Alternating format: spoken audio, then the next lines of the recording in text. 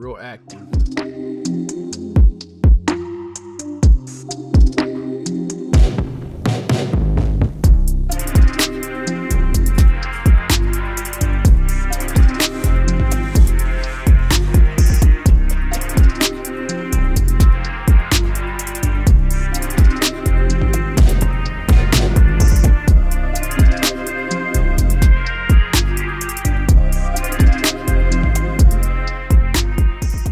Listen, if you're new to the channel, by the way, man, this is the house. Open conversation, man, for the sneaker enthusiast, or just a human being that's dope. If you're not trill, man, just go on back to your home, like just close the internet, man. If you're on your phone, mobile phone, like just go to another page, something like that. If you're on your laptop, just close it. You know what I'm saying? But if you trill, welcome to the house, man.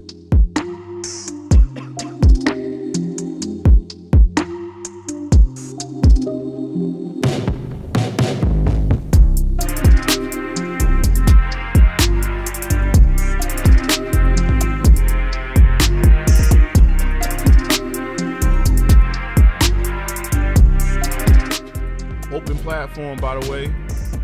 You can talk about everything in the sun. I got some things I want to get off my chest. You gotta talk about it. Like, you gotta talk about it, man. Just in general, this is not sneaking related, just culturally. If we got some things, man, we got some other things on the board, man. We could talk about some of the releases. Let's see something real quick. Let's play that same. I like that joint, man. That joint, that's a vibe right there.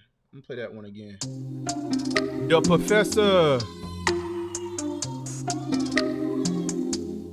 The Professor. I feel like, I feel like we need to get some more sound pipes. The Professor, man, we need that. What's my man? What's his name? He used to be in M1. It was Escalade, right? The big guy. He passed away. R.I.P. to Escalade. Escalade would be like, the Professor. I think it was Escalade that would say that, right? We gotta get that sound bite. That salute to the Hittas.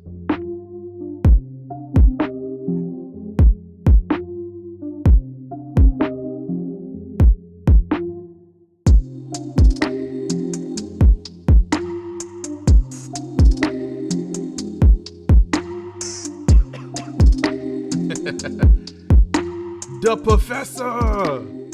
I gotta get that sound bite now, man.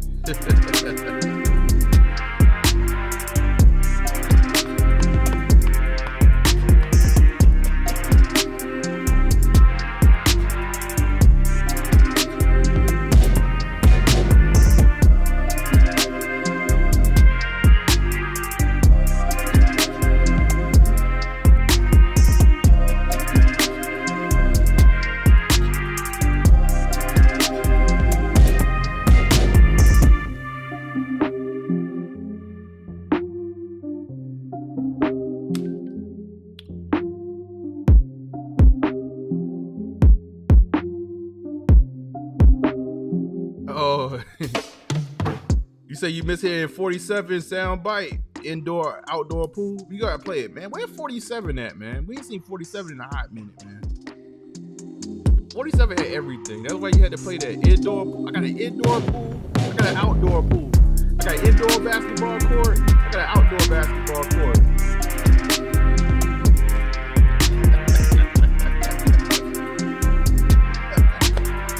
Oh my God.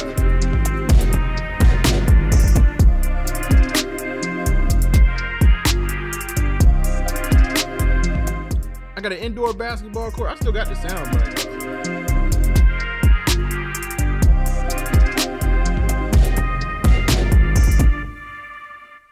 I got an indoor pool, an outdoor pool. I got an indoor basketball court and an outdoor basketball court.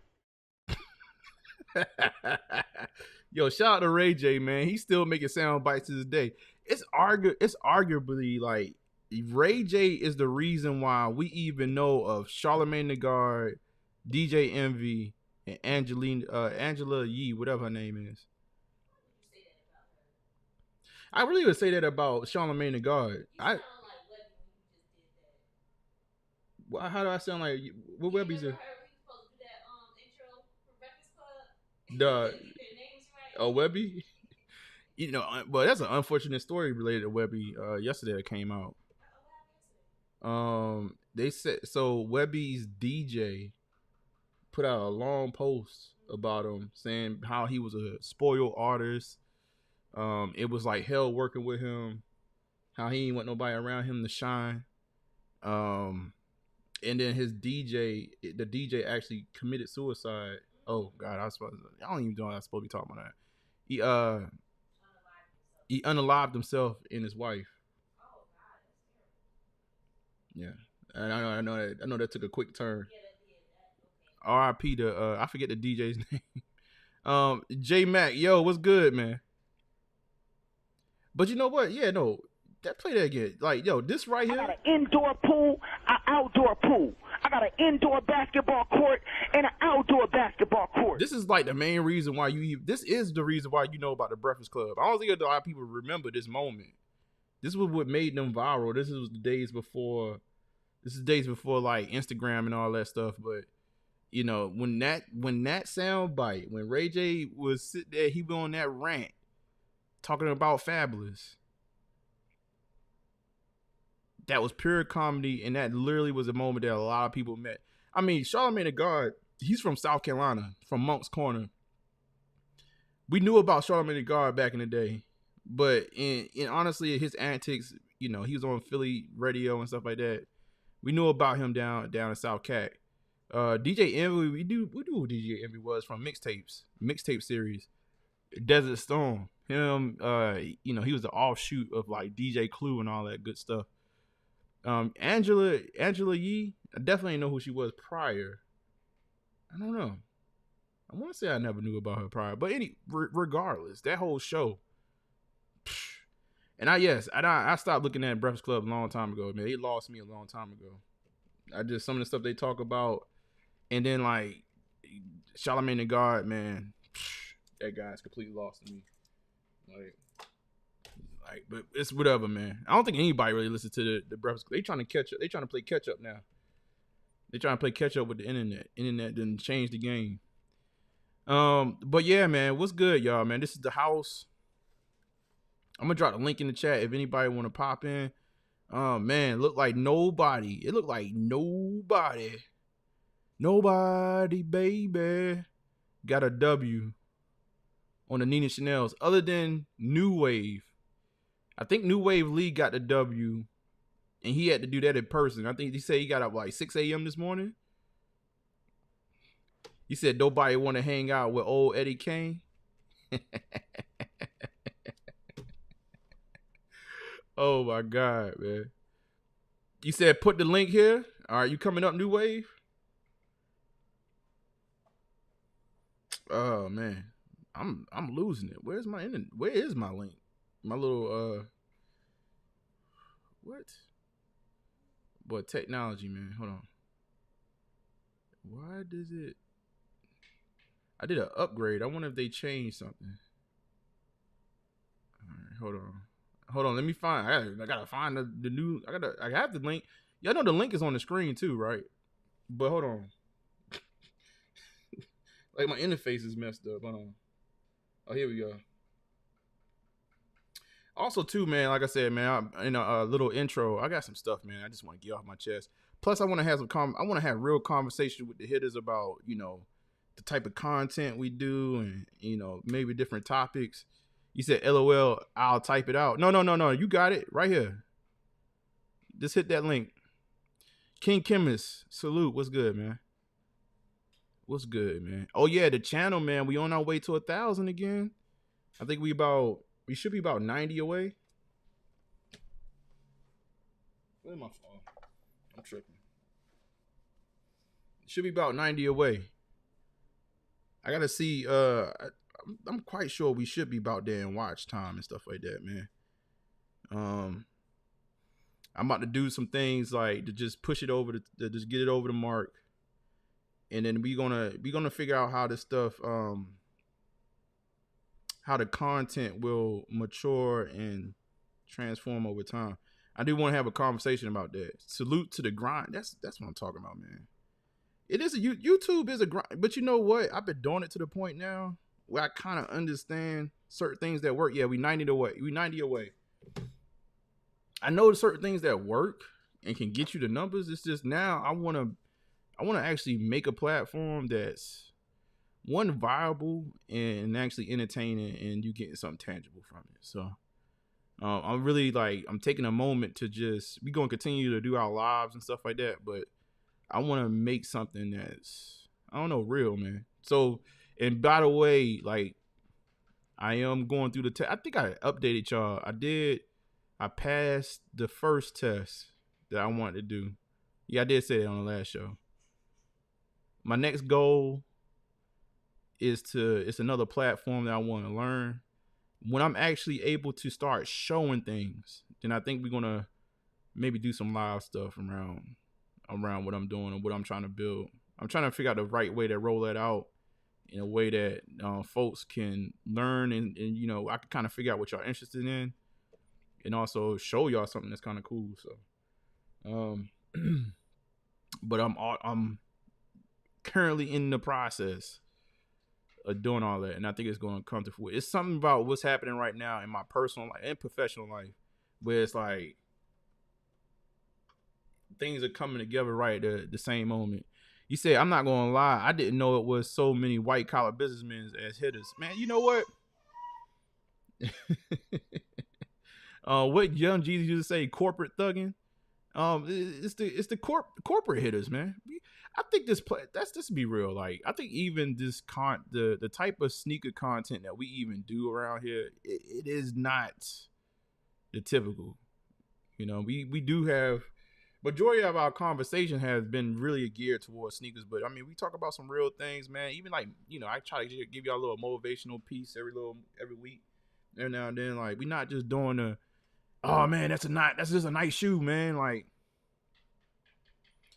even the shoe content, man, like we getting into it. Like, we talking about design details. Yeah, it's not ghetto content, not for sure. Living in the ghetto. Like, the funny thing is, the people that actually lived in the ghetto and got out, like, you don't want to go back, man. I came from the ghetto, man. I came straight out the ghetto. Your boy, I come from very humble beginnings. Living in the ghetto. What's up? My wife, every time I try to reference the way I came up, she always look at me funny, like something ain't legit. But I'm like, you seen it. What's the look? Cause I don't be. You think I'm gonna say the quote I used to say all the time? Yo, listen, when I met my wife, right? And we just learning each other. We learn about each other's background. And I used to say this all the time. Like, I used to say, I came from welfare peanut butter. I don't know where I came. I don't know why that line was the line.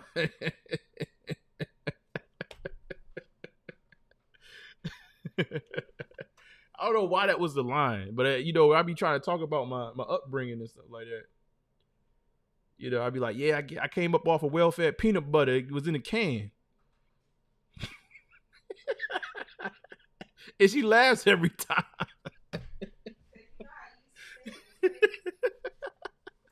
Oh my God. Yeah, I used to get it in my bag, man. As I done gotten older, I don't talk about it as much. She's still laughing. Yo, we used to have some real conversations, man. And then I think too, she's actually seen where I'm from and stuff like that. So it's like, okay, she's like, all right, I get it. We don't have to explain that no more. We don't even have to talk about that no more. But that cheese came in a white cardboard box, man. Listen, that's a fact. See? You used to get the cheese in the box. Get the welfare package.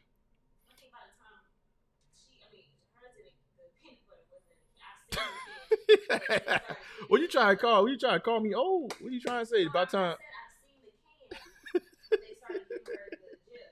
Oh, they start giving her the GIF. But you seen the can before. Yeah. Yeah, grape. Like it didn't have like little like the. It won't even have a picture of grapes. It just be the outline, the outline of grapes.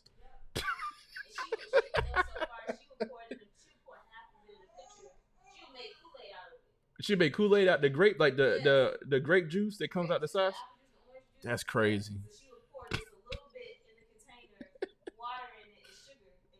It made grape juice. Yo, that's crazy. Yo, y'all know what, man? When you really came up some type of way, man, you get innovative. Like you'll make food out of it. Like you'll make anything some food, man. You want some what, like sugar bread? Like what? I used cheese. It was that cardboard cheese. Yo, you get super innovative, man. Like when you ain't had nothing. I'm trying to think like some of the things I just made up. Oh, I used to make a delicacy with noodles, even though like I still warm it up in the microwave.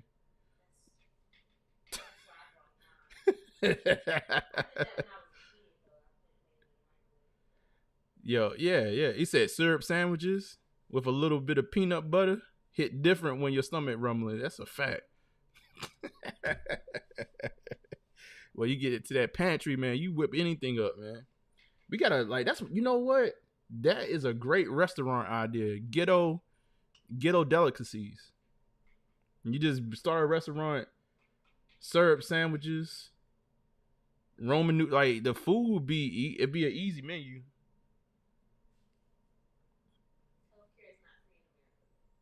Healthcare is not free in America for real. Seriously, I know that. I know that. But anyway, and also too, like right now, as far as different stories, they just released something. Nike, man, you know Nike ain't they stand on business. You keep on playing with Nike, man. You gonna learn today. You gonna learn today. Nike done sued like over they said over 100 different replica businesses. Nike trying to get them out of here, trying to get them fakes. Like that foo we saw the other day, the fake Nina Chanel's. They're trying to get them out of here. So we're gonna read up on that. I just saw the news story, and they said Nike they standing on business. I don't know the details. We're gonna learn it together. Today was the release.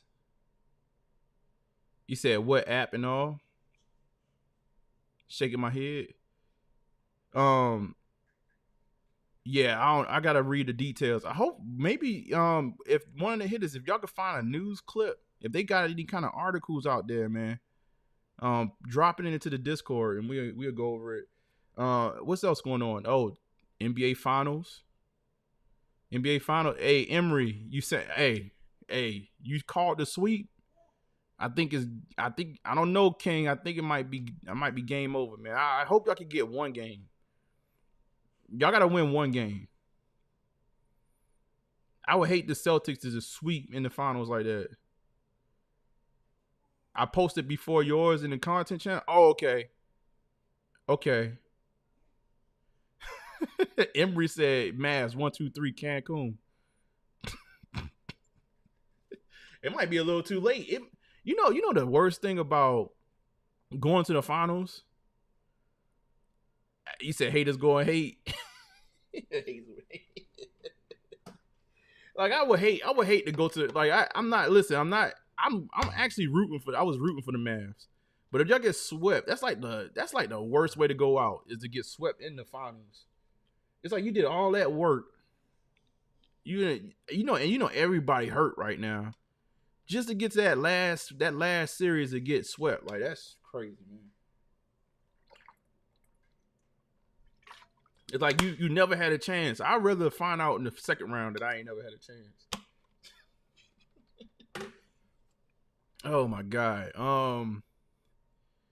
Okay, King. So yeah, all right. We're gonna check out King's link. I didn't know you actually posted it. So we're gonna talk about the fake resellers. He said, hold on, you trying to throw some shade on the Knicks? He said at least they got paid more than the Knicks. Than them Knicks? They got paid more? Or they made it further to the. Hey, y'all definitely made it further than us, man. They trying to give the Knicks. They trying to give out the bag in New York though. I think we about to over. I think we may overpay. I don't think Isaiah Hartenstein. I don't think he's worth 4 years 72 million. Hold up, what's the math on that? That's 112. How many? What is that a year? It's about 13. That's not bad. Hold up, am I getting my math wrong? Yeah, 32. Okay, Jesus Christ, it's about 18. Yeah, it's 18, right? That's about 18. You said, man, the math look terrible. Yeah, y'all gotta chill out, man. King in the chat, man. All right, man. What y'all want to talk? I'm gonna drop the link again, man. What y'all want to go to first, man? Or y'all want me to rant? Y'all want me to give y'all like a cultural take that I got on top of my head right now? Y'all want to talk about sneakers first, or y'all want me to talk about this cultural take? You put one in the chat. I got something to say. It might sound a little controversial, but I gotta say it, man. And then maybe this is not the channel for it, but I gotta talk about it a little bit, and then really debate on the channel situation once we start doing this other content. You said Dallas Mavericks, Cowboys are all the same losers. That's crazy. Sneakers about to be dry. Is that, hold up? So, all right, King, we might have to look into that article. Y'all want the hot take? Y'all want the cultural hot take? Or y'all want to talk about sneakers? Got the primes today. They freshest in person. Hot fire take. All right, we do the hot take first, and then we get into sneakers. I have a hot take on this, man. Listen, these shoes right here, everybody clamoring about the sizing. I listen. I said true to size. Don't stay on my head top. Pause. But true to size actually work. I get what people are saying by this shoe. Actually, it's right here. It's always right here, man. This shoe has no give right here, and if you got a wider foot, this could be terrible. This could be terrible. Now, but I will say that I get it. But a lot of people like, it was people on my head tops pause like in my review, and I did that review months ago, and I'm quite sure in that review, because I typically say, hey, look, I'm saying this is a sizing, but at the same time, everybody's different. You said the reason I went up is a whole size because around that toe area is vicious. Yeah, it is. It's no give. He said they run small. I tell you what, man. I've worn, so the shoe I compared this to was the CB4s, or the Barclays. And the Barclays actually fit, I guess to me, fits more narrow than this, even though it seems to be somewhat a more flexible material. Whatever that material on the outside of the Barclays. But hey, man. Listen, congratulations to everybody that got their W's with the Deion Sanders. This is a classic. It's one of my favorite shoes that have released so far this year, and they definitely stand in the collection.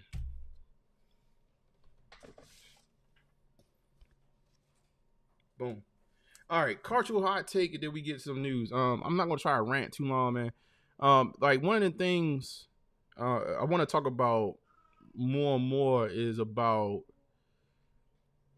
what I do in my personal life outside of like sneakers. I want to bring y'all more into my world. Some of what I do is I interview a lot and stuff like that. And I'm gonna try to tell this story without telling the story. But just talking about what I observed, like one of the things just in my world is 2-3 soul kicks. What's good? One of the things in my world is I'm black, right? Obviously, I am a minority in America. We only make up about 12 to 13% of America. That is period. In my field, we are even more of a minority. Like I'm talking about. the percentage gotta be below 10. It's gotta be in single digits percentage. I'm not necessarily saying that it should be a higher percentage either. One thing you can know about me, I might be a little bit on the edge of being politically correct, but my whole thing in life is you get what you deserve. You don't deserve anything, but you get what you deserve. But off rip, you don't deserve anything. You just all you deserve is the right to be respected as you get the respect that you are, for being a human being. That's about as deep as it goes, far as when you walk outside, and then everything else you got to earn. What you say, babe? You get what you work hard for. Maybe that sounds a little better. No, I'm saying what I'm saying is that I think a lot of some people, yes, a lot of people just think they deserve things just off rip. Like, and I always look at like you get like the thing, what you have right now is what you deserve. That's it. Like you don't deserve anything, like from this physical world anyway. Like the stuff that you got on you right now, that's what you deserve. Like, and I think if you apply that mindset, you'll go out there and try to get more. Like you don't come out here with a like entitlement. Oh yeah, happy Father's Day, man. You know what? Speaking of this is actually a good Father's topic, really. Fathers need to really drill this in. Yeah, happy Father's Day, man, to all the fathers, man, early, because you know I'm gonna be chilling. Y'all might not see me until next Wednesday. So, anyway, in my field, right, this is something that's been very heavy on my heart for a long time. Something I mentioned a lot to my wife over the years, and my field, there's not a lot of us, and luckily enough, like, you know, I think I've worked hard enough to not necessarily be a gatekeeper, but somebody that can I can open the door up a little bit. Hey, come on in. And for whatever reason, man, this is going to be a tough thing to say. I'm trying to get the right way. For whatever reason, people that look like me, we seem to just not show up just right. Like it could be promptness, it could be way that you present yourself. It's things like that I struggle with to this day. Like y'all know I told y'all I'm not the best typer or whatnot, and I do everything now to make sure that my stuff comes through crystal clear.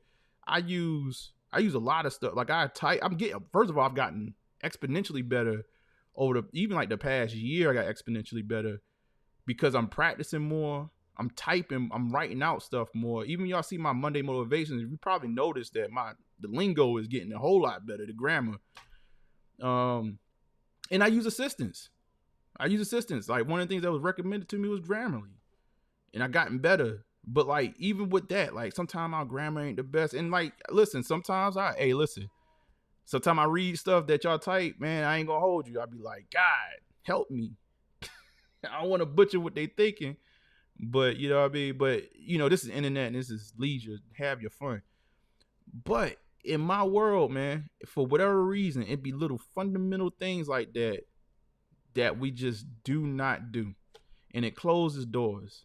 And I just want to get it out. Like some like I said, I don't even know if it's the right channel to do it. I think there's another avenue and to make content that's more around, hey man, listen, you're not gonna just get. If you want good things, you gotta work for it. And you gotta do the work, you gotta do the due diligence, and you can't expect, like, when the door closes, you can't just blame it on them. Who is this? I'm him? Is this Timothy? Who's dialing in? All right, let's see who's coming in. Hold up. Are you coming in? Well, shoot, I can't talk to him. Let me see. I can talk to him in chat, but I'll pull you in audio first, regardless. All right, cool. Yo. What's going on, man? Hey, Norm, got a quick question. What you said? You said that we don't come through correct. Yeah. Is it that us as far as a minority are not helping each other, or it's just us being lax? I think it's a little bit of. I could say it's a little bit both. I think some of it is you don't know what you know. You don't know you don't know what you know until you know it, right? Like you don't figure it out until somebody tells you. Sometimes, now some of it should be a given, but I think with other people, like, damn, this is not the right place. This is not. I don't know if I can talk like this on the internet because I'm about to say it's not even about us. It's about another culture, right, where they are being groomed. No. But his point is a point to be made there, though. It's another coach. I'm not going to say any names, anything. That's another culture that get groomed, right? They come into my world. They get groomed. I mean, it is as obvious as day. I think there's a lot of stereotypes that a lot of people just assume, and it's just not that. They just being groomed. They being taught the right things to do to get into the door. And it's not necessarily like they're smarter than anybody else. Anything, they have people around, they have the assets around them, human assets to say, all right, well, go do this, go do that. I got your back if you need this, blase. And you see them prevalent throughout the industry, right? And so a little bit of it could be a little bit of help, and just you don't have that reference point. But I think in our culture, having a real conversation, we are lackadaisical about a lot of things, bro. We are definitely that, and it starts at home. Got you. Because I'm going to give a great example about myself. After I graduated from the police academy, you had to fill out some paperwork to give to a potential employer. So I filled out this paperwork without knowing the ins and outs of it, and I went for the interview. Got dressed, whole thing. And then I went for an interview. It was a black man who interviewed me. Norm, you want to talk about somebody who made me feel small? Instead of him saying, hey, you made this mistake, you need to fix this, you need to fix this. Norm, when I tell you, and I put this on my father, he made me feel so small. Like he ripped me a new asshole, and I said to myself, I would never do that again. That was my first and last time. I crossed all the T's and dotted all the I's. And my white counterparts, they had somebody, like you said, who groomed them, who told them they had their uncles, they had their friends of friends to help them out. I didn't have that because in law enforcement, it's not too many black people in law enforcement. Let me get that straight, especially where I'm from.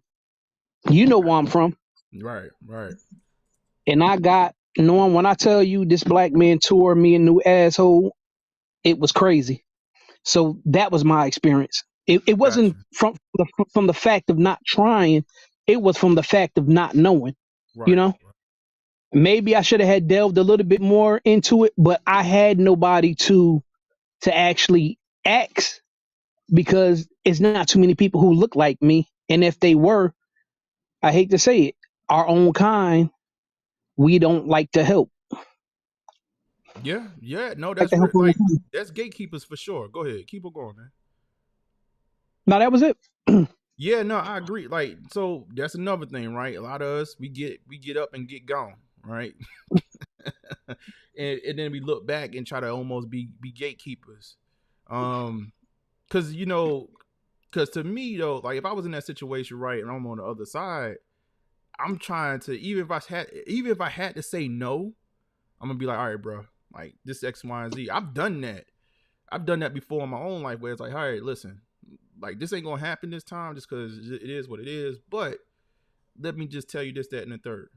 And I've done that for anybody. It don't necessarily mean anything about skin color, but I think there is a little piece of us, man. Listen, it kind of goes in both directions. That crab in the bucket mentality kind of goes in both directions.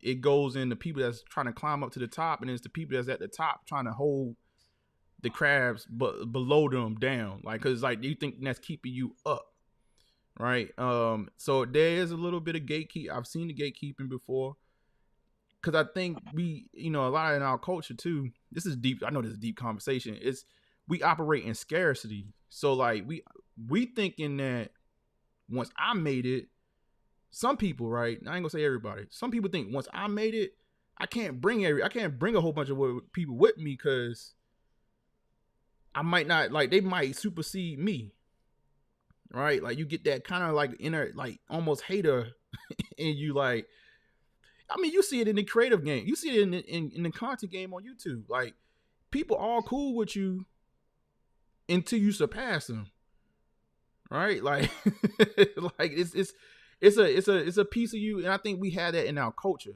Like it's rooted in our culture, like a little bit of internal competitism. Like we competitive with each other, but you could kind of see it sometimes in other cultures where it's like, all right, cool, all right, I got this going on. Everybody come with me.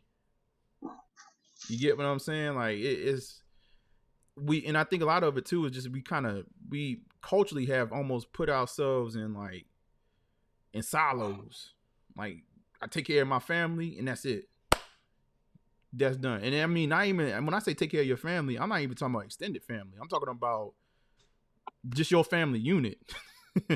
Like you're not even your cousins and your uncles and stuff like that. Sort of like, boom, I'm gonna take care of these folks. As long as we good, we good. So, no, I think it is resources to a certain degree. Cause I tell you what, man, it's a lot of people that's in these buildings that don't belong. I just put it like that. And the only reason why they there is resources. Like the only reason why they there is because they have the person to reference. That's sort of like, all right, man, if you do X, Y, and Z, you can get this, that, and the third over here. But I think too, though, like just to kind of bring it back, there is a level of accountability though that I think we got to look in the mirror and say, okay, like why are we not get? Because I think the narrative that goes out is when it doesn't happen, when you don't get the opportunity, it's like, all right, we know what that is, right? Oh yeah, we could put it on racism, we could put it on whatever, but it's like you gotta figure out I look at everything like a game. You gotta figure out the rules of the game, and then and then actually get good at the game, and then start winning. So, but go ahead. And another thing too, Norm, what I think is just pride. A lot of times we have pride to be like, hey, I don't understand. Who can I call or who can I email? That's one thing I had to learn at such a late age to be like, yo, you know what? I don't know everything. Right. Let me go ahead and ask this, because it's just like being in school. Nobody wants to raise their hand and go, you know what? I don't understand. Instead of going, you know what? I'm going to raise my hand because I don't understand. Right. We have that pride. It's that pride that we have. A lot of men have it, and I don't know about females, but I know as far as men, we hate. I don't care what color you are. Sometimes we hate to ask that question. Right. That supposedly stupid question, but it's not a stupid question because it's like I have asked some questions even in class, and after class heard them say, "Man, I'm glad you asked that question because I didn't know it," and it was 3 other people who said I didn't understand it either. So, like I said, it's pride. Right. A lot of times, it's pride. No, I can agree. I agree with that. One thing I said I try to pride myself in is I like to be wrong. Like I tell myself this. I thrive to be wrong. Now, do I practice that? That could be argued, right? But I think even when the pride kicks in, I try to tell myself I like to be wrong because if you are wrong, that means you are in a situation where you're learning. Right. And if you can admit that you're wrong, you could probably learn whatever it is that you got going on around you faster. So to me, I try to walk into situations and say, you know what? I don't know. Treat me like I don't know a damn thing. You know what I mean? And I hopefully, like, even when I had, I talked to you on this platform, sometimes y'all come through with certain things and hopefully the sentiment that y'all get is like, dang, I didn't know that. Like even when I put the link in the Discord, right? The story I just ran into. And then King was like, nah, I already put a link in there for that. I'm like, dang. Oh, man, you beat me to a punch? Shoot, hold up. you might know more than I do right now because I didn't even read the article. I just slapped paste. I might let's start talking about that. Like versus me, I could have been egotistical and act like I didn't even see that comment, and then read the article as if I already know what I'm talking about. Yeah, like I want to learn with y'all. Like shoot, I don't know who knows, but hey, like let's learn together. So I think a lot of times, like if you could tell yourself, hey, if I'm wrong, that means I'm in a situation where I'm learning, and embrace the learning piece, because none of us know everything. And a person on this planet that knows everything that's going on. So like I actually try to pride myself into saying, you know what, I don't. If I'm in an environment where I don't know, that means I'm in a good environment. If I'm in an environment where I know everything, then I'm messing up. Like because that Yeah, means I'm just surrounded by yeah. the stuff that I know already. Like you know what I mean? I'm not progressing. So yeah, Always said that go too. ahead. Go ahead. Always said that too. If I'm the smartest person in the room, it's a problem. I want to That's be who are surpass me, then I can get to learn, and then I'll somewhat be on their level. Like I said, I never want to be the smartest person in the room because if I'm the smartest person in the room, people are in trouble. No, that's true though. I mean, listen, like you know, right now, like I'm even learning some stuff. I'm forcing myself to learn something new, and I'm very seasoned. And I got some resources around me recently that just came around. I didn't even know I was going to get this person, like, but and they don't even know that I'm referencing them right now. But I'm like in my head, this person's a guru, and I can hear it. I know when I hear a straight shooter. So I already messaged the straight shooter. I said, listen, I'm working with this. I'm trying to build this. I'm trying to learn this from the ground up type thing. What advice you got for me? And I'm not going to even stop there. I'm gonna be like, hold up, let me see some stuff that you did, and I will fall flat. Like even with me being seasoned in my field, like I just don't know these pieces over here. But I know that you know. Let me go ahead and grab you for a second. The whatever 15, 20 years, whatever plus experience that you got, let me tap into that because that's gonna make me that's gonna supersede my process a whole lot faster than me being prideful and saying, well, I know what I'm talking about, and go try to learn it on my own. Like it's gonna take me the same, 15, 20 years that it took you to get to this point.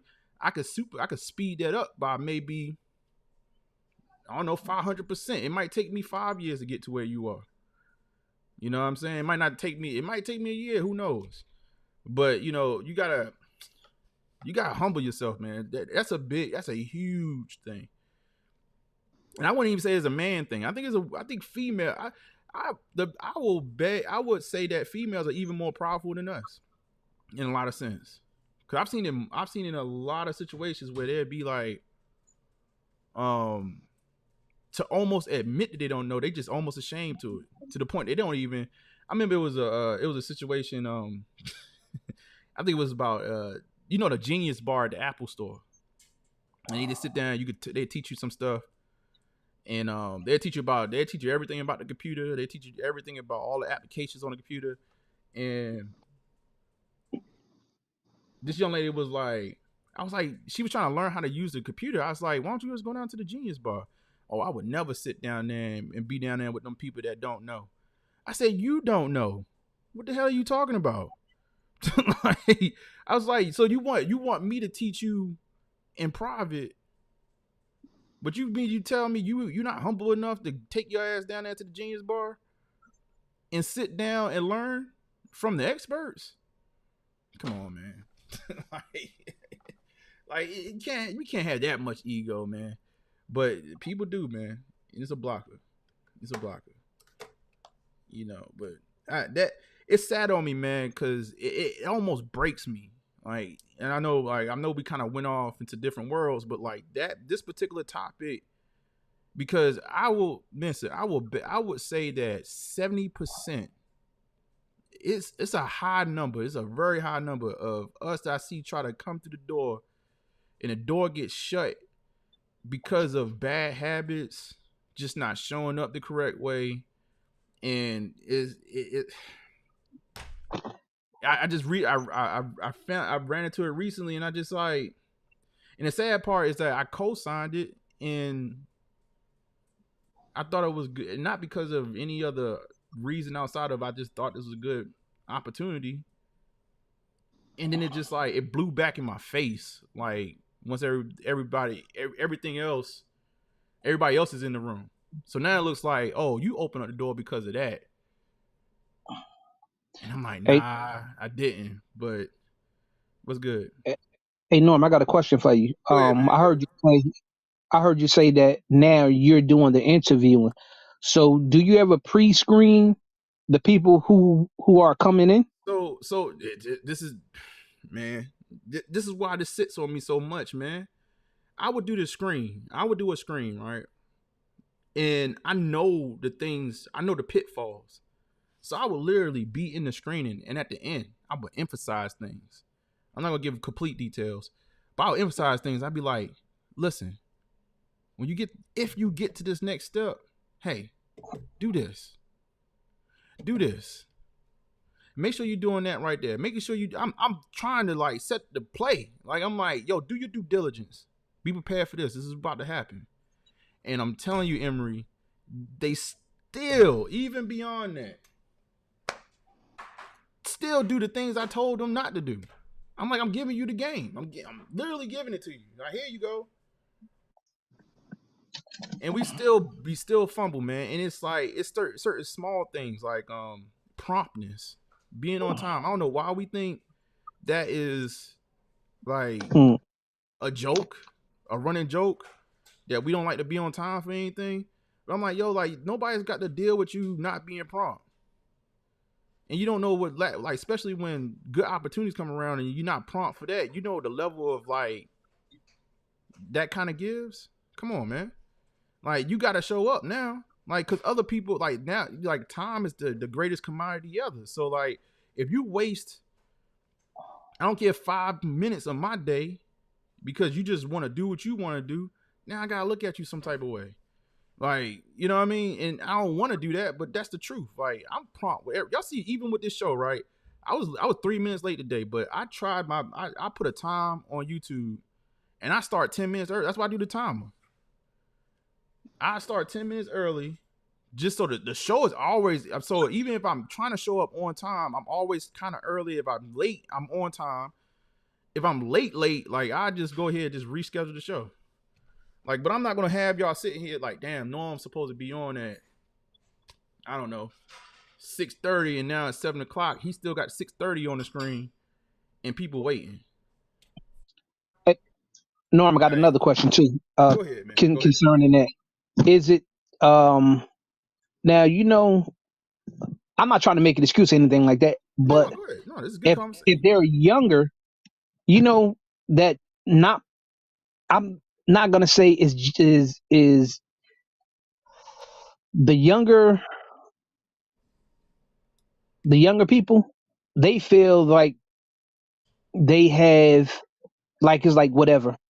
But I know somebody like your age and my age, we understand the value of time and the value of being prompt, of showing up to the 10, because we automatically know we're going to be judged at a higher caliber anyway. And I True. think a lot of times, because I have seen this myself, the younger generation, they really don't give a shit, man. They like it's whatever. They gonna pass me anyway, just like in school. Small tangent. Um, the kids now, they don't get left back. When we were growing up, we got left back because we didn't know what we know. Now they just pass them on, and that's the way their mind state is at. Like, it's like whatever. They gonna give me the job. They gonna let me get over it. And it doesn't work like that until reality smacks you in the freaking face, and it's almost too late, because that work ethic, that I gotta grind to get mine, it wasn't instilled in them. Right. Right. No, man, listen, man. I'm figuring it out now myself. I'm like, yo, like they really, the systems we have gotten so like, yo, like honestly, as a society, this is beyond our culture. This Western culture has become so soft to the point that everybody gotta be included. I'm gonna say something real. I'm gonna say something real right now. Listen, I'm a Marvel superhero fan. Listen, y'all have been making trash movies for the last, I don't know, since Endgame. Y'all been making trash movies because y'all want to have everybody be accepted, and y'all more worried about that than writing good movies. I can't take the kids to the damn movie theater because you trying to accept everybody in your movie. Everybody don't get a prize, man. Like, I don't understand. We live in a world where like now it's like everybody win. You could be in fifth place. They probably giving out fifth place prizes somewhere. Like, and they think it's a good thing because they showing giving some recognition or whatever. They thinking they just pat somebody on the back for a failure. Like, dog, like you gotta get better. So you can be better. But they just say, hey, I'm finding that out. These kids don't even comprehend what they learning. They still passing them. Like, it used to be special situations back in our day. Like, if you kept on failing a grade, that's like when you got to high school and it was that one cat that kept on failing, and now he just too old to be in high school, and they just get him up out of there. That's usually that was happening back in the day. Now it's like, oh, they can't read. Send them on to the next grade. Like, let somebody else deal with them. Like, we don't want to let them. We don't want to leave them behind. We don't want them to feel bad. This person will never go to read ever, and then get out in the real world. And real world giving them a 5-piece combo every day. Like, it's crazy, man. It's crazy. Like, we just live. It's wild. So like, I think you got to go. A lot of this stuff is rooted at home. And what I witnessed and what I'm talking about, it starts at home. And you ain't nobody going to tell you, like, that's the one thing too. Like, when you fall on your face or when you doing something like that, people ain't going to tell you to your face. Because one, they ain't invested with you. Like, let's say, you showing up late. I mean, we can make it male or female, but I tell like women all the time, like, a lot of times when you're a woman and you just hard to deal with, they ain't gonna never tell you because they don't want to hear your mouth. So you know what they do? They disappear on you. Like, you'll just be an aggravator, or they'll sit around you, right, and watch you be aggravating, and then talk smack about you behind your back. Would never tell you though to your face, like, and have a good time. I know so many situations like that where you just hang around with somebody that's an idiot, and I'll be like, that's your boy, that's your friend. Yeah, that's my friend, whatever. And then talk smack about them behind their back. Oh, look what such and such did. Oh, that's funny, right? Like, I'm like, damn, like, I thought that was your person. Like, you'll be oblivious. Like, people would just treat you, but the world will treat you like you show up though. They won't say it to you, but they'll treat you as such though. You say I show up when you said they fired the teacher if they fail too many students, even if they should fail. Damn. Yeah. Facts. That's facts. Fact. Yeah. Yeah, man. Like, ain't nothing but like, dog, that's part of just everything, man. You gotta fail, like, everything in life, man. You should have more failures than success. 5 failures should lead to one good success story. Like, ain't nobody that just made it in life, is all success. Like, they had to bump their head, they had to make mistakes, they had to learn from experience, maybe learn from somebody else's bad experience. Hopefully that's what you're doing, and then get better. Like, nobody just like, oh yeah, I'm just a success story. Everything is a win. Like, you know what I mean? I ain't nothing, no bumps along the way.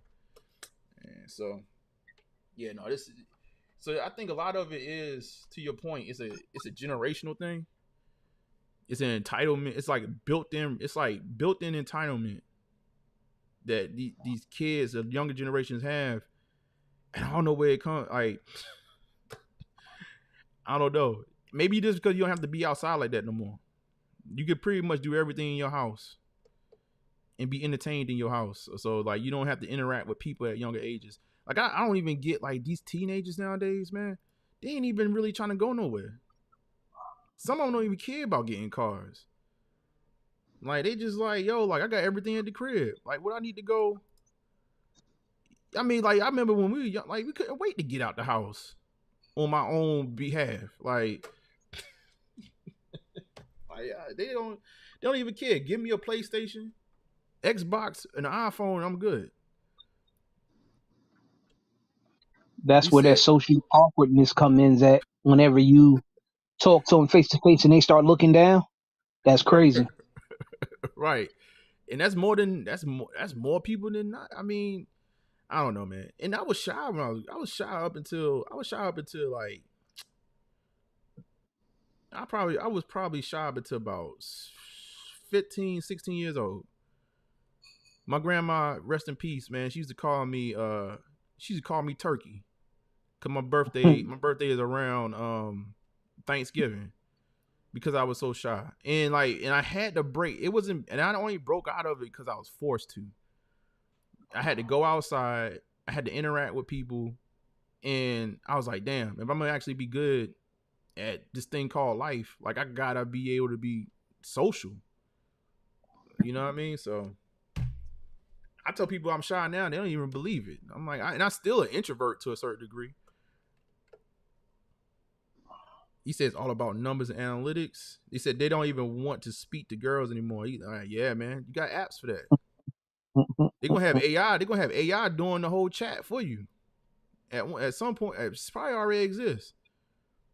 They probably meet a girl online and just say, AI, take over. Get me in there. Hey, Oh my Norm, God. Go ahead, man. have you ever noticed now that there are a lack of masculine jobs that men used to do? Like there's a lack of mechanics, a lack of brick masons. Those jobs now, that's another generational thing. Yeah. The young generation now, they hate to use physical brawn or anything like that, or their hands or something like that. Because my son, he's 27, and he didn't figure. Well, I offered him money to go to school. He said, "Dad, I don't want to go to school." I said, "Well, you should go inside the military." This is what he told me. I said, "Go in there for 4 years and figure out what you want to do." He Mm-hmm. said, "I don't like physical pain." Right then and there. No, you want to talk about as a black man and as a father what hurt me? I was like, he said he didn't like physical pain. I was too through right there. Yeah, no, that's real, man. But you know what it is though? Manual labor and trade work is it's not put on a pedestal. Like people look at it and they look down upon it. Like some of the most successful people I know, man, they got a trade. Facts. They ain't, man, listen, they ain't look at a lick of college. They came out of high school, or maybe they went to 2 year trade school cheap. And them people, they was an apprentice for like maybe a year or two, started their own business by like 20, 22.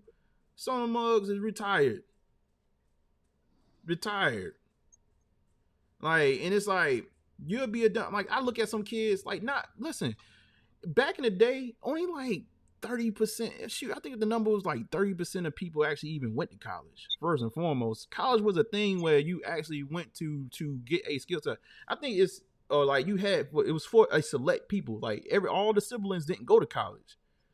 Nowadays, it's like the whole household is supposed to go, right? And then 80% of the majors don't make money. Like, so you gotta figure out really, if you're going to go into something and take the chance, you got to really weigh out your options of, okay, like, listen, if I'm going to go ahead for this, then I gotta, I'm starting at the bottom of the totem pole. When I come out here, I'm gonna have to really grind and get on my grizzly. But some people are just going there. They just going there because they think they're supposed to be there. Not everybody's supposed to be there. And there's a kid right now coming out of high school that's not scholastically equipped to go to a 4-year college and get a degree. And they could probably go into trade school, get their hands dirty, and be more successful than the person going to that 4-year college. But they don't know. Everybody think being, a lawyer, a doctor, and whatever, like that's the creme de la creme. That's not for everybody. And they find out quickly when they get there and they get into these weed out. I telling the daughter, like, yo, listen, when you come, like the school I went to for my major, the first class they put you in is a weed out course. That's what they call it. They call it a weed out course. It's basically they tell you, all right, welcome to class. It's and because they know everybody want to come and get the same major, it'll be like 100 students in one class period. And what they'll do is a teacher go up to the projector, he'll walk straight through a lecture and not stop one damn time for anybody. Tell you go on home, do the work. You have a quiz, and like a lot of people was cheating off each other, for the homework assignments and stuff like that, because nobody knew what to do. And when that first test hit, everybody like maybe 70% of the class fails. And the test is weighted so much. It's like, oh, you know what? You just sitting there thinking like, damn, like this ain't really for me. I need to go find another major.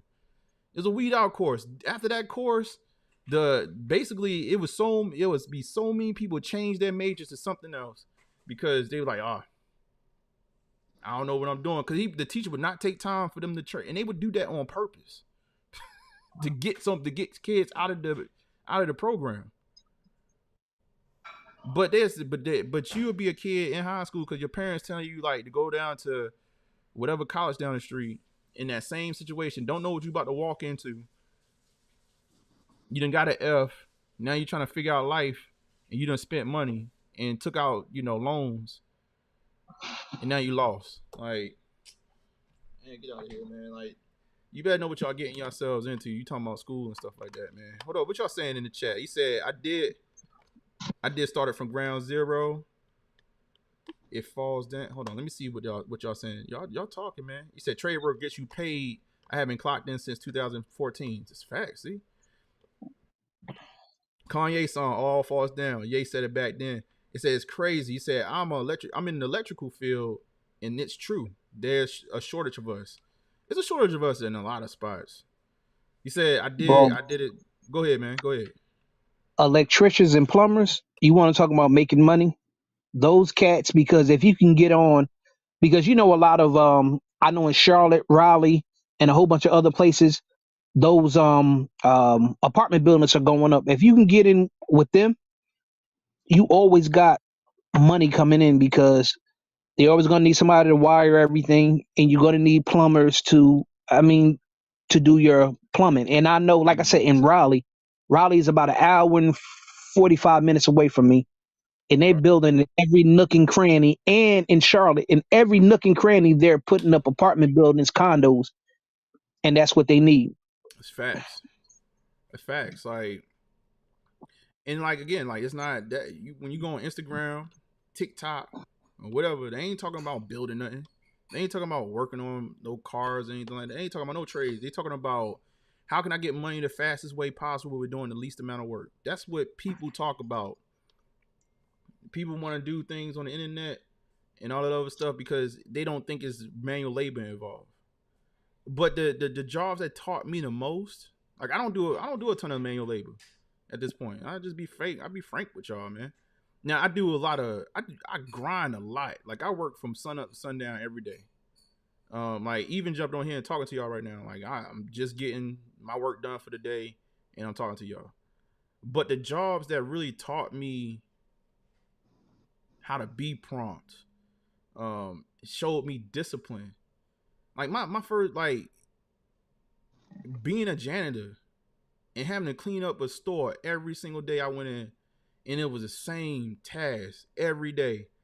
But I understood that in order for them to run business, they had to present a certain type of way to the public.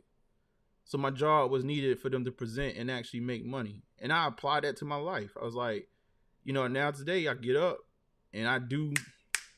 It's like robot. Like I get up and I take care of stuff because I want to present around the house a certain type of way.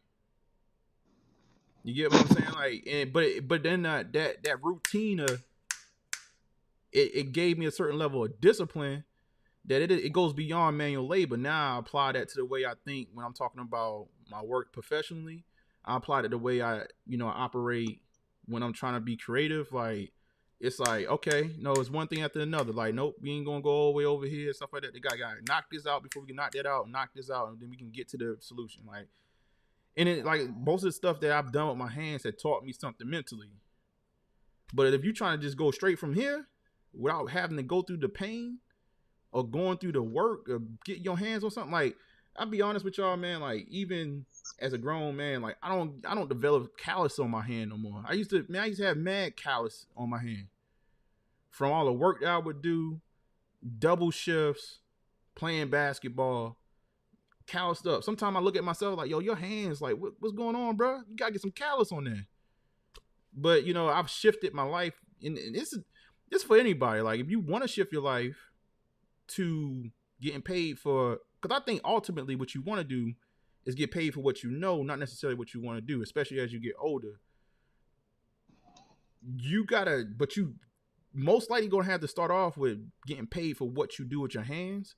If you want to shift over, and that's not for everybody. If you want to shift over to just getting paid for what you know and then being responsible for other people, then you gotta those discipline, those things that you learned on the ground floor, you gotta apply them like from a mental standpoint. And then you can elevate into, okay, hey, listen, I'm not doing this much work. I got X, Y, and Z over here, but I know what I'm talking about. So these people actually believe in me or will follow me because they say, okay, this cat actually knows what they're talking about, and he actually did what I did at one point. You're not somebody that just came out the blue trying to demand something from somebody else, and they don't even respect you because they don't even think you could do what they do. Like, I don't know. I'm going on a tangent, but yo, like, it's sad that these kids don't. And this is more so a man thing, to be honest with you. From a male standpoint, like that they don't want to do the manual labor. Hey, Norm, I want to make this. I want to go back to. I want to say culturally, our black folks. Why do parents basically put their kids in a financial bind their freshman year of college because they want their kids to go to UNC,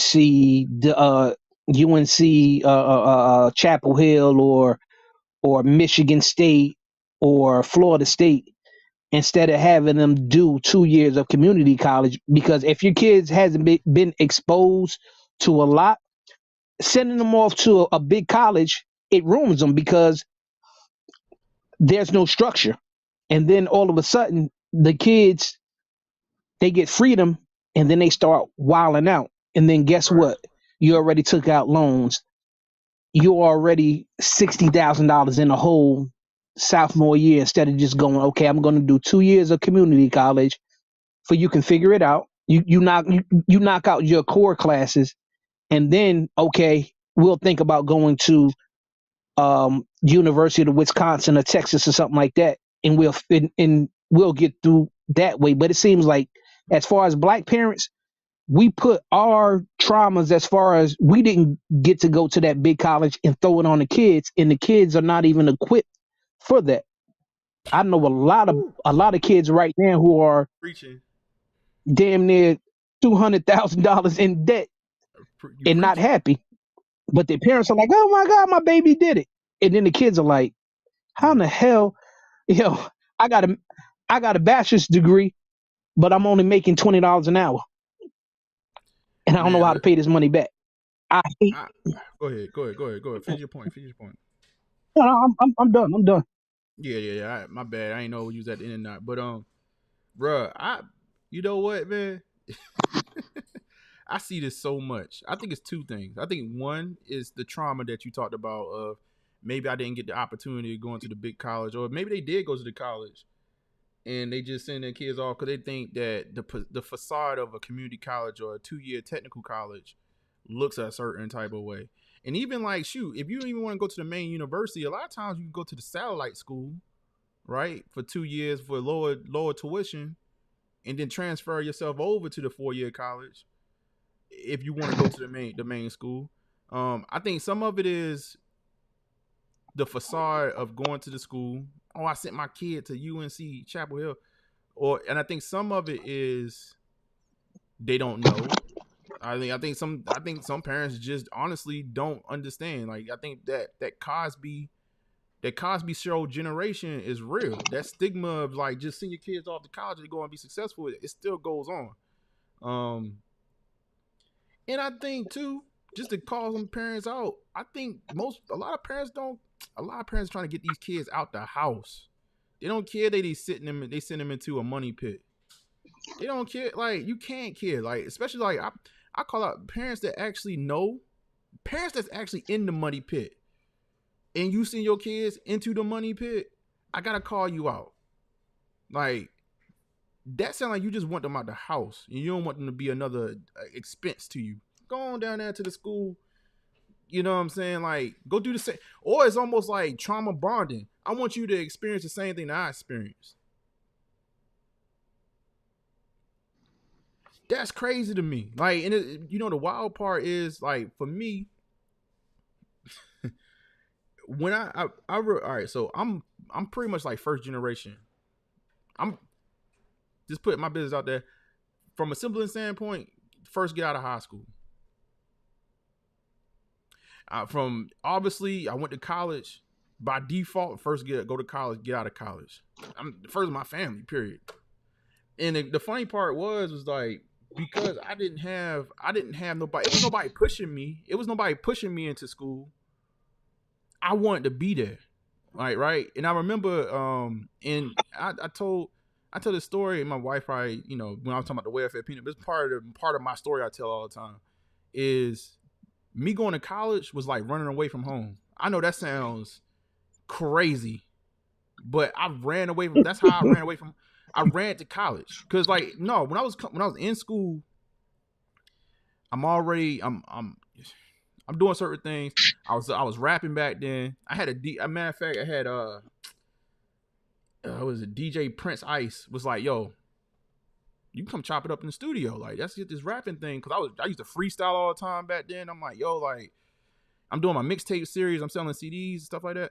And then on top of that, like, I had to I was working at Foot Action and stuff like that, man. I've been working there for a minute. I kept on working with them, but they was like, yo, like, man, if you put this to the side, bro, we'll make sure you have your own store in 2 years. You ain't gotta go to school. So I don't know about all that, bro. I was like, for me, in order to get out my environment, because all those different things would have caused me to be home still. In order to get away, I was like, I'm gonna go down to the school down the street. Like, you know what I'm saying? I'm gonna go down there and see, because I got to get the hell about it. I know if I stay here, it's gonna be nothing. Like, I'm gonna be getting into something. So I went down the street, and I remember when I got there, they had a orientation, and it was like, look on the right side of you and look on the left side of you. Somebody ain't gonna be here. And I was like, that just don't apply to me. I'm a hustler. I'm coming into school, like, not thinking like I'm not there because my parents sent me there. I'm thinking in my head, I was like, I'm gonna get out here as fast as possible. I ain't playing around. I got these scholarships. I got these grants. I was getting an overage check, like, at a 4-year, like, I was like, no, I'm getting out here as soon as possible so I can get to this grind. I gotta get to this money. So I was still grinding. I'm still working. I'm still hustling, selling my stuff on the side, whatever I'm selling at the time. And I'm fighting my way through school. And it was like, dog, like, people that be like career students, you know what I mean? Like, I'm like, yo, like, I'm looking at them like, y'all gotta get up out of here, man. We can't be spending all this money. I'm like, yo, let me get through here quick, man. Like, I'm getting out of here as soon as possible. But like, I knew going into it that it was a different energy with me. I was never smarter than I'm still to this day not smarter than nobody, really. I outwork a lot of people. Like, even when I went there, I was like, I'm not necessarily smarter than the next kid. I couldn't even type well, like, write well going into school. But I know how to hustle. Like, I was like, I can outwork just about anybody I know. You put something in front of me, I might not be as smart as you, but I'm gonna outwork you probably. Most likely, I'm gonna outwork you. So, and I applied that to college. Got out of there in flying colors. Was in and out. OG's classic. But I learned, but I learned from that experience though. I was like, so many kids. I saw so many kids just It was just like in clouds. I'm here. I don't know why I'm here. I gotta go get. I'm here. I'm here to get this major. I think it's gonna make me some money. I'm sitting here thinking in my head like, shoot, I don't care what piece of paper you give me. I'm gonna be at the bottom of the totem pole. That was my mindset. I was like, I'm gonna have to. Once I get out of here, I gotta get the grind just begun. Some people's walking out there like, oh, y'all gonna get this piece of paper and somebody gonna just give me a bunch of money, and I could see it. Like I was just like, yo, like that's not how this works. What you think when you come out of there and you 22 years old? What you think the 30-year-old looking like? He looking at you like you ain't going nowhere. Like, you know what I'm saying? You think you just gonna walk into something? Like, come on, bro. Like, it's like perception, and I think that was back then. I don't know what the hell is going on now. Like that level of just thinking. You said that piece of paper come with a price tag. That's a fact. Like to this day, like I have a bachelor's. I have a bachelor's degree. To this day, the bachelor's degree, and I don't know if it's a mental thing that I have done to myself, but that bachelor's degree is still in the envelope that they sent to me in. I have not hung it up. I have not put a frame on it. Nothing. Because in my head, it was always just a piece of paper. I can show it to y'all. I gotta go grab it now. Like go grab the envelope. You see the original envelope that they sent it to me in. Like it's not that I'm not proud of it, but I always kind of, it's like a mental thing I've told myself. Like that's just a piece of paper, man. That's just a piece of paper that tells somebody else that you are capable of learning. That's it. Mm-hmm. It ain't did nothing else. You are a capable person. I told and I was a kid telling myself that. Like, and I don't know, man. That school thing is a trip. It's not for everybody. And I think, really with people, if you're a parent and you got experience with schools and if it worked out for you, you need to actually give off the knowledge of what actually worked. If it didn't work out for you, stop sending your damn kids into the same goddamn chainsaw that you ran into. At least tell them about what they about to run into. I don't even think parents are doing that, bro. Like, it's a trip, man. Like, what I see, they can't be doing it. They can't. Like, I mean, like, I'm a hustler, so just off rip, I'm trying to give you the keys to the game. I'm telling, I said it on the live. It was like, y'all better learn what a WF is. Most people don't even know what a WF is. Like, you better learn what that is. You better learn when you need to get up out of there before you mess your GPA up. You gotta take that on the head. You said that piece of you said mine, you could use it to navigate. It's a navigation to a brighter horizon. I would say that. But I can tell you even now, like, I guess, okay, that's a skewed vision. Cause see, I'm only really dealing with senior level. So like, I'm only really like even interviewing like people that's in the mud already. Cause a lot of times I'm not even paying attention to where you went to school. 9 times out of 10, I ain't never looked at your school. I want to talk to you. What do you know? Like, you know what I mean? That's always a trick bag coming out. You see, I still didn't know the money side. Really, I was promised job and resources, but nothing came out of it. When I went to ITT Tech, they out of business now.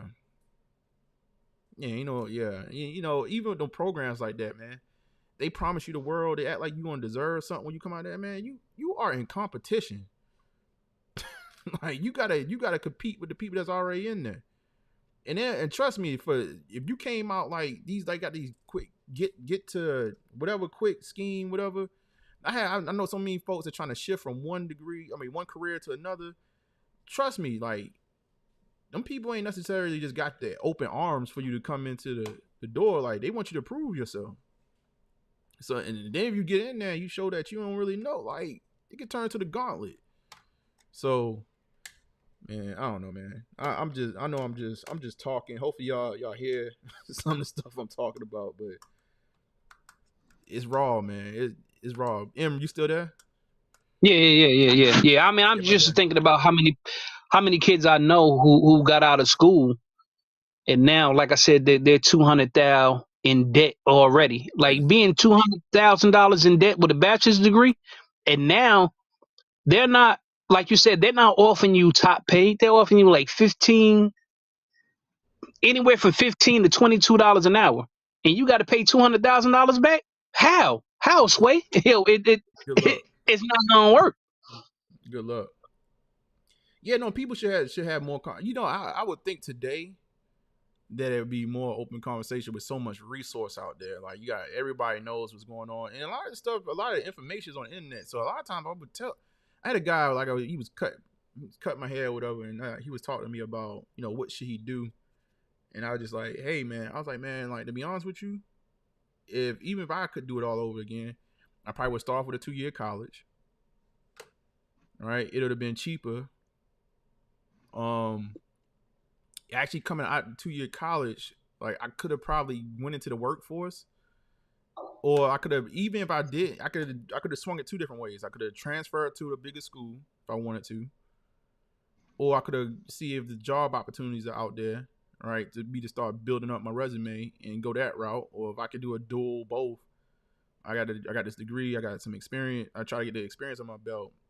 I was like, dog, but like, because most of these schools, the 2 years that you don't, 2 of your years, 1 year and a half is general studies,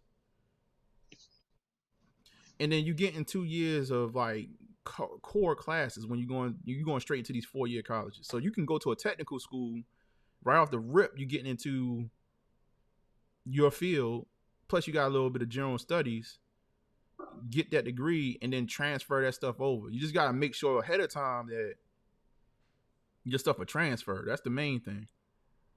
So you got to do your research up front. But so I worked at a technical college at one point in my career. I worked at the technical college. I was one of the senior devs at the technical college. And it was unfortunate. It was a black based community, and so many kids went to that school just for the damn overage check. Just for the damn overage check, man. I couldn't tell y'all, man. It was basically a year-over-year thing. School year would start, it'd take a little bit of time for them overage checks to kick in and get sent to them.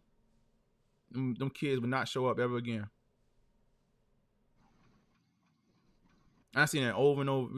It got to a point, like, I don't know if I told this story, but like, so one of the things we did, I did a bunch, man. That was one of the funnest times. Like, that was one of in my career for the work that I do. That was one of the times I had made the most impact. One of the things that students would do, because and I think I talked about this, they didn't have bank accounts. So what they would do is get the overage check and take it down to the check cashing spot and get cash for it, knowing damn well that the check cashing spot is taking like 10%, 7%, taking whatever percent of the money they're cashing out. They losing money off rip. So one of the things we did was I head up a process where we would actually, instead of sending them a check, we put the money on like debit cards. So the kids wouldn't, at least if you ain't gonna come back and go to school, at least get all your money.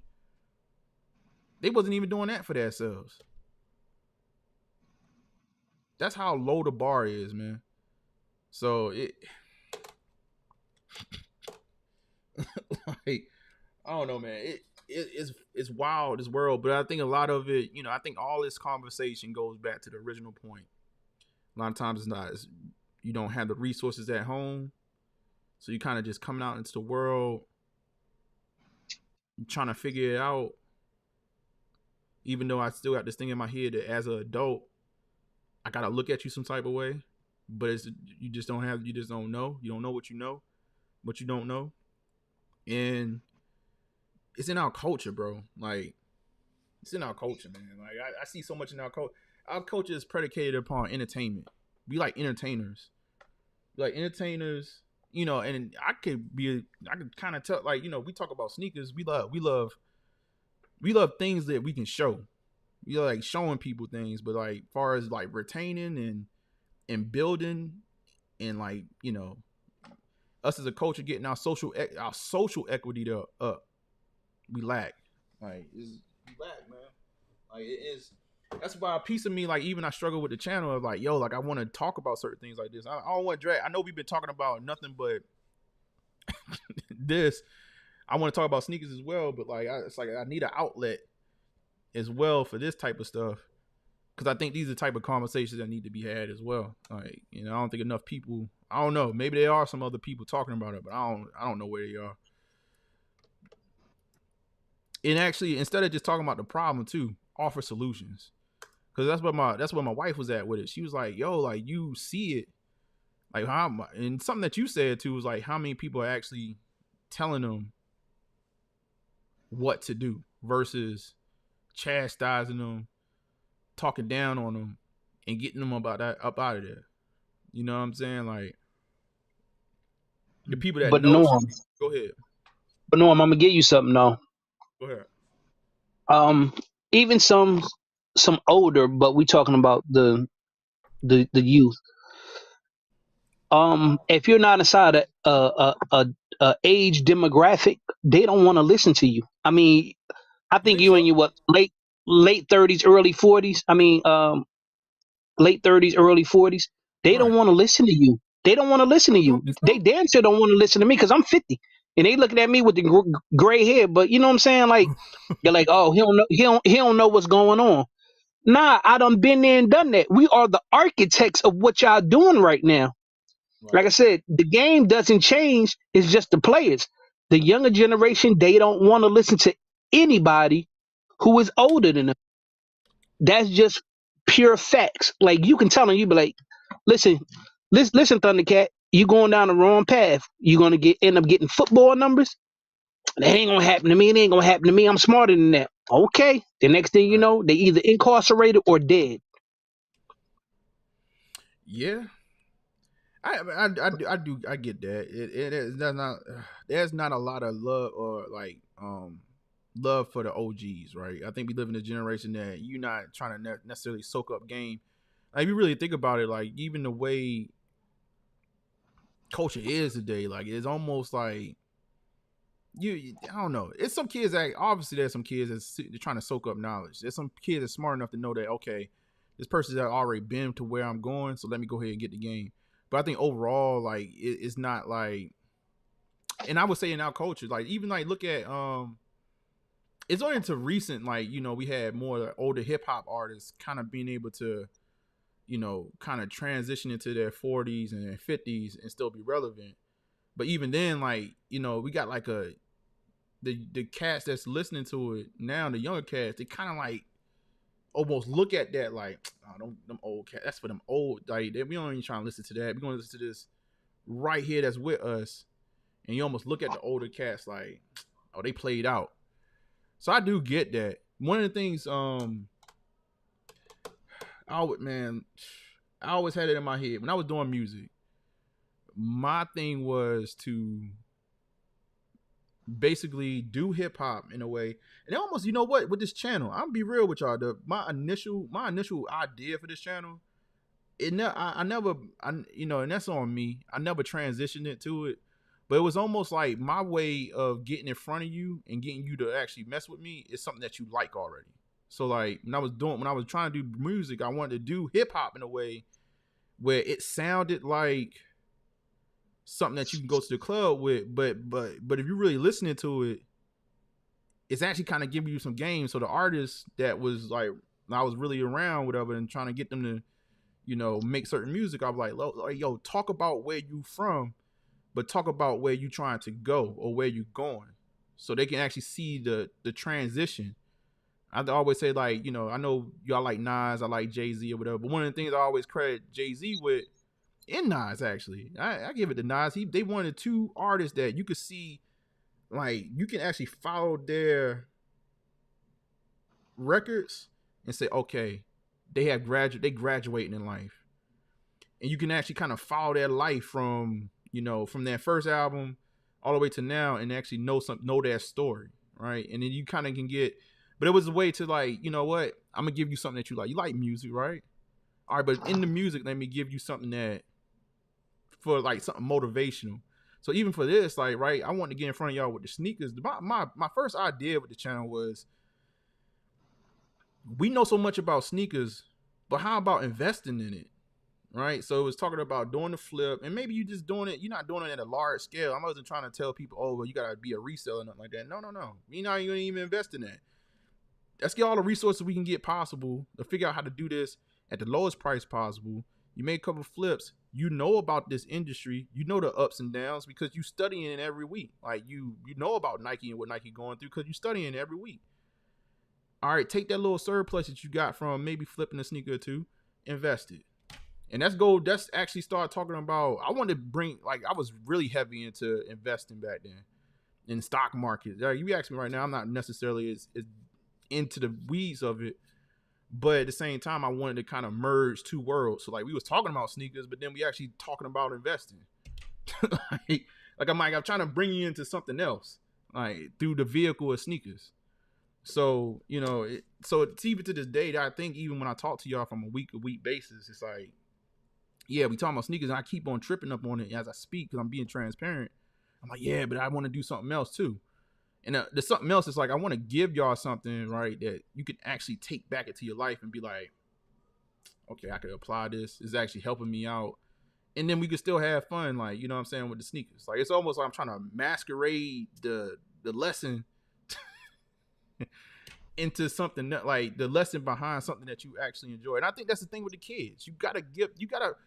I hate to say it, but you do have to come down to their level to a certain degree. Figure out what it is that they actually look up to. Maybe embody that, not be embodied like you gotta become ratchet. They look up the ratchet, but like try to figure out what it is, the good parts of what they look up to, and try to pull them along, get them like that, and then actually, oh, I'm actually learning something. Shout out to Deion Sanders. Deion Sanders, I think some people they criticize him, but I think the reason why he's popular with the kids is that you see the glitz and glamour, you see the gold chains, stuff like that.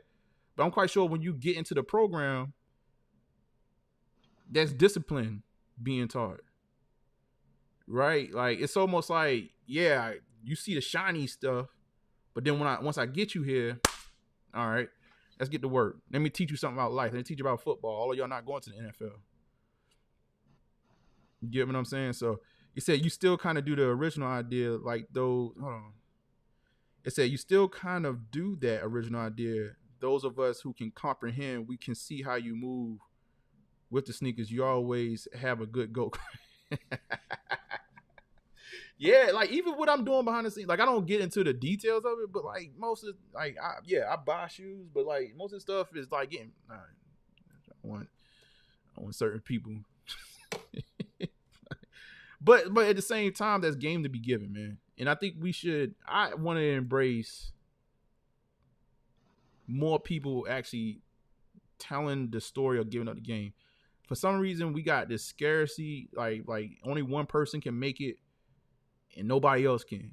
Or like one person can, if you make it, if somebody else can, it's going to take away. You get what I'm saying? And it's like, bro, that's whack. I would love it if, like, you know, it ain't nothing like, I think Dame Dash said this, even though sometimes I mess with Dame and sometimes I don't. He was like, yo, what's better when you pull up to the section in the VIP and your team got one bottle and y'all passing it around, or we could pull up and everybody just got a bottle and we having a good time. Like, I want everybody to have a bottle, man. Like, I want everybody to have a bottle, man. I don't want to be the only person. I got the bottle, y'all sipping out the cups, cause like we got another bottle that we just pouring some shots in. Like, everybody should have a bottle. like it don't. And other cultures seem to get that. I don't know why I know why we don't. It's a historical thing, but we got to get to that, man. We got to get to that, cause other cultures, they man. Even like the girl that's on the internet right now, like that's catching a lot of flack. Like this might be something controversial. Road I'm about to go down. The white girl's getting a lot of flack for saying the N-word. And she got fired from a job. And she said it and she was unapologetic about it and came back, doubled down and said, I'm not apologizing. And I was like, you know what? Some people was upset about it. But I was like, you know what, man? As much as we were upset, I was like, you know what class of people because they always say, you know, maybe like black people have this thing where, you know, when something is wrong done to the culture, like we can culturally have them like get canceled. Or I said, man, there's a culture that's a whole lot stronger than us, and I can't even say that. And I can't even speak their name on these YouTubes. They'll take a whole channel down, and they don't even have to protest. And y'all know what I'm talking about. Hold on, them boys. Hold on, let me see something. Let me see if I got something on the board for them. Let me see something I got on the board. Like, them boys. That's power. But you know how that you gain power like that as a minority of the people? You figure out how to get your people together and actually y'all build, like, you got something going on over there. All right, cool. Let's see how we can tenfold that. Right. We all kind of went out of that and actually start tenfolding. And now we can build conglomerates. Now we can sit at the top of all these corporations. And as soon as you say something about us, we shut your shit down. We ain't gotta go out in the streets. That's power. But that only comes with power when your community comes together and actually start building something. Like, you can. What does it matter if, you know, Dr. Dre is a billionaire? If nothing, if it, and I'm not even putting on these people individually they shouldn't have to do this, but, you know, like, what difference does it make? It's just like we kind of make money in a silo. We kind of do things in a silo, and all right, my people good, we good. And I mean, I can't even say that I haven't done that myself to a certain degree. You said we live in a country, certain media try branches in different categories. Nitro, let me see what you got going on. Seeing certain people about kids not going outside. Oh, talking about kids not going outside. What had experience really going outside? Some friends. Oh, sorry. I'm guessing you're saying, man, Nitro, we got called BU. I gotta figure out that BU.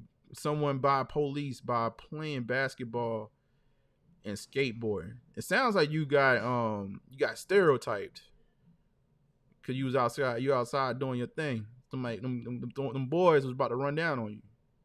That's what I'm getting. We live that every day. We live that every day. Oh, for sure. I mean, you know, but even that though, you know, all right, yeah. Listen, I've been pulled over for fitting the description. I've been walking down the street, minding my business, and been ran up on like, oh, you fit the description. And I'm like, I do not. Like, I'm minding my business. I done had guns drawn on me because I fit the description. And the funny part about that situation was I was driving back towards the crime scene. I was like, what dumb criminal is coming back? Why y'all still got the tape? Why y'all still out here got the tape? No, you know what? I take that back. Back in the day, we did have some. I think about a particular situation in Baltimore. Like, they would come back and actually be in the cats that did the shooting. It would be right there in the crowd, waiting to find out who going to snitch. So they will come back. But yeah, stereotypes happen.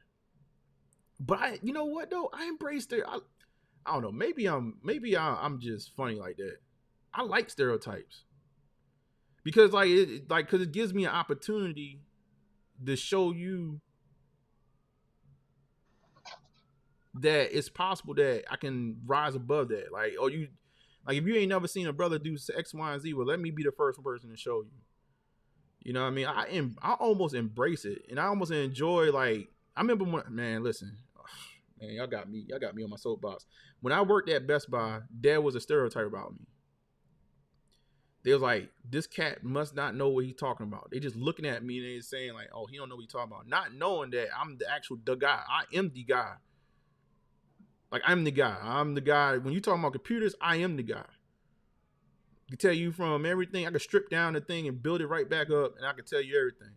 And on a daily basis, I would have people come in there, and they would have this like, let me try to see if I can avoid him because I'm quite sure, and I would embrace it.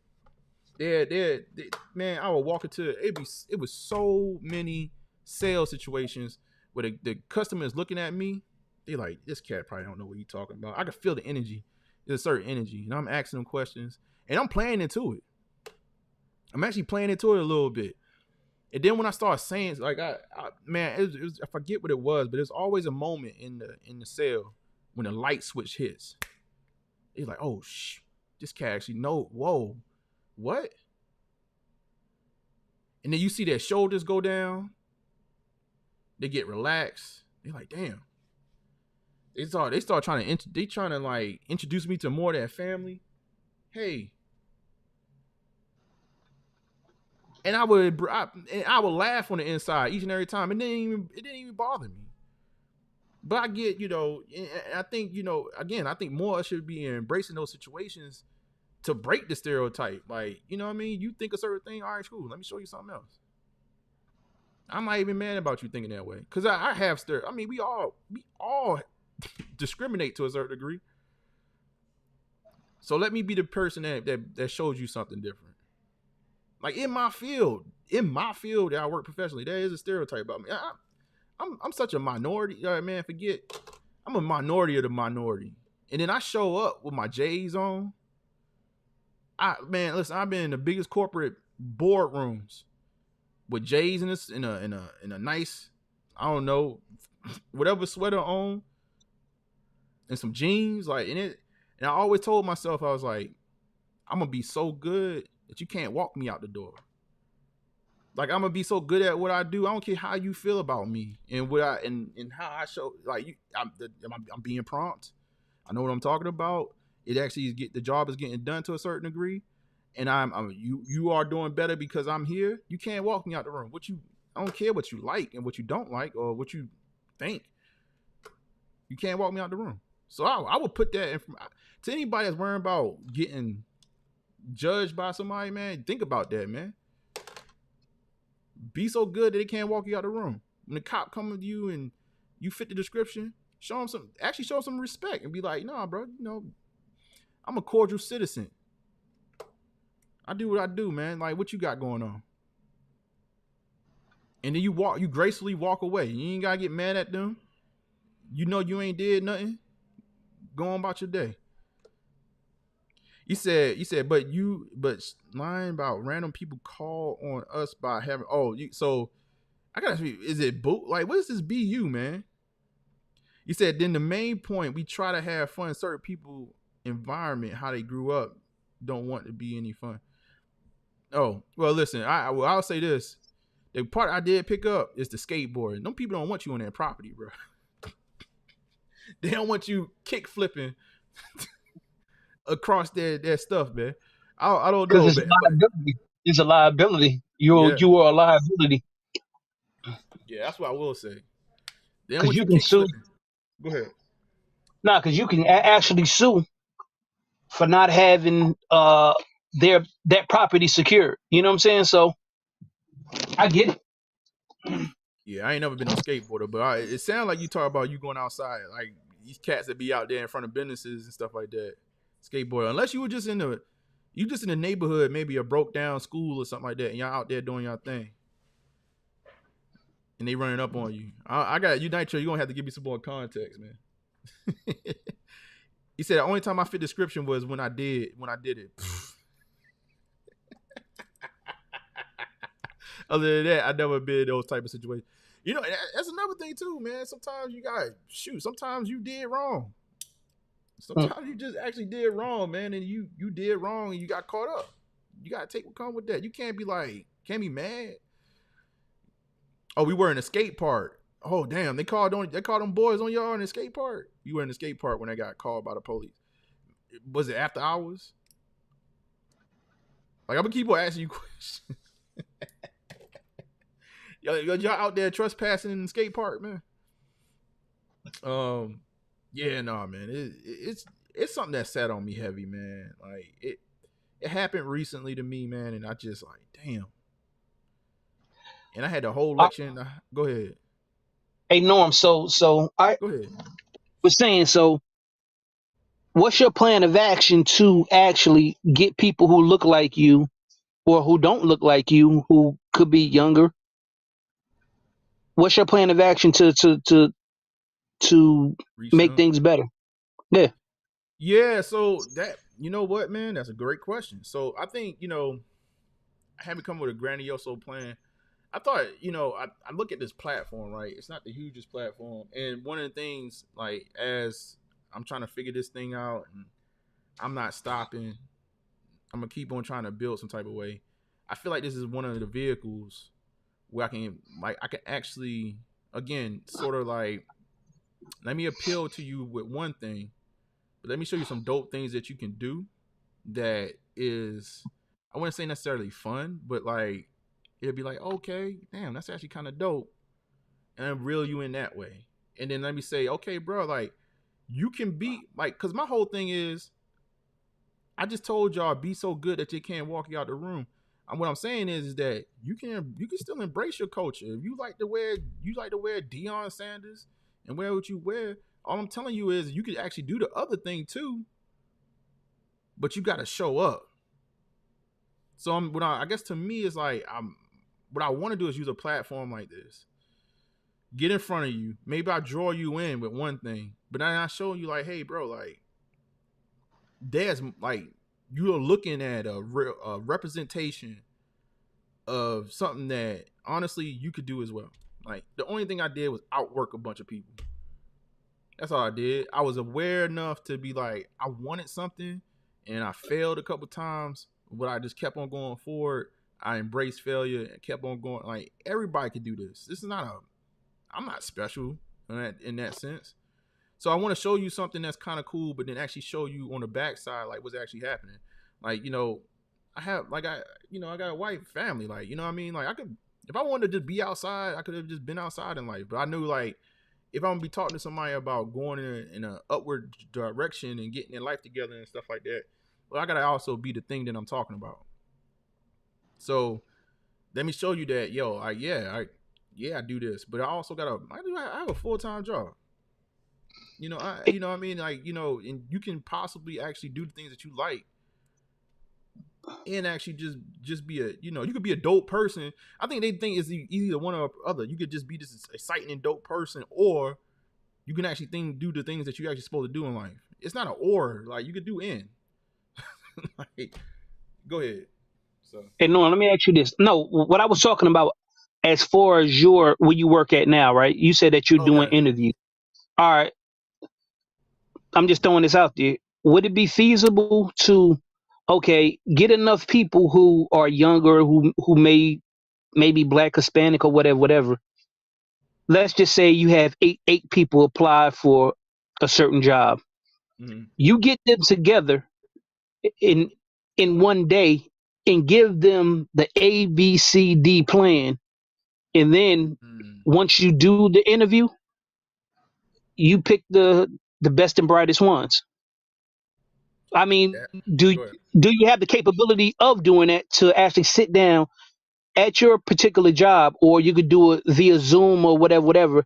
Say, hey, give me 3 hours or 2.5 hours or an hour of you guys' time, and I'm gonna go over everything that's gonna be for this interview. I may interview you, or another person may interview you, and I'm gonna give you these keys to the car, and it's up to you to actually drive it and steer it for them to get inside the company that you work for. Yeah. Yeah, I think that's feasible. To be honest with you, like, I think far as, especially, all right, so if we brought it to the company that I'm with, like, right, yeah, like, I have the connection to the point that I could do something.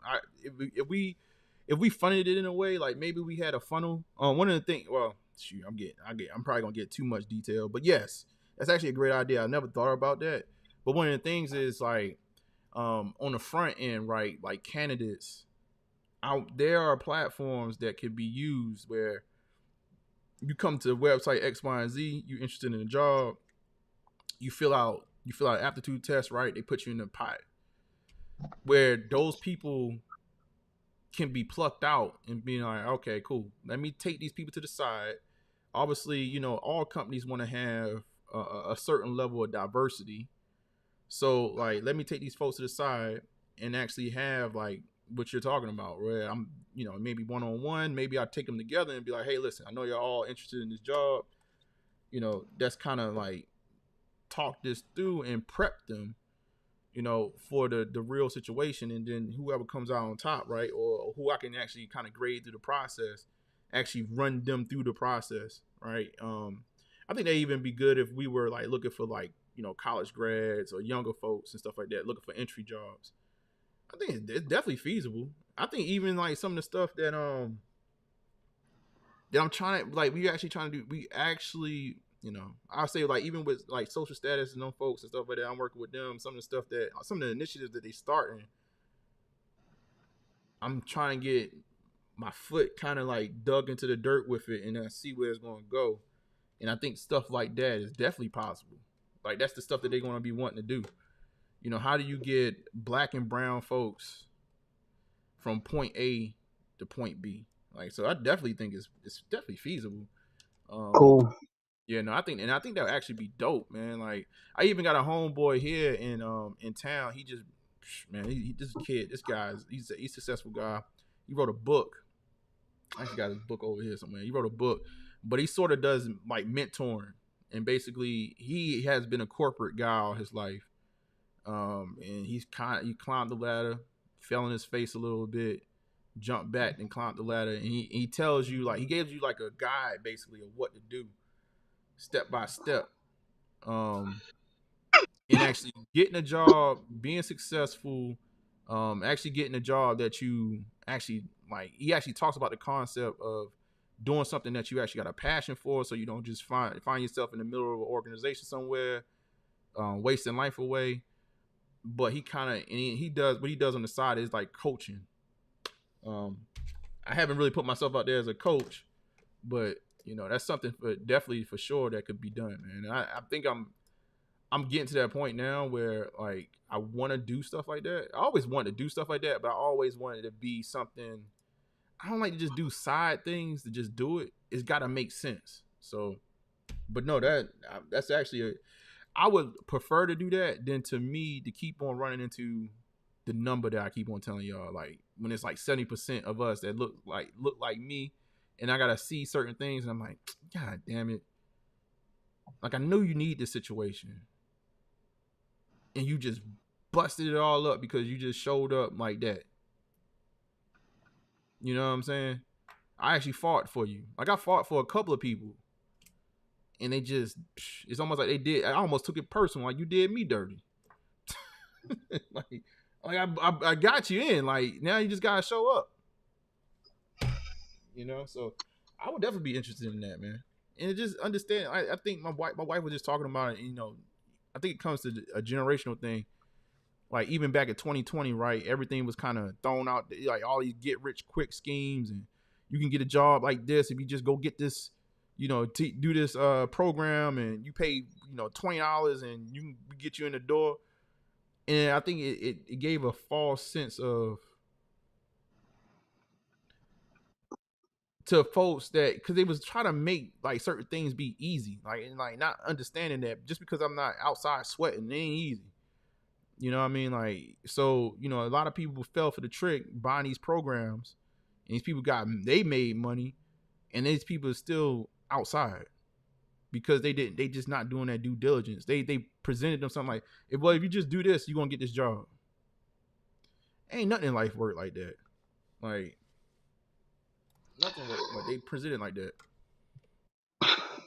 Cause I'm not gonna lie. I'm not a very talkative person, which I may not even think that shit is true, but I'm not. Like one of the questions, and I had to figure this out later on in life, was a simple question, but it's hard to answer. It was one question whenever you go through an interview. Well, tell me about yourself. That is probably one of the hardest questions that a person could actually ask somebody, because for me, I'm in my head a lot. And I had to figure out, I just had to cut down and I had to break it down to what I have done, what I'm doing right now, and what's my outlook on the future. I really had to figure that shit out. And that shit was hard as fuck for me. I ain't even gonna lie to you, because I would be all over the place. Now, I kind of got, in one of the other questions too, I go back to a lot of military stuff whenever they ask that question. Well, tell me about a situation, you had a problem with a coworker, shit like that. You know what I'm saying? So a lot of time it comes from practice and looking up on the internet and actually looking up these questions, interview questions, and actually writing a basic script out. It may sound fucking corny, but a lot of times that's what you got to do. And for me, I hate to see people of color at, going to skipping we were talking about mentorship. I hate to see black males show up for an interview. They don't have a pair of slacks, Mm-hmm. a shirt, and a tie, and some shoes. I mean, and then if they do have on something, they got them sagging. Like, yo, you're not. They're always saying, um, I ain't doing this for no white man, but bro, we not on top. We not on top, so we have to play by their rules. Like, you don't make the rules, you just have to abide by them. And that's the thing that's crazy. Whenever I see young black males, they got on dress pants and sagging. Brother, pull them pants up. Yo, I'm not Right. trying to be woolly Oreo cookie or whatever. I'm just like you. But bro, it's certain rules that you gotta follow and you gotta abide Right. by to feed your family. Well, see, that's the thing though. Like lack of discipline, bro. Like, you know, it's a deeper issue. There's a lot of not lack of male leadership also in our culture. But I hate that quote, man, because it ain't got nothing to do with them. Like, this is just being presentable. Like, I said, Facts. I just talked that crap about, I show up with Jay's at the boardroom. That's after I was able to prove myself as a commodity. That's what people need to understand. The world don't owe you nothing. There's no, I don't care what I don't care what you've been through. I don't care what your people been through. I don't care what your family been through. I don't care what your grandmammy, your pappy. I don't care what your cousin. I don't care none of that. Nobody owes you nothing. Like, if I had to say anything, word, like, that's why I said that deserve thing. I'm like, you don't deserve anything. And what you got to realize is that you come into it. If I had a business, I don't care what my skin cut. Like, you gonna have to show up. You gonna have to show me to allow you in the door before I hand over my resources and then my trust in you. You're gonna have to show up some type of way. Like, you know what I mean? But at the same time, like I said, I talk my talk, but that's me becoming a commodity to the point that you cannot turn me away. And I'm still doing it with respect. I'm not gonna ever be sagging around and stuff like that. But at the same time, like, you gotta learn how to play that game. Like, you ain't about them or us. It's just being presentable. Like, sagging your pants is a kid thing. It's really a jail thing. And to be honest with you, like, forget what they think about you. What you think about the women, like, if you're a male, right, and you're a single male, like, what you think about the women that actually give a damn look at you as before you even get to the other side of them, like, because the woman that actually, like, the woman is actually cool with you doing that, you gotta think about where her head is at. She probably ratchet just like you, like, y'all could just be ratchet together. Like, I do certain, like, I just, man, you come outside into the world, bro. Like, nobody owes you anything. And I think another thing too with us is that need to travel. We need to travel because one of the mistakes that we make is we think that we make up more of the population than what we really do because we so concentrated in certain areas. So, like, you go outside in your neighborhood, if you black, like, you probably around black people, right? But if you go to, again, I bring up Utah all the time. Ain't none of us there. Like, dog, like, you can't say them people when you are only 13% of the American population. I'm sorry. It's just the culture that's around you. Like, you don't make up the majority. Like, I think you half and half when you really 13%, man. And I think we going down. That's the sad part. So, when you come outside, you are coming outside. That stuff that was accepted in your neighborhood, that was your neighborhood. Like, that's not outside, bro. Like, I know that. Like, that's just, get out your feelings, man. Like, try to get to this money. Like, what do you care about? Your feel, like, how you feel about what somebody feel about you, or you trying to get to your next step, your next goal in life. If it calls you to pull your pants up, So what, man? Like, pull your pants up, bro. Let's get to it. Let's get to this money. What's more important, your feelings or the money? Or the opportunity for more doors to open up for you? Like, you know, like that stuff like that, man. I think that, you know, for me, like I'm just blunt with it, man.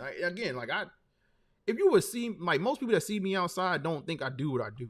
I know that, and I do it on purpose. Like, it's almost, again, I use the stereotypes almost to my advantage. But like, it's not like I'm even carrying myself like any sort of way. I'm still clean with it. But you wouldn't have thought that. You know what I'm saying? And I actually embrace that. So when I'm having that icebreaker conversation with you, he's like, damn, you did what? Like, now you intrigued. Now I got you. Boom. Now we can have a good conversation. You know, like, and we can go on to what we do. Like, and then it don't have to be just particularly like tech or anything. Like, it could be anything. Like, I think you want people to be surprised to a certain degree. When you say, damn, man, you do what? Oh, damn, that's kind of what? All right, cool. Like, all right, let's start having a conversation, man. Like, tell me some more about it. And then when you can actually back it up and have a conversation, that's dope. If you ain't trying to strive for that, man, and sag your pants is blocking that, you just a weak person. You just a weak man to me. Like, like if you think it's cool to just, man, I don't know, man. I can't even get deep in that, man. Like, I almost would cuss a kid. I would cuss a grown man out. Like, if he had told me if that's the response. You know what I mean? So he said, I seen people see you outside. You're very respectful, sir. I appreciate that, man. Yeah, Darnell was outside with me. I appreciate that, man. He said sometimes I wear heat to the client houses to do estimates, and most love it. Different field, but if I mess up their work, I bet they'll go right back. They'll go right to that. Facts. Oh, facts. Oh yeah, for sure. But it's intriguing though. When you step onto a job and you got a pair of born and raised on whatever you got. I don't know. You come out with a pair of Travis, it's like, damn, oh, that's cool. Man, listen, we went to the baseball game. We went to the Charlotte Knights baseball game. I pulled out the off-white UNC ones. I'm wearing these around. Everybody kept on looking at this shit like, but these, what are these shoes this guy got on? I can see the energy. And one lady stopped me on the way out. Stopped me. We was about to leave the park, and she was like, "What are those shoes?" And I was like, I'm explaining it to her. I was explaining the concept of the shoe. Like, I was explaining the concept of the shoe of being like an unfinished shoe. The whole thing with the Off-White series, right? These are unfinished shoes, or these are still on the sample table, basically. And I'm explaining it to her. She was like, "Oh, that's dope." And I knew, like, if we had a deeper, like, the conversation had went like 5 minutes more, I would have got her. Like, and you don't know who that person is. That person could be somebody that had the next opportunity for you. And she looked at my laces. She was like, "Oh, you got," because I think we had a bunch of orange on. And I had the orange laces still in them. She's like, "Yeah, you got no," she says, I forgot what she asked me. She was like, such and such. And I said, "Yeah, I'm a Gamecock." She's like, "Oh, you're a Gamecock? But you got all that orange in your shoes and stuff like that." I said, "Yeah, I know. Like, now that you called me out, I'm going to have to take these laces out." I smiled, laughed, and I left. But, you know, if it was a situation, it might have been a situation where that might be the wife of somebody, or like she might have something in enough. It's so many doors that open up with me just being able to, like, I strike it. Like, I know that you're intrigued by something. That strikes the conversation. Then when I open up my mouth, I got you. Pause. You say I wore the Grinches to her house in Valentine. The lady said I had on Caitlin Clark shoe. Yeah, like, and then you go along with it for a second. You have a laugh. And be like, "Nah, these are really Grinches." she like wearing them too. We wearing them together. I'm quite sure that lady she probably laughed or whatever. Probably wanted to give you some more money. Let me tip this guy. Gave me a good laugh. Like, you know what I mean? Like, people, man, y'all better start embrace the things that people have stereotypes about you with, man. I embrace it all the time. Like, I want you to think less. I think the worst situation is when they think at a level that's so, hey, they just, you ain't got nothing to, you don't have anything to supersede.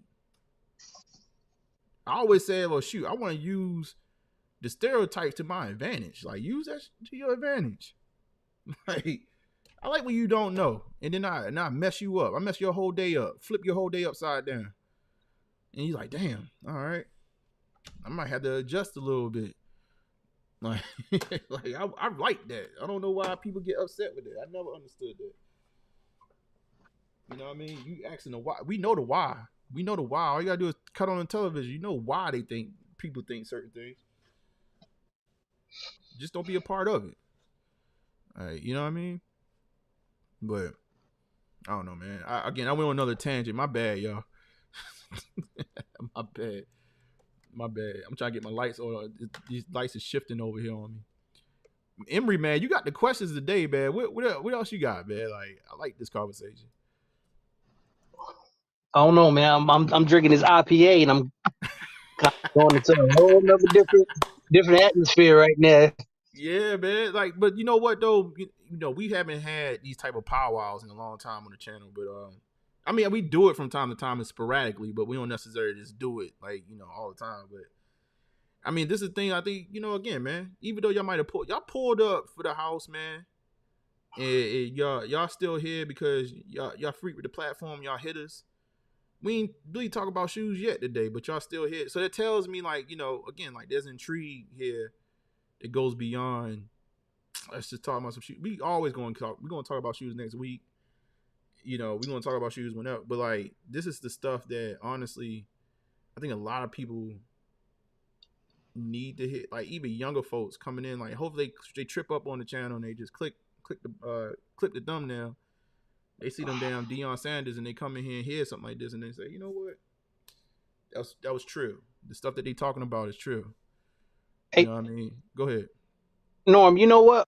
One thing I wish more of the hitters would actually come up because, like I said, I didn't know that there was a lot of hitters who do a lot of Yeah. white collar businessmen, and then there's also some blue collar guys. Instead of the regular people just coming up, they don't have to show their face.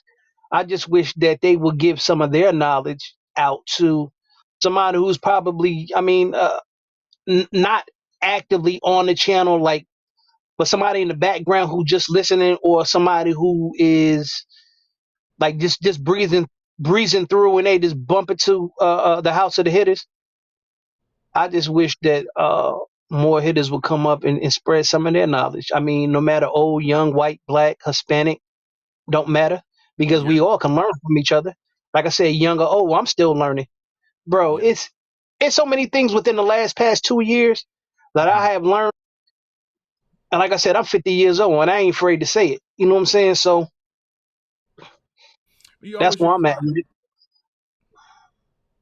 You should always be learning, man. You should always be Yeah. learning, man. Like I think the like if you get to a point where you can't learn no more, man. Like I think it's time to go. Like you're not useful at that point. But no, you know what, man? I think a part of it, like, cause I even ask sometimes, cause a lot of people watch and don't even chat, right? I think some of it is, you just purely just entertained and you just sitting, listening to me, listening to whoever, like just be us, just having a good time. And I think too, like, we don't necessarily just open the floor. I don't just open the floor for y'all to just kind of get y'all rocks off. So, with that being said, Emery opened the door a little bit. He kind of kicked the door in, and it's like I'm wanting to embrace y'all, like, to come up. It don't have, like, I think sometimes too, like, I even struggle with, okay, it's a sneaker channel, so we should be talking about sneakers. But like, dog, like, if you have things, I thought the stuff that y'all was tripping up on in the chat in the Discord, I'm like, yo, like, that's some stuff to talk about right there. We were talking about them loopholes and investing and but like anything, man, like y'all want to come up. That's what the house was pretty much for, is to, hey man, y'all open up the floor. We have whatever conversation we gonna have, and I think maybe just the way the platform is presented keeps people from doing that. Like if it was just like the thumbnail was just, I don't know, like, and it was like just open mic type energy and like people could kind of talk about their talents and maybe their life experiences and then or things that they into, and it was more of an environment where it was just that was embraced versus sneakers first, and then that I think more people would probably entertain it like that. But which is reason why, like, in my head, I'm really thinking about the platform and the future of it and what belongs here, what belongs there. Cause I do want to hear that. I want to hear like, yo, it's cool, man. You don't know who you on this internet, man. You don't know who you talking to. You don't know who you talking to. That they doing some dope stuff on the other side, and it's something that we all can learn from. And they probably ready to share it, but it's just like, and I get it too. Like jumping on the internet, it ain't the most like I remember. On my channel, I'm comfortable. I remember how long ago was this? This might have been like 2 years ago. And I jumped on another guy's platform live. Like not nobody in the sneaker sphere, but this guy does some completely off the wall type content. And I was following him for a little bit, and I jumped on, and bro, my heart was beating out my chest. I was like, yo, like at first I was uncomfortable. You know what I'm saying? I'm sitting there like, damn, like what the hell is wrong with me? Why I can't just do this? Like I was nervous dialing in. And, you know, hopefully I'm having an inviting energy that, yo, listen, man, don't be afraid to come up. You can just come up audio if you want to. If you want to be on camera, I ain't going to hold nothing against you. You know what I mean? But because I consider y'all at this point, I talk to y'all every week. Most of y'all that's here, the core of people, like, I'm talking to y'all at least 2 times a week, man, for hours. Y'all family at this point. Like, you know what I mean? Like, come on up, man. I'm gonna embrace you in a type of way, and then I'm gonna try to cheer you on if you even got nerves in your chest and stuff like that. Because to Emery's point, man, I know a lot of y'all even be able to indulge in sneakers at this level. Like, y'all got something going on, and it might be. It's probably most likely legal, like, you know what I mean? Because if you even think about the way I present this platform, it's not even inviting energy to people that's doing ratchet. And we know in this sphere, it's playing ratchet in this sphere. We know that. And I don't even really get that energy from y'all. So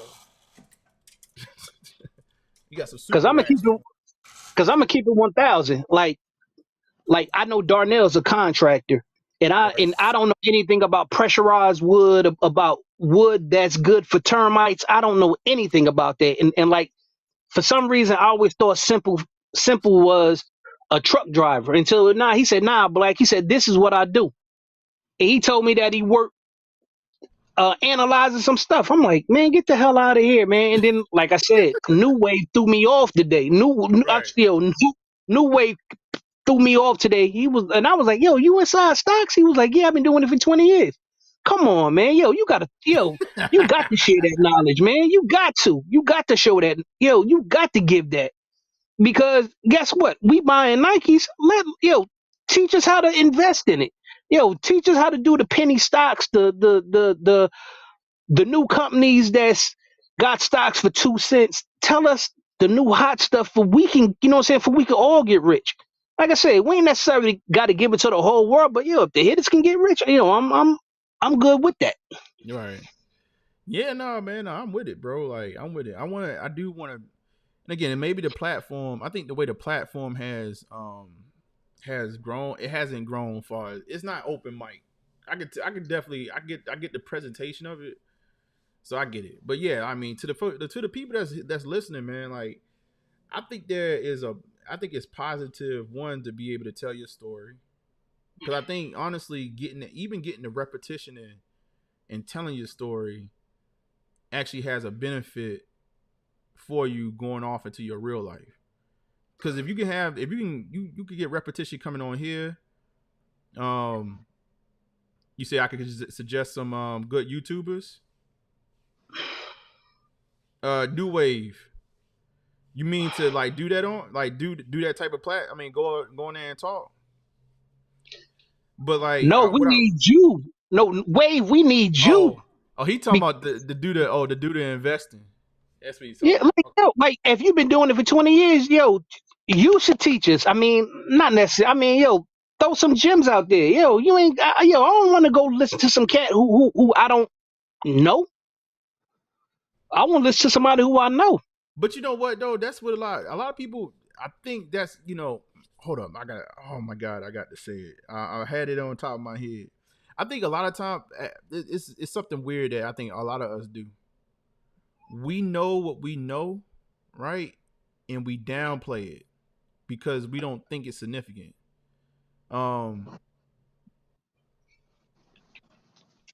Because it's what you know. Like, for example, I had a guy, like, he's a producer. I think he's incredible, but he ain't put a lick of official music out because he keep on second guessing himself. And I'm listening to it. I'm like, damn, I wish I could do that. But because it's what he does, he second guesses it. Like, so, like, even like this channel right here, like, I think, you know, I put the nut, like, again, I think it said 15, it's like 10% or something like that of YouTubers even make it to 1,000. Right. And I still to this day, like, I jump on here and I think the presentation is awesome and everything. But to this day, like, I hesitate sometimes to, like, tell, like, certain folks. I mean, I don't have a problem with telling people, but it's not like I'm, like, boasting it and beating my chest like, yo, like, look, man, like, come on to my channel. It is a little bit of like, man, whatever. You know what I'm saying? Because you don't look upon, because you looking at everybody else in the sphere, and everybody else is on these, you know, people with 100,000, a million, and stuff like that. You just think so small about whatever it is you do.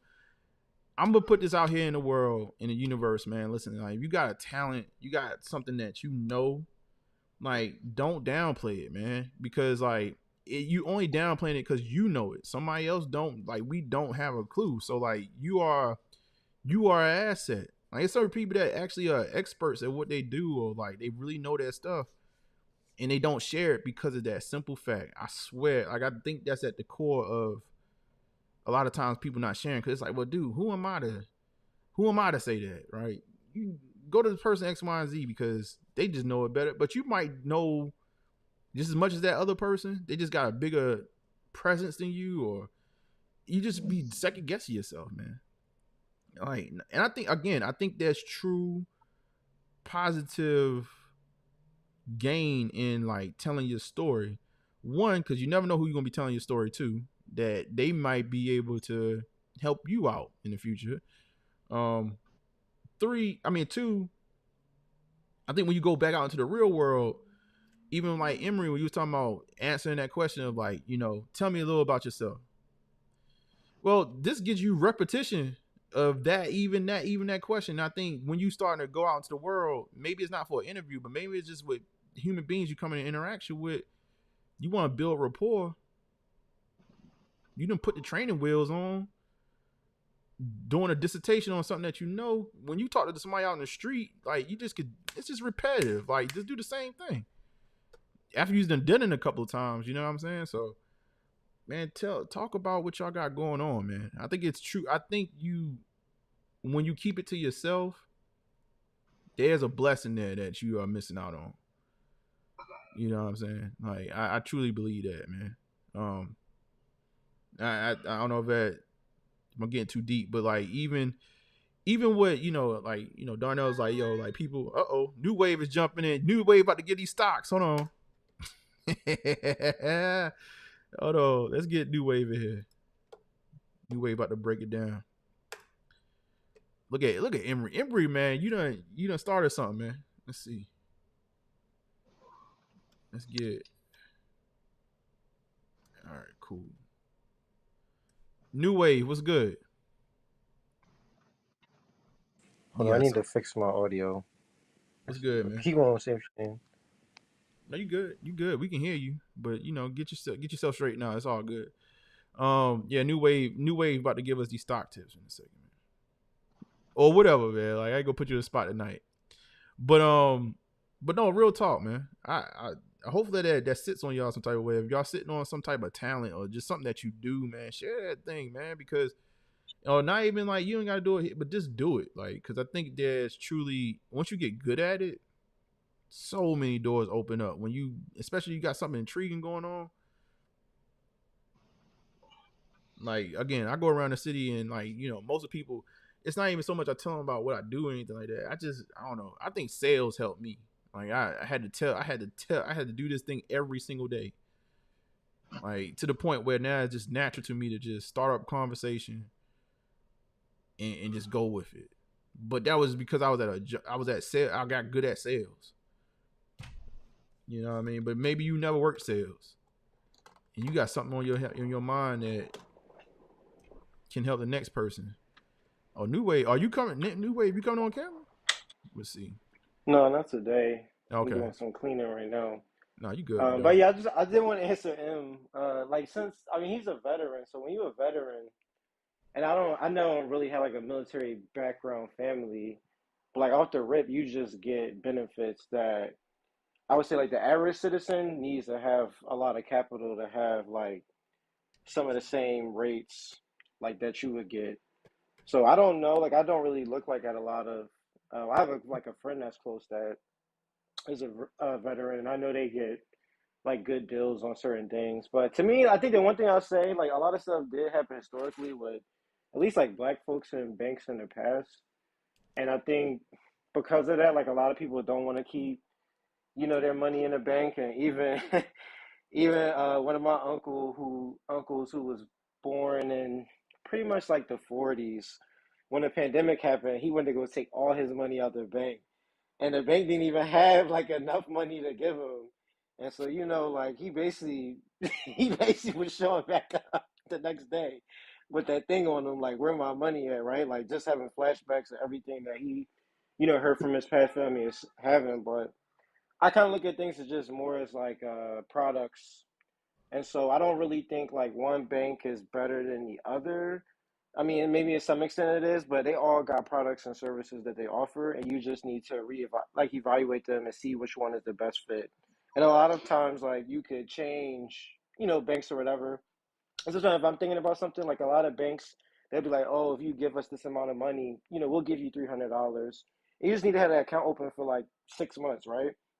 So that's one thing. Like I should always just have a mindset of moving money like maybe every 6 to 12 months, right? Just move it to different accounts, see what type of Good deals deal. or benefits that are out there. And if you don't like it, whatever it says in the deal, like then you can move out of it.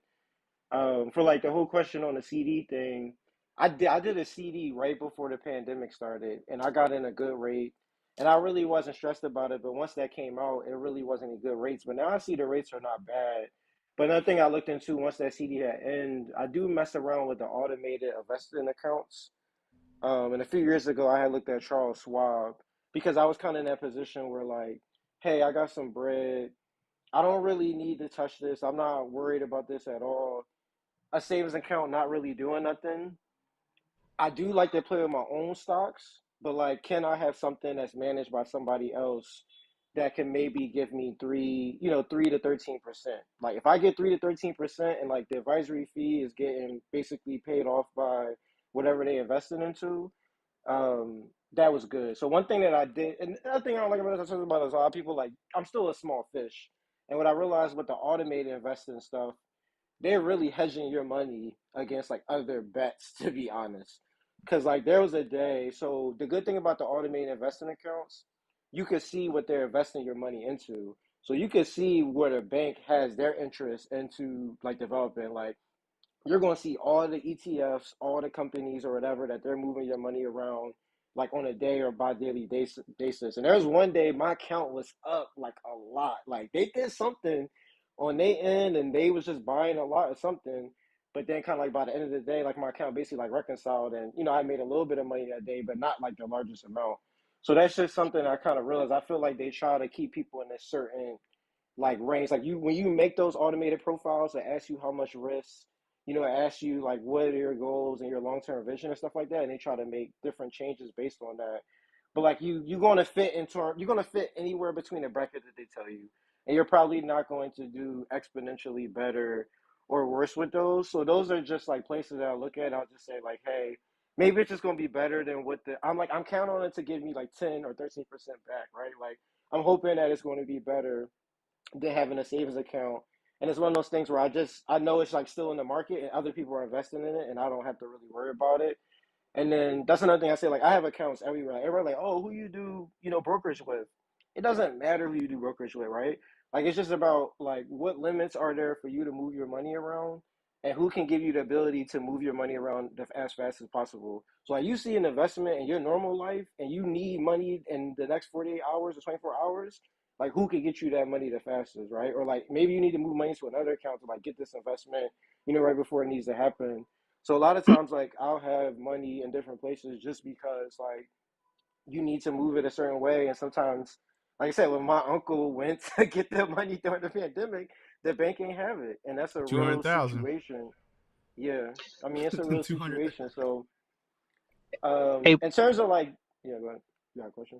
hey, Wade, what I'm talking about is, all right, is you showing some of the hitters like the very baseline of investing, what's safe, what's high risk. See, I may know some of that because, like I said, me being inside the military, I done met some officers who were millionaires, so I know a little bit about it. But what about that person who, like I said, like we could spend $500 on sneakers, but let's take that $500 and invest it in something else. That's what I was trying to convey is starting off from the grassroots because some people don't know it. I guarantee you, it's somebody who listening right now on YouTube who doesn't know the grassroots of what's investing, what's a CD, what's a Roth IRA, So what's the Dow Jones. Like it's a lot of people who don't even know that. All they Yeah, know is I a get what you're bank saying. and Yeah, a savings account and banking account. That's it. yeah, hold on. I jump into this. Like, so one thing, new wave. Like, you brought up something, right? And I always look at like, okay, how do you present this in? And I think it's like Emery is kind of hitting on it. Like, how do you present this in like digestible chunks, right? Because you can talk about a whole bunch of things, and then it's like for the person that ain't at square one at point A, like they don't you if you take them to point D too fast, they're gonna just jump out. You know what I mean? So one of the things you brought up, right? I think something simple. This it's funny because this is literally what I wanted to start a channel. So it's funny that we come and having this conversation, right? Accounts. Like for example, right? I just recently opened up an account. I got $200, right? So even talking about open up an account, you ain't spending no money. You just moving the money that you would have gotten anyway to a different account. Go get that money and then do something with it. So like even you talking about how you move your money in a certain type of way. You kind of every 6 months you moving it to another bank, whatever, maybe to get a deal. I think even that like is an entry point. Boom, because it's no barrier entry for having a checking account. Um, other than you just being a person in the U.S. of A.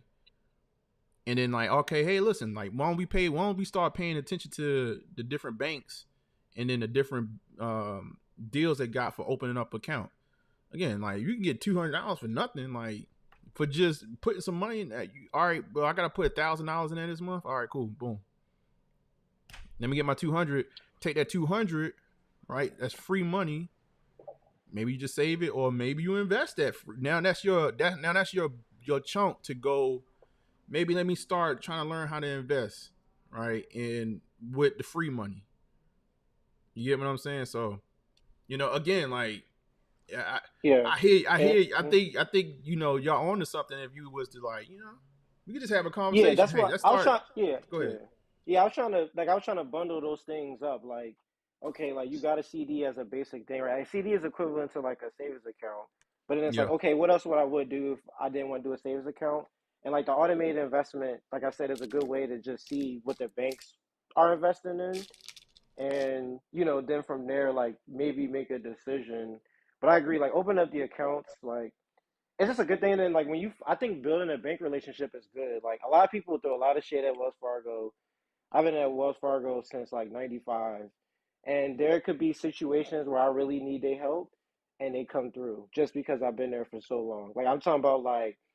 It could be something like real estate wise. I need like some financial documents or something, like something that like you just need someone to just scrape up something official. Like I do get that from them, and I can't knock them. Now, do I think I maybe had lost some money in some of the scams or whatever they got? Maybe so.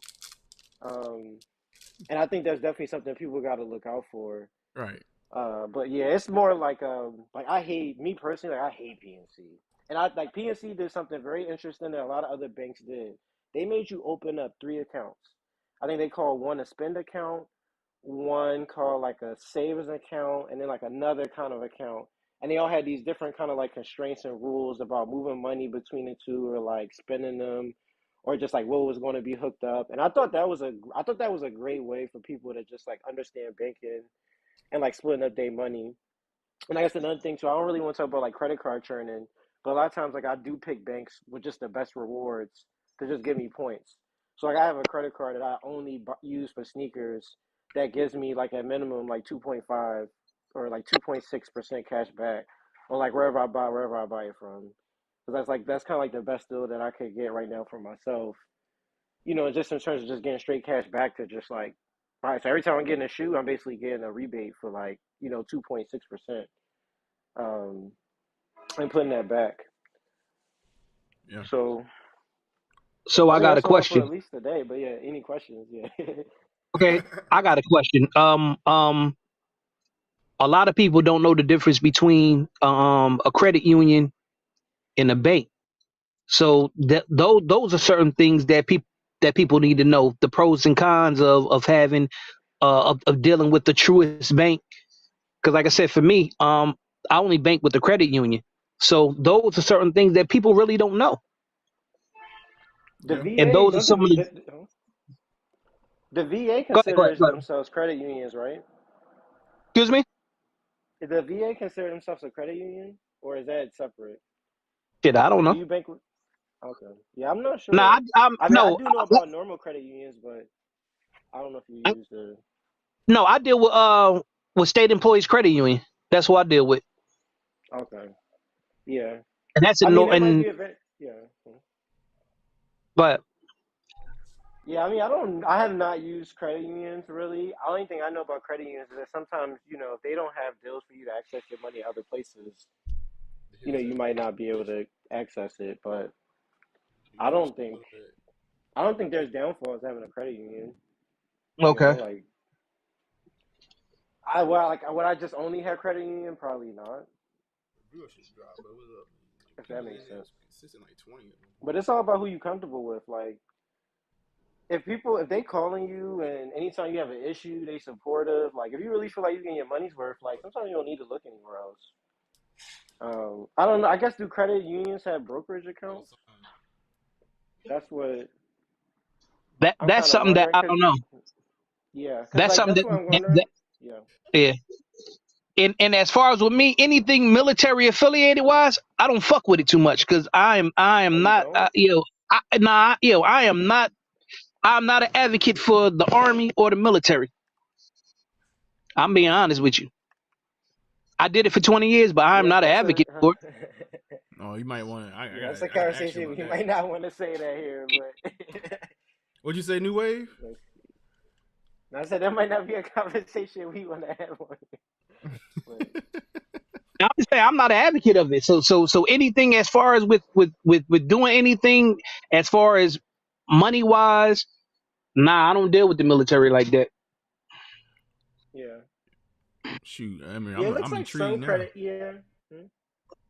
I'm wondering, like, I think I think I would approach credit unions the same way as I'm saying, like they just offer services and see what they have. Like, if your credit union doesn't have a brokerage account, then like you probably are going to have to bank with like somebody that has one if you want to do that. And then the good thing is like they have all these other places now. Like I guess you saw during the pandemic even before. Now we got these like Robin Hoods and stuff like that now, where they're pretty much just like like an easy little account that you could just set up just to do investing and hook it up to something else so you can see everything in one. But yeah, that's the only reason why I haven't used a credit union because I moved around a lot, and I never had a credit union that was just like in one place. Nah, man. I think again, man. I think it's a dope conversation. And like again, anything you put you on the spot. I think just conceptually, like I think we can definitely have like these common conversations and not feel like it's pulling away from the platform because I think people are like interested in just having these different kind of conversations because I think a lot of people just don't know. Like, I really like this is so funny because like I'm telling y'all, like this is literally like I might need to go find it. Might be like on my old computer before I started. before I even started this channel, like I literally, like I had a step-by-step thing. Like I was like, I'm gonna get you easy. Like first, we just gonna talk about accounts. You ain't gonna go no further than that. Checking account, savings account. How much you want to get into your savings account before you actually start investing, and talking about the whole, the deals with accounts and different interests, and maybe dealing with a bank that don't have branches versus branches, and the different, just being able to shop around and make and find deals and stuff like that. Taking it a step further to when you get to a point where you have enough money saved up where you feel, because a lot of times when investing, the problem is that people don't have enough to feel comfortable to leave their money in it long enough to even get a gain or even understand. You don't have enough knowledge to just trust. It's a risk there. So you want to have a little bit that you feel, okay, like I had this, and now you got like a certain amount of income coming in where maybe it is the extra money that you're making on. I was just like, maybe this is the extra money you're making on your shoes, whatever little chunk change. He's like, all right, cool, throwing it into an investment, and then actually start talking about different companies. I know like one of the major things years ago, before I kind of really got out of the swing of things, was when Tesla shot up to, I think it was like around about like $900. Like, and I believe it was Tesla, and then around the same time, Apple ended up splitting the stocks, and they started over basically. I forget how many years ago. That was probably about 3 or 4 years ago, something like that, if I'm not mistaken. But like around that time, like, I didn't get into Tesla early. So like about the time I really was looking at, like I watched Tesla's, I think it was around like $200, and it shot up to like 900. And I'm sitting there looking at it like, damn, is it going to stop? Is it going to stop? Is it going to stop? And then they ended up selling and splitting the stock. He said, oh, you did? You got in, King? But like, just like, I think, I think it'd be an interesting thing, man. If we can try to, I don't know, man. I got a bunch of ideas, but I think that'd be something cool, man. To kind of I can. go There's ahead. one YouTuber. There's one YouTuber who I can recommend. Maybe I'll do it off here.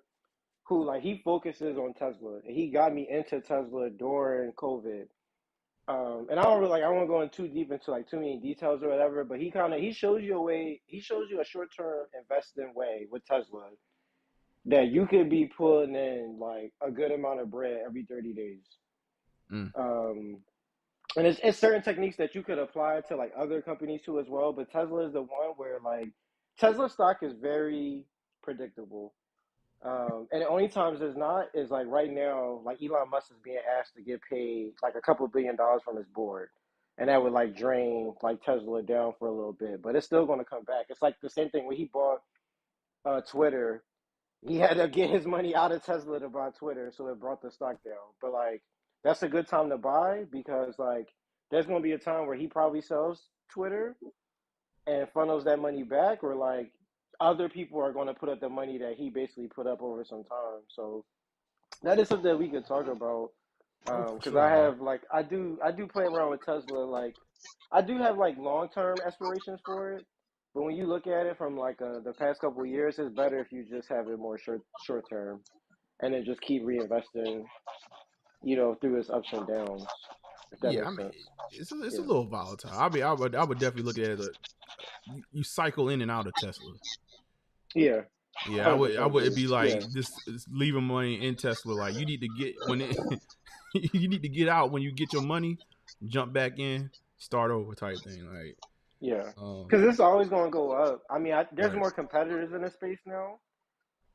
So we'll see over time. But I mean, and the other thing is, I don't. I mean, there's a whole different conversation. Like, I think the EV stuff might turn into a failed project. Um, but we'll see You because they think? got a bunch of huh? Go ahead. Go ahead. Go ahead. No, nobody's buying EV cars. Like they're Mm. just sitting on lots. And even the rebates and the tax breaks is not really doing enough to have the goal that they want to like really stop selling gas cars by 2035. So that's a little bit in my mindset, like what's going to happen if this project does fail, to like some of these EV companies. Not saying that But you they can't think? make hybrids or whatever, but um, But you think Tesla be impacted by that? I think some of the smaller ones. Yeah, I don't think Tesla would be like. I think Tesla. I think Tesla did a government deal, right? So I think they did a deal to like start powering a lot of like government vehicles. So that's. I mean, that's going to be. They're going to eat off that I ain't going. I ain't going. whenever I they ain't get going. shut off. I ain't gonna lie to you. New Wave. I seen about three. I seen about 3 Cybertrucks in person. I want You one. want one? It's your vibe. It's your vibe. I see it. Yo, I there's a whole mean, vibe, man. Like it was a Oh, somebody got a little bit of feedback. I think that's Yeah, whatever it is, just turn down the I guess turn down the audio a little bit in the background. If you got like on your television or computer. No, it was this guy. He had one part, and I walked up to him. I was like, "Man, how that thing drive, man?" He's like, "That thing drive like a dream." I was like, "Man, it looked like a dream, man." I'm looking at it all up close. I'm like, "This is crazy, man. This is crazy." So like, I don't know. I think the yeah. little if they continue down that route of like kind of making like off the wall models and we only looking at the first edition of the Cybertruck, they might be. I think a lot of other companies will be in trouble though if they don't really try to figure out how to become a fad. Yeah. They gonna have to I figure it thought the out. Cybertruck would be a lot like dimension wise. I thought it would be bigger. But like I don't really because I probably stay in the city for a while. You know, I just probably wouldn't want to have something like a Cybertruck in the city just for parking. Yeah, man. Um, I'm trying to pull. I'm trying to pull up on you like but it's RoboCop. but yeah, that's definitely a lot of people in New York City buying them Rivians. Yeah. Um, yeah, and that seems like a good one. And I like Porsche just kind of rolled out some new electric ones. You know, maybe it'll work, but I mean, we got time. We got 10 years, but just investment wise, I'm not sure. Yeah, but I think even like, but that even like we talk about certain things, and we can, again we tap into a particular industry with sneakers and stuff like that. Oh, Emery, it might have been Emery with the feet. Oh, Emery dropped off. And I think it's worth like a part of the conversation. Be like, man, let's check out the stock. Let's understand where they are right now. And I think certain people, like even for myself, I need to actually get more. I gotta get reacclimated to stocks. I used to be at the point where I would watch. Yeah, the Tesla truck went from 40 grand to 100. That's a fact. That's a fact because I remember it was at 40 at the base price, and I was like, damn, I could get that joint right now. But now that joint's like 100 plus. I don't know what the upgrades look like to get it to 100 plus. I haven't even looked at the price of the car because I'm not in the market right now. I have I heard no. you. Go ahead. Well, I heard you can't. I heard you can't sell it. Or you can't resell it. I heard. You can't sell the Cybertruck. No, I think you have to keep it for like a minimum of years, or like you would have to give it back to Tesla. I don't know. We might Google it real quick. Oh, But that. they have a rule up there because a lot of people wanted to like buy it to flip it, but they're trying to stop that. Let me see. I can't find. Let's see. Yeah, no, that. Yeah, they got something with that. But I think even like just to even, Okay, I'm gonna do some stuff. Go ahead. What you got? so Tesla will sue you for 50K if If you you if you try to resell flip it, it. but they said they just removed the resale policy. I don't know. I've heard that like a lot of I mean, people have well, been. if you was early on in the pre-sale, did you get the old price, or did you get? I mean, did you get a different price, or it was still the new price once you was actually able to buy? No, I think it was the old price Oh wow, damn, because these articles are from 2023. Um, damn. but yeah, I agree. I mean, I think it's probably worth having a Tesla once in your life. Like I think you want that You, Cybertruck, like try to make it happen. King Chemist, you said you got the new price. Because if you could have locked in that old price, I get that policy. You had to pay for the Founders Edition. They had to pay for the Founders Edition. King, you actually know a lot, man. You trying to get a Cybertruck? One of the hitters, He got one. yeah, one of the hitters, man. Like Emery, man. You gotta check it. What we need to do is get King Chemist up here talk about the Cybertruck. He gonna be doing the next presentation, man. Don't worry about it. Like, he probably got a Cybertruck at the crib. Didn't they have a defect where the gas pedal got stuck to the floorboard or something like that? It was something weird. Yeah, I heard about that. You see, I was looking into it, and down there, what I found out, I was talking to the guy that had a Cybertruck, and I was telling him like, yo, I had seen some other Cybertrucks. He's like, where were I was down when I was down in Austin. Oh, now not down in Austin, but I was in Fort Worth. He was like, yeah, like that's what they make them down in Austin. Yeah, like so. Yeah, King down there. That's what they make them at. That's why he into him. You probably done seen about 20 of them joints by now. Cause when I was down there, man, I seen them like it was nothing. And then like I think I lied. I seen 4. I seen 4 like Cybertrucks on the road. And I got to talk to one driver. You said facts? Yeah. I know. I heard about y'all down in Dallas, man. I heard y'all y'all down at land of the scammers. I get it. You gotta fake the phone with your Cybertrucks. I might be back down there actually soon, y'all. I might be back down there soon. Within the next like 2 months, I might be back down there. King, I might have to pull up on King, man, with the Cybertruck. He said, "Hold up, B." Hey, you live, man. Dallas. Y'all know y'all got them scammers down there, man. Y'all be out there hanging out with Sauce Walker and all that. Well, he might be in Houston, right?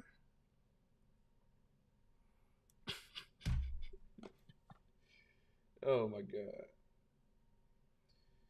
man. One thing I wanted to bring up. I don't know if you noticed. Them Nike bringing back those waffles. Which ones? The I think the ones from '76. Let me try to find that article.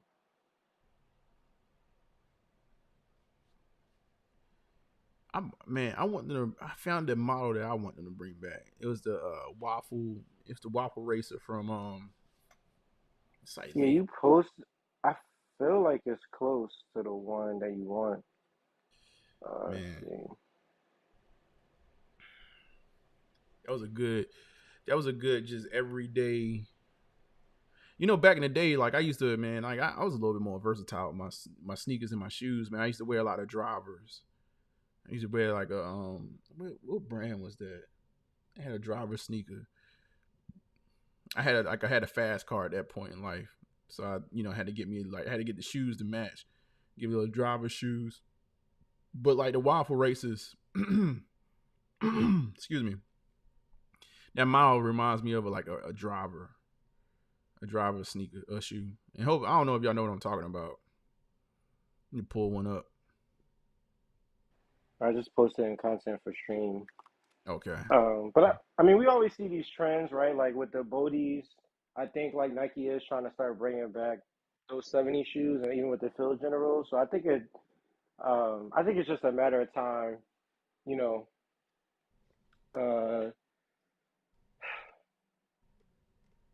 I'm interested in the CC Gibbs story. I guess he said he played football growing up, and that's going to be also a similar. It's a similar story to like the Bodie story, basically. Oh, okay. But because Bodie's story was that her father played football, right? yeah, and I guess Chris saying he played football. I don't know. We'll see. He can't tell him to be original, man. he ain't been original since that last collaboration him and his wife did. It wasn't original. I was like, man, that don't sound right. Like y'all sound like y'all kind of put that story together, man. Tell him come with an original story, man. You ain't play no football, no damn waffle races. Like I'm gonna get the exclusives, and I think I'm gonna get the black pair. The black pair does feel. I mean, since I got the 4s, I don't feel like the black pair is like a rip off 4, but I'll wear it on the days that I don't want to wear it for. Basically, like that's how I look at those shoes. On the days where I don't want to throw on no true mid cut. Yo, man, Nike got so much history, man. Like I just, I hope with something like this. Let me put this on the screen. Like So is that the one you wanted, or is that not the one? It's not the same model, but like I'm about to put it on screen. Hold on. I guess this one isn't a racer. It's not the racer, no. Yeah. The racer's got that. The sole is more. It's low profile. Like it's got that low profile, so sole almost look like it's a part of the upper. But still, like this is dope though. But see, like stuff like this right here, man. Let me ask you this, man. Would you release this in mass, or would you make this something like a somewhat of a limited release? I mean, I'm guessing this is what I just see, right? Like they using the bodies to propel this. So you get the Mm. bodies up to 700 on the secondary market. Now people who don't want to pay that, this is going to have some price range. I mean, I know you probably want this, limited. I still see certain people rock racers, but I wouldn't go out and just start. I wouldn't produce.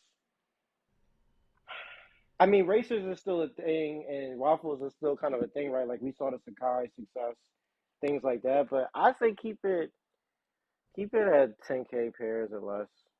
Like, Yeah, and my thing is, it's like yeah, when I say stuff like that, I'm like fighting for like the nostalgia factor because like in my mind, I'm like I feel like sneakers to a certain degree because there's so many pairs being released. I like it's starting to lose nostalgia. Like, are we gonna? Let me ask you this a different way. It's almost like will we be talking about releases that occurred in like 2020 the same way we talk about releases that occurred back in like 2012? You get what I mean? Like, and maybe we was just too close, like to even understand, like get it from that perspective. But it's almost like I feel like sneakers to a certain degree, their releases are starting to lose nostalgia factor. You know what I mean? I guess in my mind, I'm like, I yeah. want this stuff to Mm. like stick out. Like, y'all remember back in 2024 when, like, I don't think that it's so many pairs now that it's just like, you don't have that same gravity towards it. I don't know. I think that's in my mind. Like, I'd be wanting it to feel like that. Yeah, it's a lot. I don't know. I don't. I kind of just manage it. I just kind of manage it all how it goes. Like I still buy stuff mainly for style, and then like let's say a shoe comes out that it's not the best shoe that I would want for that style, but I just get it. And then if something comes along later, I just like better, then I'll just get rid of the first thing I want. So I'm always kind of like just moving along and evolving. I mean, I got pairs that it's mainly the pairs I had to do a lot for that gives me the nostalgic to Got get. it. Got it. Like, I mean, even I didn't have to do much to get the Nina Chanel's, but like if I would have got Nina to sign a box, got to sign a box if she like had stayed or was like there, like that probably would have made this shoe feel more special. But I agree. I mean, I think like Lost and Found was a great example of that. Um, Even giving someone a nostalgia of something they never even experienced before, right? Like you could just feel the nostalgic in the product itself. Like even if Gotcha. you weren't there copying the Lost and Founds in 1985 or whatever, and know who the Sandy people were. So I don't know. I mean, So it's more so you what you're yeah. saying is though is more so the experience of the cop like that makes it nostalgic. I mean that's all we talk about. But Yeah. no, I think Nike. I think all these brands need to ship product that makes it feel nostalgic. Right. Like they like the shoe itself, how it's constructed, the story they tell. Like it needs to make you feel that way. And I Right. think like the Lost and Founds was a great example of that. I think Off White Twos was kind of like um, an example of that. I can It's not respect it. many things. Yeah, it's not Yeah. many. It's not many things though, right? Like, Yeah, it doesn't feel like yeah. like I almost look at it. I think it's just because it's so many releases now. Like what I mean, that a lot of it gets drowned out. So like if there was more spaced out, by default things become more rememberable. But the fact that it's so much dropping that it almost Did has to be extra like extra special or Did extra you ever stand have a out. pair of 17s with a briefcase? Say that again. Did you ever have a pair of 17s with a briefcase? Mm-mm. Nope. Yeah, and I mean that's kind of like it like that product gave you back to nostalgia, right? Like we saw the briefcase. I never had a pair of 17s with a briefcase, but like for the people who did have them with a briefcase, right? Like you waited so long now to get that again. Yeah, Um, yeah, that's a good and example of yeah, one though. That's a good example. And you know yeah, it's 10,000 pairs or quote unquote 10,000 pairs global floating around. So that I think that's a good example of something that may stick out. I don't know, man. but In my mind I be wanting more of that along with all these yeah, releases. Go ahead.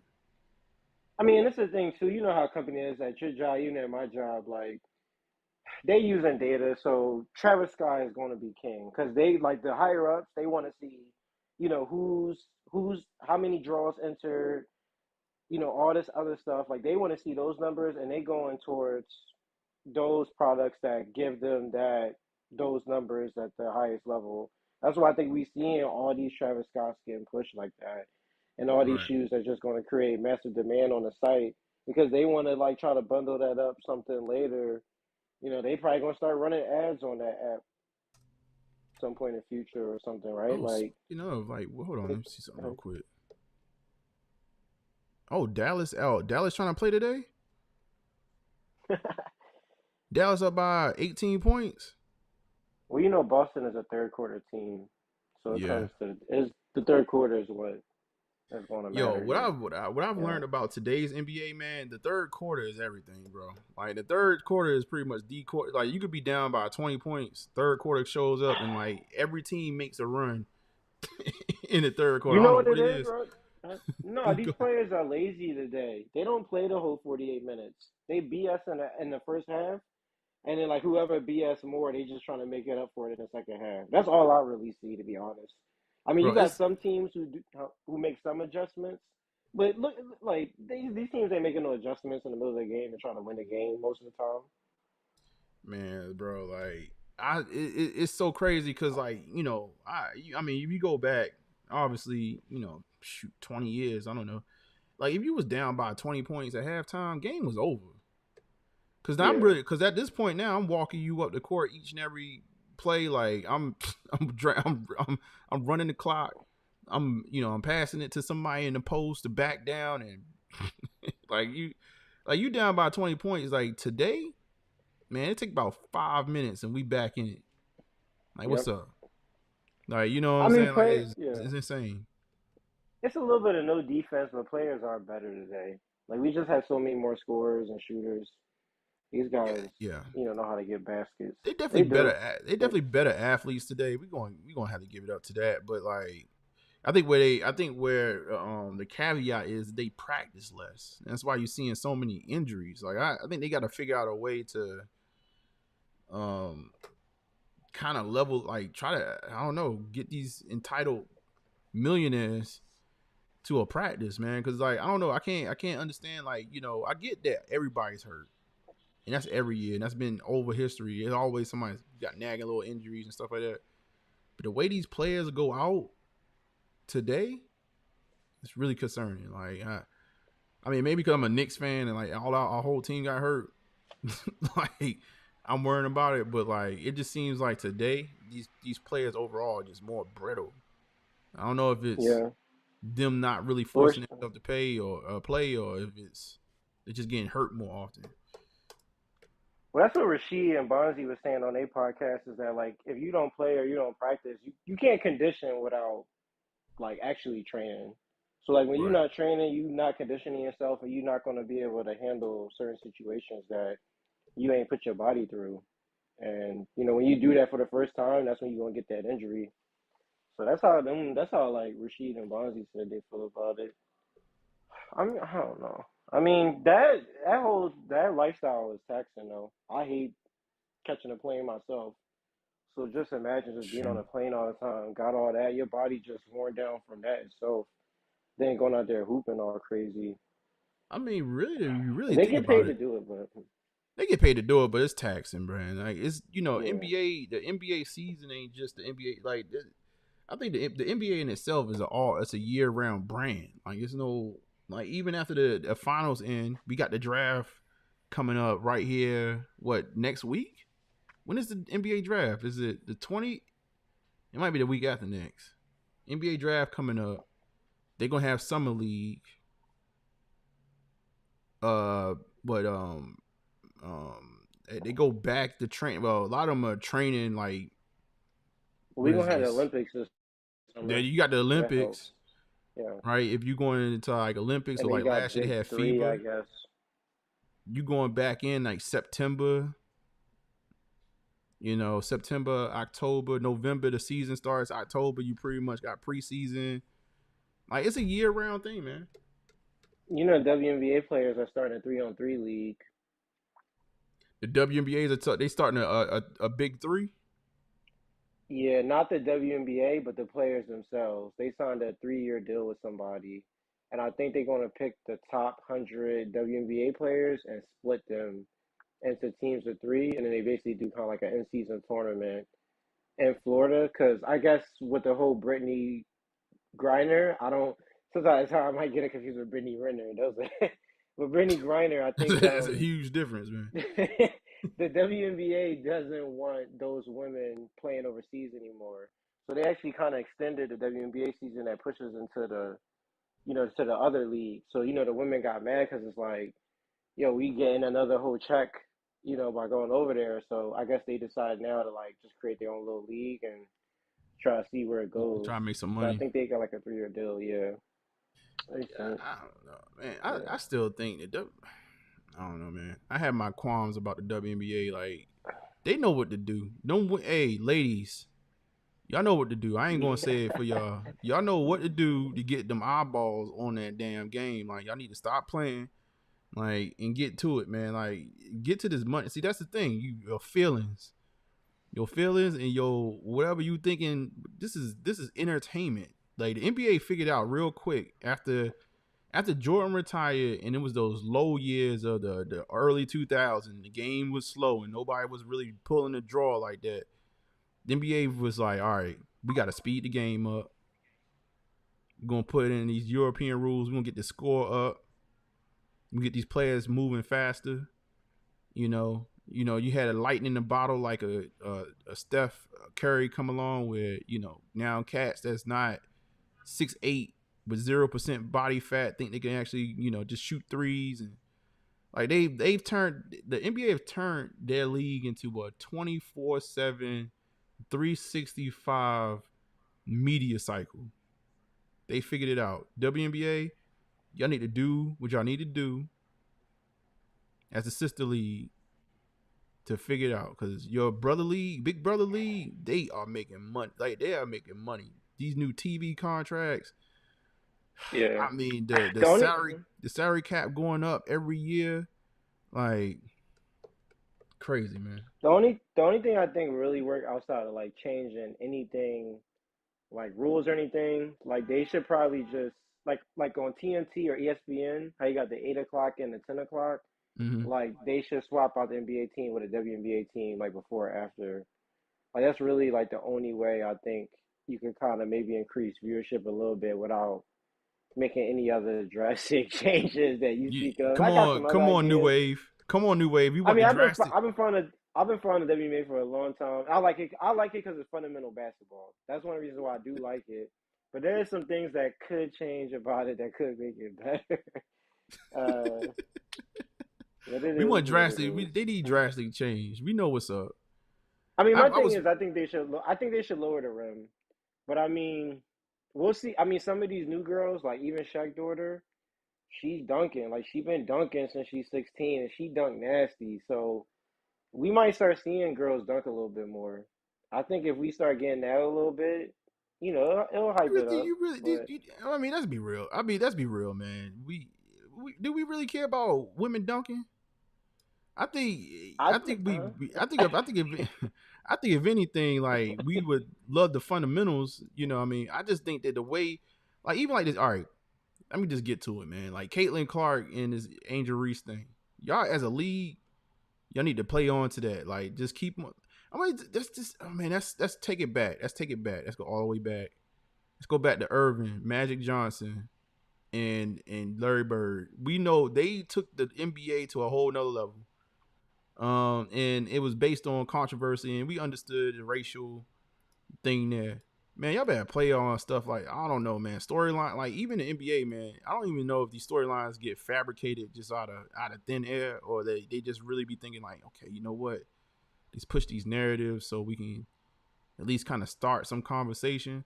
Man, y'all better start some conversations, ladies. Even right now, like Yeah. they you know, like I think like the Chicago Sky, right? You know, they got a couple of cute ladies on Chicago Sky. They even kind of I seen what's happening. Like they starting to kind of trickle out little more articles. I'm seeing like, oh yeah, look at these beautiful. Y'all better start using them ladies that actually look like, you know, what an actual woman want to be. Y'all better start spotlighting them, man. Like, cause it's weird because it's like they got a demographic. It's like if I was a young lady that and I wasn't necessarily interested in the WNBA to begin or just playing ball, like then you want these ladies to be role models. So like how do you let these ladies be role models to just the average female? And I think once you can figure that out, and we know what that is. Yeah, makes sense. And then if you want to get men watching, you know what, like y'all know what to do. Come on, man. Like we'll see what they do. We'll huh? see what they do with the 3-on-3 league. I mean, a lot of women in the WNBA, I think there's percentages out there of like, you know, I mean, I guess I could say this now because it's asked on every job application today. Like, their sexuality is, you know, 60-70% one way. Right. Yeah, listen, like they're gonna be some strong faces. Like who who said somebody said it both of us strong for everybody Darnell. But what I'm getting at is though, like that 30%, man, y'all better start propping them up. Y'all better start propping them up. Y'all better get a hold of these social media. You ain't gotta go to magazines. Get a hold of their social media accounts. Start propping them up like all right, look, we gotta sell these tickets, ladies. We gotta get these. To some extent, I do. Go ahead. To some extent, I say I feel a little. I mean, it's not the worst job, but it does kind of suck because like they get paid like low, but they only work in like 6 months out of the year, and it's not really many jobs that you could get that will allow you to work 6 months a year during the time of day in the league. So Man, I don't know. I guess they don't get paid low. I mean, listen, you get what you did. What I said earlier, man. You get what you what you deserve. Yeah. Like, I mean, and nobody. I mean, like I said, I get courtside tickets for $90. Right. They got in order way to change that is you gotta get more butts in the seats more often. You gotta get bigger contract, more third party money coming in, more advertisements, advertisers, and that's it. That's how I mean the NBA players don't get paid out of thin air. That's money being generated. The next TV contract and all that other stuff, man. That stuff is insane, man. Like that is insane money. Like you know what I mean? Like so. I'm not saying that they ever going to be the NBA, but before I hear some complaints, I need to hear some changes. Like I don't want to hear nothing about we don't get paid enough. Like y'all better start changing. Charter flights though. At least they got charter flights. That's one thing they should have. Charter flights. I mean, even the way planes are designed now, like first class only got like 5 seats, and then the rest of the seats is like, you know, ain't no 6-foot person trying to sit in those seats today. Man, listen, they said by the year 2030, man, we're gonna be flying. Not 2030, but 2050. We're gonna be flying at the speed of, I think it was like the speed of sound or something like that. You're gonna be able to fly from the East Coast to the West Coast in about an hour, 2 hours, something like that. So that's what they said. Yeah, they said they working on they working on some type of propulsion system. Like I think some guys down in Florida, they already figured out how to contain the engine or whatever you want to call it. And you know, now it's about actually trying to use that for some type of commercial flight. Like it's crazy, man. Yeah, crazy. Let's get these WNBA players. Let's get some teams coast to coast and get them across the damn U.S. in about an hour so they can play and get some more butts and seats, man. Let's do it. But I'm rooting for the ladies, man. Like I told you, when I was around Dawn for like 2 years, And when she first got to South Carolina, man, and actually it might have been like 3 years now. I'm thinking about it, because I basically from the time she got the program to the time they clinched their first SEC championship. I was around. I met a lot of the older women that started WNBA, and some of the players that kind of came in like right after, like Shamika's Holds Claw, like that was sort of like that second wave of like big WNBA players, and they all was cool people, Yeah, man. I met like Rebecca Lobo back then, um, uh, Cheryl. I met like random yeah. players, but like you know what I mean. But they good people, man. I just think, man, like they even had a bigger fan. Like when that first year of like the WNBA, the first like when Comments was on that run, they had bigger Yeah, fan base back then than they had. That's probably the peak of WNBA. yeah, from early. It was Yeah. really early, like you know what I mean. So I want to see them girls. I want to see them girls because I think I can see the potential. I think that's where I'm at with it. I can see it actually being popular, especially with social media nowadays, kind of running things. Man, y'all better get on Instagram and kick up some dust, man. Come on, bro.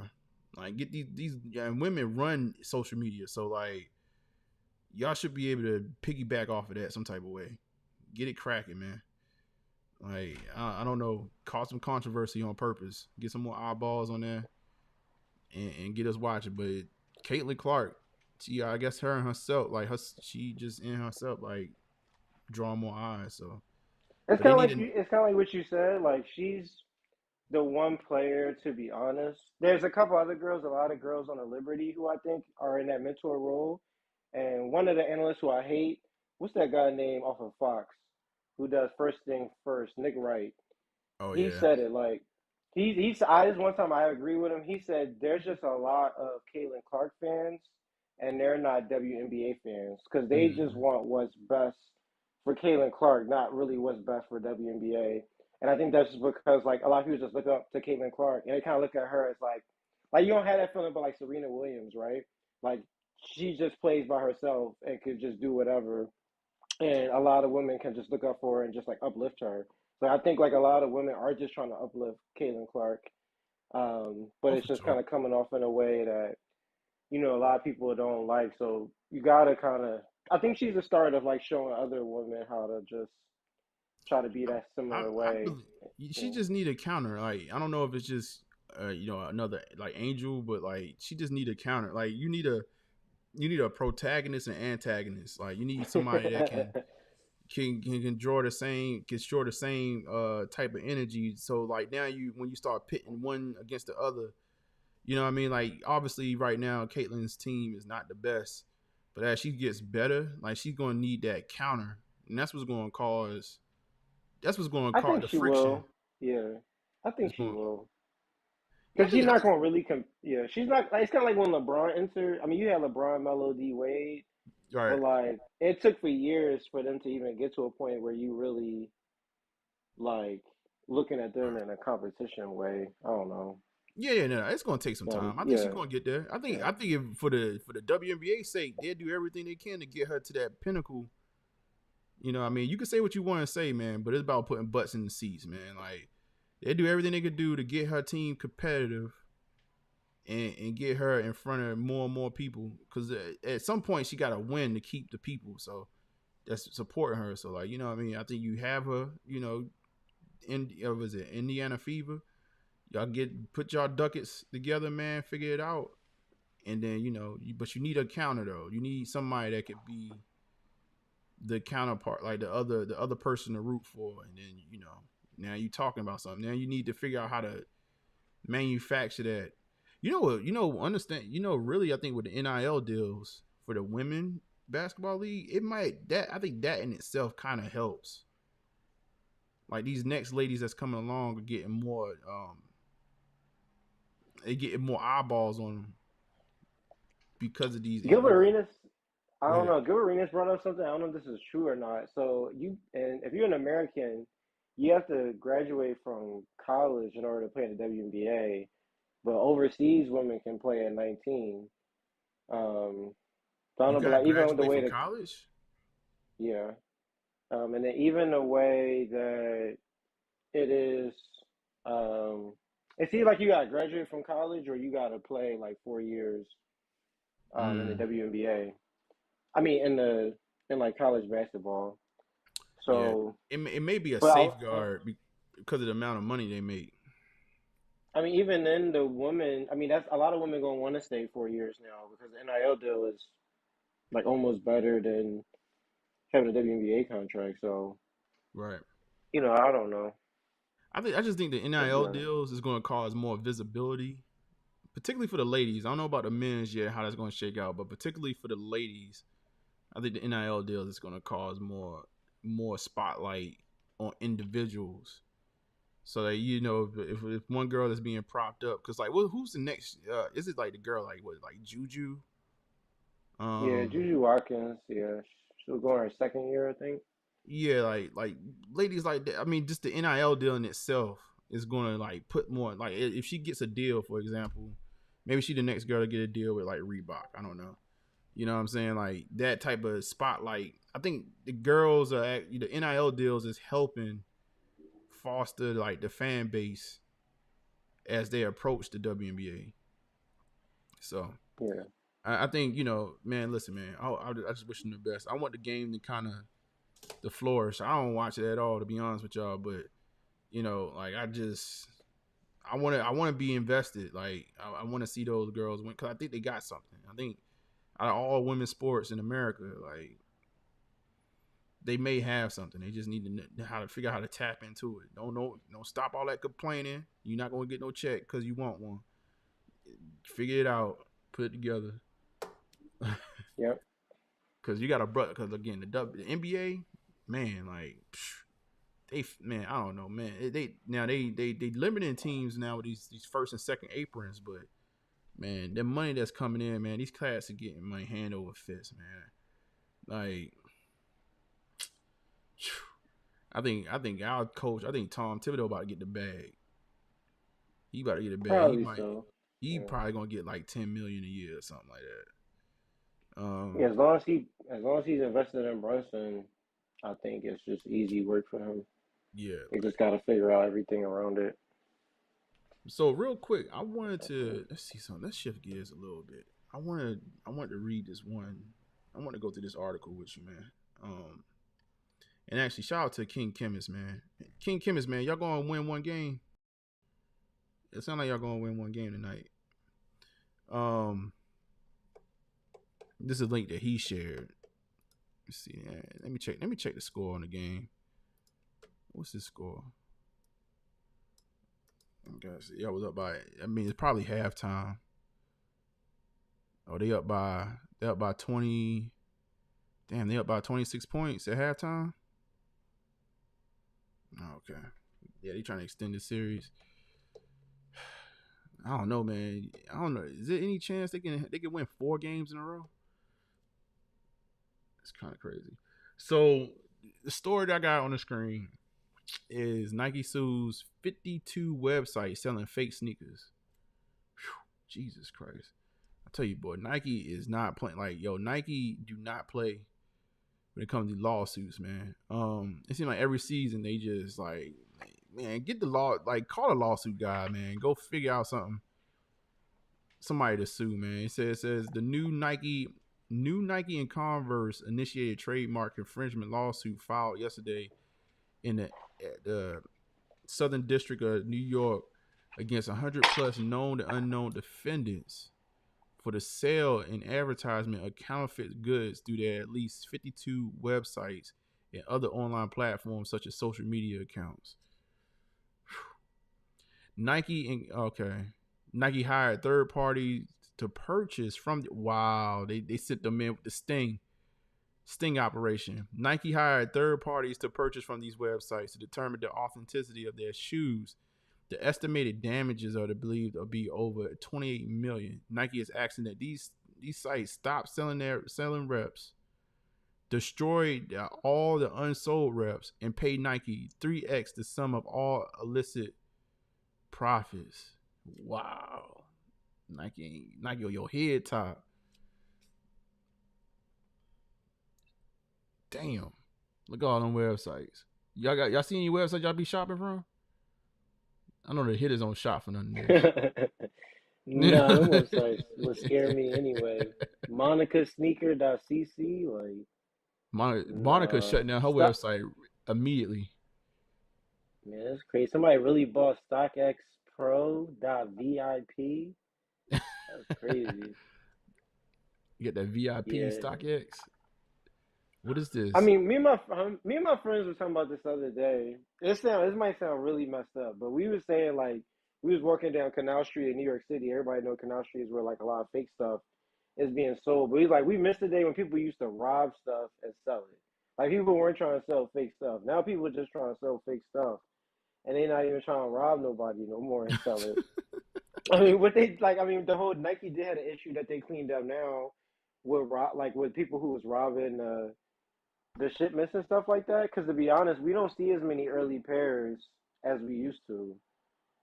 Just like kind of That's a floating about fact. and just being obtainable. Yeah, that's whatever operations going down on that has like kind of chilled. But then even like what you mentioned with just these kind of like fakes, I think they just don't like the publicity, and I think they don't like. I think it messes with their intellectual property because they might feel like they like. Let's say that's like you know how people be doing these like mock-ups and they be making a thing like they make like a Travis Scott Chicago one high, right? Mm-hmm. Like and then like Nike can't really make that shoe now. Like they can, but like it's hard. Right. So It's like you yeah, found up the counterfeit. Like you found up the like we already yeah, seen and it's it like and yeah. it's like can they sue you? Like almost kind of like can they sue you for like doing that? So I think they have to put a stop into some of that, at least from getting like online and the distribution of it. Yeah. Um, I mean it's yeah, blatant. that's what I It's would say for that. I blatant. mean, I would, yeah.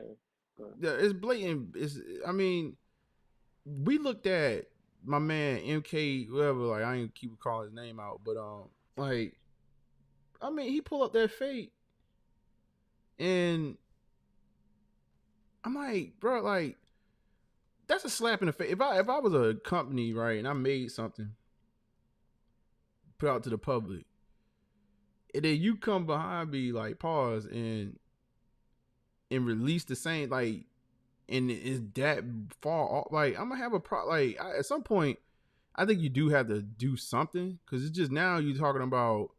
It's been times where I've left the game just because I didn't want to be associated with just being like wearing a fake, even though I know I'm wearing real stuff. Like I don't even want you to think that I'm wearing a fake. So like I know them from a brand standpoint. They're like, man, y'all gotta stop using our designs and making your own designs and thinking that's cool, man. At some point you gotta throw it out there. They gotta go underground, man. You can't just have a public facing website and I'm just selling your shoes off rip. That's crazy. Yeah, Like that's that's crazy. wild. That you just go to at StockXVIP.com and pick you up some Travis Scotts. Like that's crazy. Like, that's crazy, man. You gotta put a stop at it. I mean, I'm with it. I'm with it. What is this? 888 kicks. Are you mangome.com? That's crazy. That's nasty work right there. What kind of rare rap sneakers? Oh, they getting everybody. These websites don't even make sense. Hold on. You got Monica sneakers right there. You got Kong Limited. Like what? Hong Kong. Whoa, Ying Trading Hong Kong Limited. What is this? PYNC Fashion. I'm waiting for the one. I'm waiting for the name that's going to just be funny as hell. Carl sneaker. Carl gonna get shut down. Carl see the lawsuit. He probably said, man, this ain't even worth it. I ain't even made no sales last month. ddkicks.net. Hotkicks.org. Hype Unique is, IS. Hypeunique.me. Oh, they got two. That same person got two URLs. All right, so damn, Exhibit 6 lists the alleged damages by network and category. They even put damages calculations in Excel spreadsheet. This is wild and not normally done at this stage in litigation by Nike and Converse. Oh yeah, Nike on your head top. What y'all think? Bro, we got unlimited funds over here to sue y'all. Yo, they done broke it down. What does that mean? Yo, they break it number, what is that? Gender category. Oh, yo, they broke it down by the infringements. That's crazy. Yo, we got about 1,000. We got 1,000 waffle races in there. The waffle races so. Yo, they broke it down. How did you break? Oh, did they just go to the website? This is when you hire an intern. Yeah, intern. This is when you hire an intern. Nike hired an intern. It was like, look, hey, welcome to Nike. What we need you to do is I need you to go on the internet. I need you to find every, whatever fake site you run into, I need you to go in there and do inventory. How many shoes they got on the site and what they infringing. Like, yo, that's crazy. I did talk to Bape. They said all they got to do is reverse the stars and raise the hill a little bit up more on their Bapester. That's basically what the change is going to be. And I mean, I mean, you know, they cut out deals, so Nike probably still get some money from Bape. Oh, But that's probably, God. you know, these fake people, they not doing that. They not cutting no deal with Nike. Yeah, nah. Like, you ain't got a deal to we cut. gonna raise this a little. Yeah. So from what I heard, I was listening to a podcast a few years ago. I heard that sometimes these factories are actually like legit Nike factories, and they're like bidding for a contract. So let's say like Nike like set up a contract to produce like the Lost and Founds, and a bunch of like factories could like place a bid to try to get that contract. So they produce like some look-see samples or whatever, might do like a full-size run, whatever, and then those people probably are trying to sit around with it after they don't get that contract, right? Like we invested some material in this, and then like if the numbers do start boosting it, right, they just take advantage of it. I mean, that's how I really think that stuff kind of came about. Yeah. I mean, there's people more overseas. I mean, when I went to China, like I mean, it was just more fake luxury goods, but I don't really understand how sneakers kind of became in that category of like, you know, like the fake Louis Vuitton bags and all that kind of stuff, right? Like that was definitely Right. what a lot of people are wearing overseas and still are to this day. I mean, it's still here too, right? It's getting sold on Canal Street still, Yeah, man. but All I know it's is just always gonna be a problem. it's always gonna be a problem. You're never gonna fully stop it, but making a public facing website, that's bold. I'm not saying like I can not to hustle. If they was letting it slide, like go get y'all coin, but like it's like no, bro. Like you're not gonna be that bold. We gonna get our personal in our personal damn, I can't even think of the word. We're gonna get our next intern, a team of interns. We're gonna send them right to your website, and we're gonna figure this out. It said total statutory damages. Defendant network won. It said 28 million, 28 marks per type of good infringed times 1 million. Damn, they just made a number up. They just made a number up. He's like, we're gonna do a flat million for everything that you infringe. You're just gonna multiply it times. They trying to see, yeah, they trying to see how much money the other team got because they got to go do a bunch of work to explain why it's not that number for no reason. Damn, the Converse. Damn, they suing for the Converse circle. Converse ankle design. Yo, they done broke the shoe down. Yo, they done sued for everything on the shoe. They gonna sue. I'm surprised. Did they got a hang tag on there? Yo, they suing you for the star.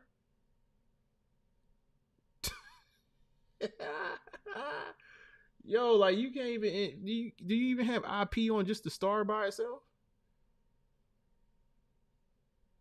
Yeah, that's why. Yeah, that's why I told you that Bapester is reversing the stars, like how Travis Scott reversed the swoosh on the Nike. They're just gonna reverse the way the stars go on the But shoe. if I So sued you, but if I sued you for just the star, like that's forget the line coming out the back. If I just sue you for the star, how can I? You can't put an infringement on a. You can't put IP on a star, right? they got something there. Yeah, it's I don't know if I have the article, but it's up there. Like if you look at the Bapesta infringement thing, it circles the part of the Bapesta that has infringement, just like this Bruh. is saying here. I Well, you mean, talk. like if you get money from somebody, you gonna hit them with every rule you can. Oh Like you yeah, get pulled oh over yeah, by a yeah, cop, yeah, you get pulled over by a cop. He checking everything.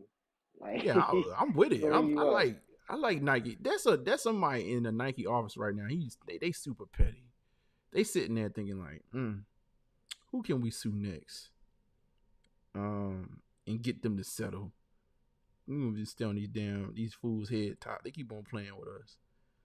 Man, go on that. Like, get some interns in here, man. Like, I think I got a good one. It said Nike points out that the defendants literally used their trademarks in the words Nike and Jordan in the product listings to advertise and sell counterfeit goods. They even mentioned that the website also sells on Instagram, and that their IG accounts only have 1,100 and 3,300 followers. Damn, they even threw shade on them. How many followers they got? This is definitely a kid. This is definitely a young person. Yep, I went to their IG. They only had 1,000 followers. They selling Jordans. Damn, they put their IG following count up. That's petty. These must be pictures from the website or from one of the websites. Oh man. Oh man. Oh man. Oh they got oh damn, they calling out individual. Let me see if I can pull up the web version of this. Hold on for a second. I'm intrigued. I like petty. I like petty. They done put screenshots of their Instagrams. That's crazy.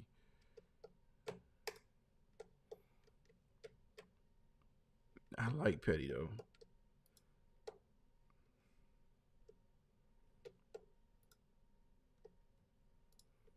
Yeah, let me see. I'm gonna check this Soul Retriever article out. Let's see. Look at this. Fake. This hell of a picture somebody made. He said in the aggressive sweeping action, Nike has now filed lawsuit against 100 different replica sneaker sellers. Blah blah blah blah. This case has been meticulously built since at least 2023, according to the lawsuit, which was first reported by Sneaker Legal. Nike employed private investigators to purchase product from the named replica sellers, confirming that the counterfeit nature of the goods received. The world of replicas and fake sneakers has seen an unprecedented surge in popularity over the past 4 years. Online forums like Reddit, particularly the subreddit, damn, they even call out subreddits. Sneakers, which boasts over 8,000 members, TikTok, and numerous Discord communities have made acquiring counterfeit sneakers a breeze. These communities have streamlined the process of buying fake sneakers, offering products at a fraction of the cost of their authentic counterparts. This trend has emerged as a significant issue for brands like Nike, as some consumers have shifted their purchase exclusively to the replicas. Have you seen some of them TikTok videos? Nah. Let me see if I can find one because Yeah, they're pretty funny. Let's see. like, is it them advertising the rep? It's a whole thing, man. Like it's a whole business. Yo, is this like somebody? It's like It's like a neighborhood hustler. Like, yo, listen, bro, I got these I got these Jordans it's for like $50. it's like a Campbell soup commercial.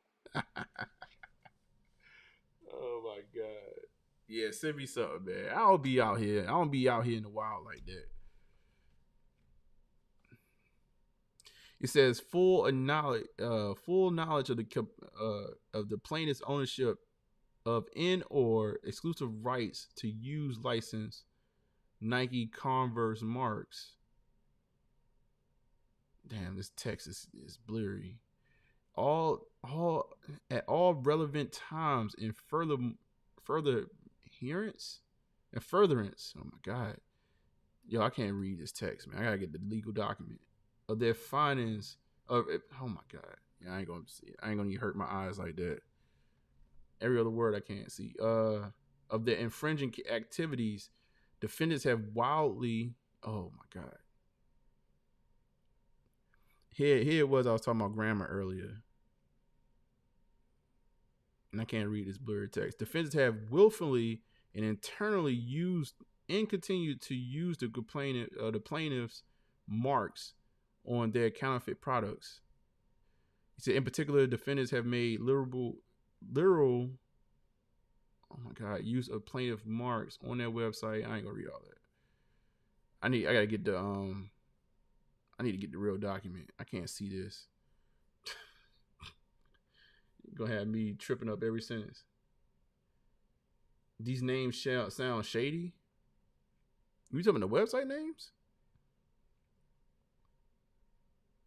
It said this lewd lawsuit lists some of the most prominent sellers within the replicas community, many of whom are recognized as established sellers on the Rep Sneakers subreddit, spanning over 140 pages. Nike's lawsuit meticulously. Okay, we already read that. It said Nike want these counterfeit operations shut down completely. They are seeking financial compensation accounting to 3 times the revenue. Okay, we did read that. Additionally, Nike wants all counterfeit products handed over for their destruction. Hand them over. Give us that fake joints. We'll make a bond. It'd be super petty if they just like did a live stream of like them doing a bonfire with all these fake sneakers in it. The company is also demanding that the sellers disclose the sources. Oh wow. The sources from which they purchase these fake products, essentially revealing the manufacturers behind the counterfeits. Lastly, Nike is seeking to freeze the assets of these sellers to prevent further financial gain from their counterfeit sales. Nike has long been vigilant in defending its IP against bootleg designs that imitate their brand's iconic silhouettes, such as those from Bape, Kool Kai. However, only recently has the company intensified its efforts against sellers of outright fake and replica sneakers. Last year marked a pivotal moment when Nike took illegal action against the online content creators known for promoting replica sneakers. Among those named in the lawsuit, Nicholas Toenberg and Zeta Kicks. This legal move was followed by a crackdown on Panda Buy. Did not hear about that. The platform affiliated with, I'm gonna say Tunenberg and Zeta, leading to raids in China that seized over 200,000 fake sneakers. Jesus Christ. Notably, Panda Buy was generating close to $6 billion in What?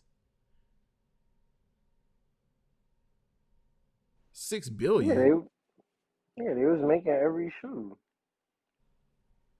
Like, yeah. Yo, hell no, man. Hell I mean, no. it's probably not. It's probably not 6 just billion? sneakers though. I don't know if it probably was just sneakers. What the hell is Panda Buy? They sell just fake everything.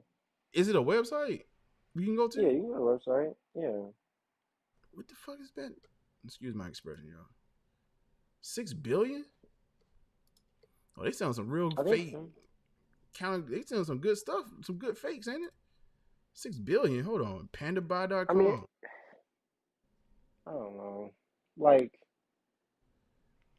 a lot of people who buying stuff like that hasn't really seen, especially you buying from like Panda Buy, you probably never even really seen the real one in real life.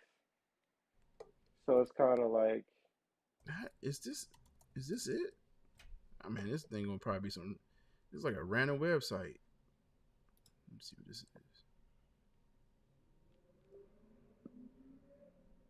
You gotta log in. This can't be right. let me see. Ain't trying to make no account.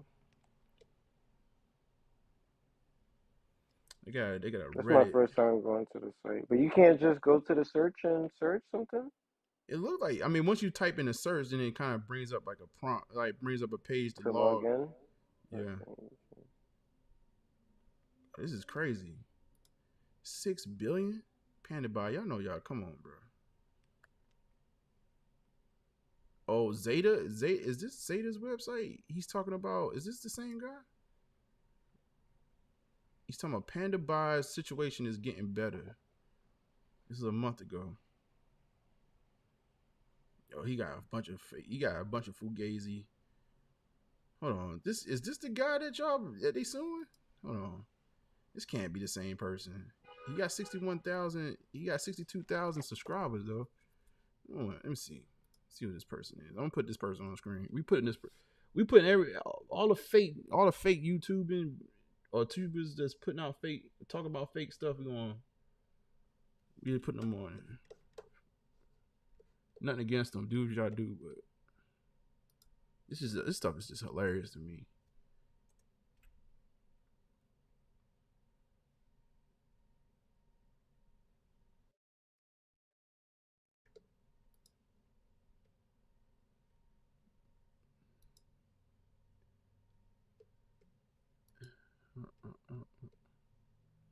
All right, hold on. I'm gonna put that on pause. Let me read some more of this article real quick. That is mind-boggling. $6 billion? Yeah, let's shut this down, bro. As Nike continue to pursue legal action, the replica sneaker community may find it increasingly challenging to operate without facing serious repercussions. This landmark lawsuit could potentially reshape the landscape of the sneaker industry, other sneaker industry. For more further updates on this case and more in sneaker and streetwear world, download Soul Retriever. Blah blah blah blah blah. It was at the end. So let's see what this guy's talking about. Did you find anything yet, New Wave? No, not yet. Yeah, Panda Buy, man. I don't know about that, bro. Who is this the guy that got sued? Or this is a guy just reporting on it. He got his name. His name is Zeta. Let's see what he's talking about. We got some shit to talk about. And I'm wearing the same outfit as I was 2 weeks ago. You know, I'm a stinky boy. You guys know this. But first of all, earlier this month, Panda Buy got raided, which put hundreds of thousands of people in a panic. I covered some of the initial news in my first video, so now we have a fully updated May 1st update of all the current information. So go ahead, go down there, leave a little like for me. Okay, thank you. Most recently, I did actually launch a huge update in the Discord. You can join that, by the way, if you want. Number one, the Panda Buy team has had some meetings about the reconstruction and turning of their system into a new way of complying with local and international law. This is very good. Now, for a little bit, it was definitely touch and go. That's why I didn't make a video, because, you know, one day everything was okay, and then everything kind of would shift into like, oh my god, all hell is breaking loose. So I didn't want to make a video because there are so many different things happening. For one, HaggleBuy's website, which allegedly had connections to Panda Buy, just completely went off for a couple days. Scared the shit out of everybody. Panda Buy's Discord got deleted with like 400,000 people for fraud. Now listen, Panda Buy themselves did not take down the Discord, so don't get that confused. But when it did happen, everybody was a little bit fucking scared.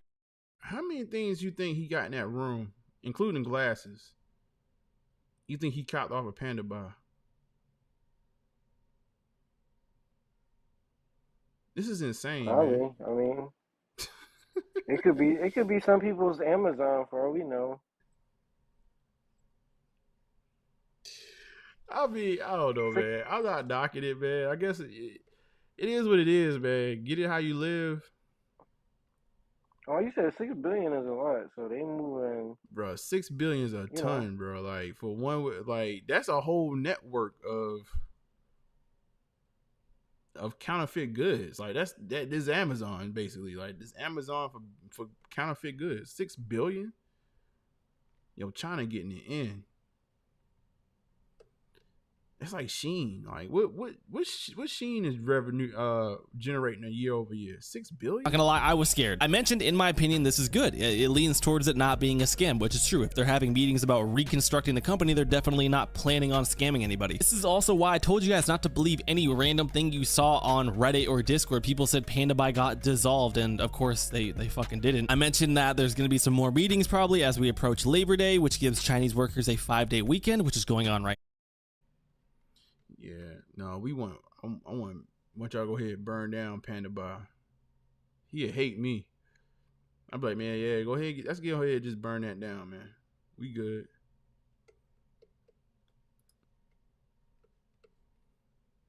We good. Dirty world out here. Yeah, that's kind of crazy. That's kind of insane, man. Let me see. Are there any other articles? Let's see, Nike sues rep liquor companies.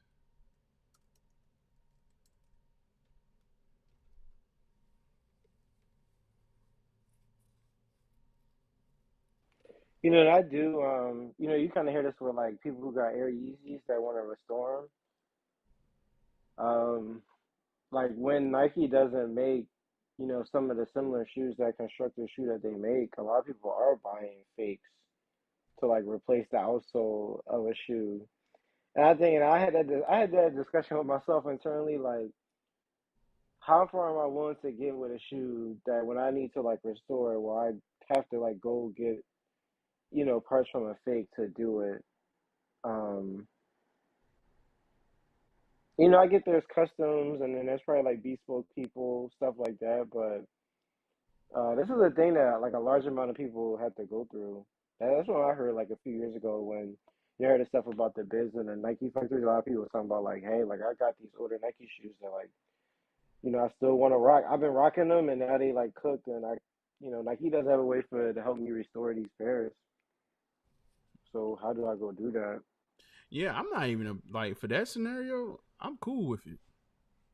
I think if Yeah. you bought the shoe, man, and like your shoe falling apart, and like because it's not like you're gonna. If you wanted to actually repair that shoe, it's almost like your parts got to be fake, right? You're not like it. It's not like Yeah. like again, like Nike ain't selling you just the outsole. So like, how else would you actually repair the shoe other than get something that was manufactured outside of Nike? So Huh? I'm not even against that. That's one thing I guess I've been happy about is that like there is a secondary market. So let's say 20 years from now, I don't like the new Jordan 3 cut. I could go back and get a Concord Jordan 3 that nobody bought, a Pine Green 3, and swap out my reimagined, you know, 3 missile also and, you know, be good. Man, I wonder what they. So, No, true. I wonder what they sell. I wonder what they sell like Yeezy, like the Yeezy twos, like the Yeezy ones, Yeezy twos, whatever. What do they sell for in the aftermarket? They sell it for like I $50. think Ali, I think AliExpress is another site. Let me see. Let me put Air Yeezy on AliExpress. Yo, that's crazy. I don't know. We just gonna have to visit one of those sites. Yeah, I'm almost like ready to do a dissertation right Shit. here on the live. Like, let's do it live, man. Let's go to one of these. Cause you know what? I guess the piece of me, the only time I would like the situation you talked about, or just a shoe that's just not attainable. Like you can't, ain't no getting no new one or getting nothing right now. And even if you did buy something off the secondary market, it's probably gonna fall apart on you. Um, then maybe, right?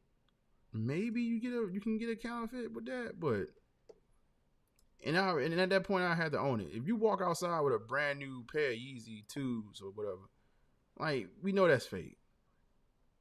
Ain't no Yeah. way. Like it could have lasted that long. Like so, let me see something real quick. Man, China getting it in.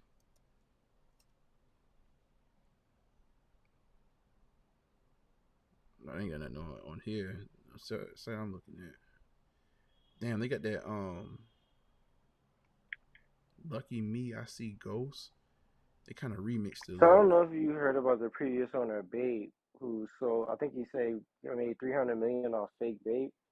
Like he owned the factory that made the fake Babe. And I tried to reason with that a little bit. One is bad that that got out there because he sold that company as a bankrupted company. And it sounded like he made all his money off selling fake. And I could see if you can't meet the demand with like the contracts you had or something like that, or like maybe you just wanted to get the brand out there and you just produce as much to get as many hands as people without caring about like the quality too much. Something happened there, right? Why he did it, and like I mean, the loophole in getting that money that probably was just tax free. He ain't turning that down. Kind of like same thing we Right. talk about with Marcus and the trophy room Jordan ones. Like you factor in the non-tax side of it, like people start doing stuff like that. So um, I didn't understand why he did that, other than like you need to do, and that's not something that Nike needs to do. Like they don't need to have fake players on the market to get the brand out there like anymore. And even I don't know if we ever posted that in the chat that Mischief owner said that they only made 200 Big Red boots. They So I guess a they lot of people they thought only did that they only did what with the they big only red boot produced they only produced 200 Big Red boots. total? That's what he said in that video. I mean, Mm. I don't know, right? But I thought about, right, if you're a content creator, you might just go ahead and go to Panda Buy, right? Like you just gonna make one video just because it's hype. You might just go ahead and go to Panda Buy, just get you some Big Red boots, shoot a video that nobody can tell, and just you know. So like that's where I do see people probably just who starting out that just want to ride some trend. They just gonna go buy something that's just good to get that out there. Um, Yeah. that's the only way I could think about it. I mean, maybe Mischief was the people who pushed out fake big red boots, but I'm That's not even interesting. saying that. I mean, that shit was only one size fits all too, right? So I don't really feel like I Yeah. saw that much of that shoe where like I don't think that I don't think more than 200 people had that shoe. That's how I feel because it was like a one size fits all, and most people had it and passed it around. I feel like, Yeah. but I'm about to say, I man, don't I know. can't remember his name. He used to come to the channel. He had a pair.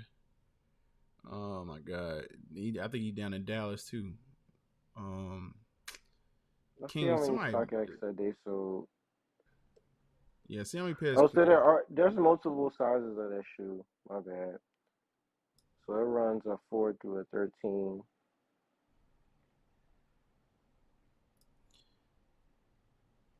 Yeah, man, the fake stuff, man. I just, my thing is that I really just want the fake stuff out of rotation from the real stuff. I don't want you to mix it in. If we could just make sure they have a secondary market, a secondary market that's underground, like that's all I care about. I just have to just get out the mainstream with that, man. Like, please. Otherwise, so I can just Yeah, buy my shoes, know what they are, like, and be in peace with it. but they don't have many pairs to make now, so it's kind of a good time. Yo, like, cause like just looking at some of these videos for reps, like it's just nasty work. They sitting up there just I getting don't. better, just like version over version. Like oh yeah, this is like version one, and they're like yeah, like the next version. Like this is it's a whole thing. It's crazy, man. Yeah, and that's one reason why I feel confident sometimes when I look at pairs I get off the secondary market because it takes them rep companies some time to kind of get up. That's why nowadays I will buy a pair right away, just because like I know that the fakes ain't as good. And I think with Nike floating less of the early pairs out there, I think it makes it harder for them to get the shoe. I think we kind of started with like the I'm in year four, right? Like we saw so many other fake versions of that shoe until we actually saw the real version of it. Um, Yeah, like yeah, definitely overall, a lot of stuff is not getting into the pipeline like it used to. And damn, okay, Dallas, damn, 33 points. They up by 33 points. All right, they came with vengeance. What if they push this to like game 6? That'd be crazy. I think everybody be watching. Like if they could get this like all the way to game 6. Look at King talking about shh.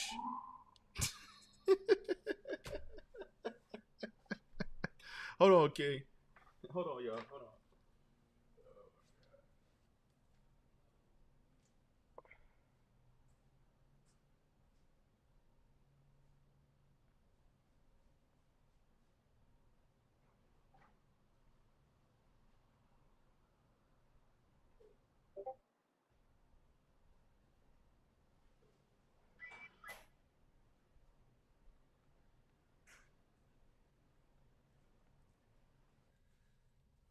God. Ken, you don't want me to jinx it? I was talking to some folks. Matter of fact, I was talking to some folks down in Dallas today. I was like, damn, y'all gonna get at least one game? Everybody was like, yeah, we gonna get it. We gonna get it. I think y'all gonna get one game, man. Y'all trying to keep these people from celebrating in Boston? I found a site that's on Air Easy Twos. They sell them for about $200. You can even compare the $200? price. Yeah, you can even compare the price to StockX.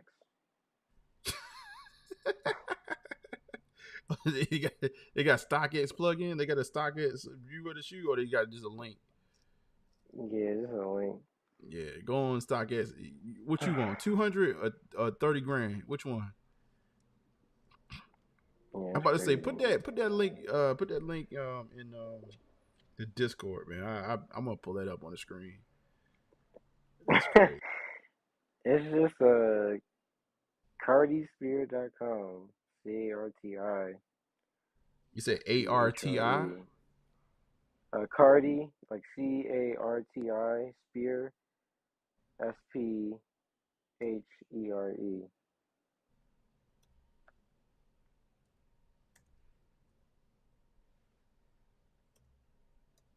And they even saying last call on Yeezys. So Rush about to shut down their Yeezy business. They about to shut down their Yeezy line too. That's crazy. What if these are all like subsidiaries of the Oh, real they thing? doing that last restock. Yeah, you see it on the main page? Yeah, they last stock, last call Yeezys. That's crazy. And even Yeah, when you click on it, the link don't even really work how it should. is it what you said the website was? Cardi what? CARTI It's, SPH. Yeah. hold up, you spelling it from the beginning? Yeah. All right. CARTI. Oh, it's TI. All right, TI what? Yeah. SPHERE. SPHTRE. ERE. Like ERE. All right. spear. Yeah. Oh, Cardi Sphere. Okay. Carti Sphere. Okay. Yeah, no R on the end, just the E. Got it. All right, y'all. Let's go get this. Let's go grab up this last restock. The Yeezy. There's Come on, y'all. reviews. There's reviews at the bottom. People buying. I don't understand why somebody would buy some Noctis glides. I could. Damn. Oh, this is crazy. They got reviews at the bottom of the page. Yo, They got 5.0. They got reps for shit that, excuse my expression, that nobody even want. Like, they got the craft patent red. What is this? They just pumping out reps. You said they got review. Oh God. Support was really good and shipping was fast. Why the hell you communicating with support? Great communicate. Yo, they got fake Drakes. Man, stop. That's what I said. Bro, I'm How dead. much they going for? I'm dead, bro. Let me see. I'm dead. Yo, like, I'm about to go get. Do I need to get my glides?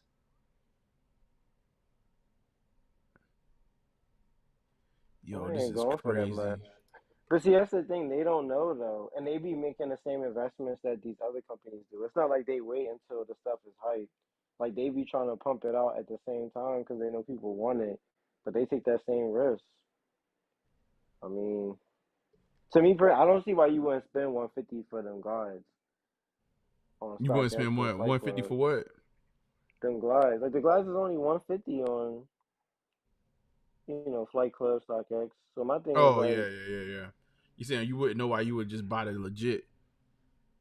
Yo, yeah. listen, I bro. mean, let's say, We got Red October's $200, man. That's crazy. €200 get to you in 5 to 10 business days. I ain't gonna hold you. This might be tempting right here. This might be tempting. I would purchase this just to see if they. I've never had a Red October in hand, but I would purchase this to see if it's like good material overall. Like, I will say the NFL, NBA has an issue because they jerseys sell out a lot, and a lot of those companies, rep companies, sell a lot of fake jerseys still. Like, they sell fake jerseys. yeah, they still got fake jerseys. Bro, You I'm can so almost get any player. You can get any player made. Like if you want to, like nobody's selling, like nobody's making like a Chicago D Rose right now. Like you want a Chicago D Rose jersey brand new, yeah, you could go buy one in China, get it made.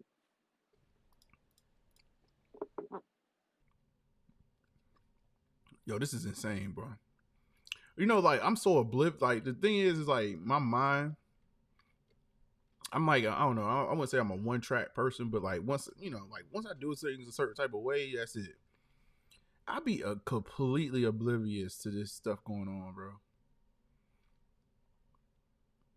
Like who in this market like that's because you would think if people just knew that okay, bro, I could buy some Air Yeezys for $200, you would see more of them. Like I ain't Well, never this is seen the that. argument that this is the argument of the guy that was showing the three that you was talking about, right? Like it's just cheap material. It's nothing. To some people it's just nothing, right? And they don't want to have to. They don't want to take what the game gives them, and they don't want to put nothing in the game to get it back.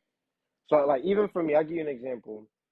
This is why, ever since I started buying clothes, I always have a cookie jar because I realize, like, there's going to be some things I want to pay resale for, but, like, I'm going to be willing to resell some stuff to, like, put it in a jar so it just balances everything out. Because, like, we know resale is just a part of the game. It So it's is. like, I'm not going to argue about it. I'm not going to complain about it. I'm just going to try to make it work the best I can. Sometimes it don't work out. Sometimes it does work out. And it just is what it is. Like, I don't feel like I need to have something where I just need to go outside those means to do that. And that's all it is for me. Like, there's really not one thing out here. I mean, them brand 85 highs, I really want them, right? I want 40 pairs. I want a pair for every year for the rest of my life. But I ain't about to go buy, no fake pairs if I can't get my hands on them. It's just going to be is what it is. So some people just can't be that way. And they gotta, I always, but see they gotta that, go do see my, that. yeah, no. I get it, man. Like Yeah.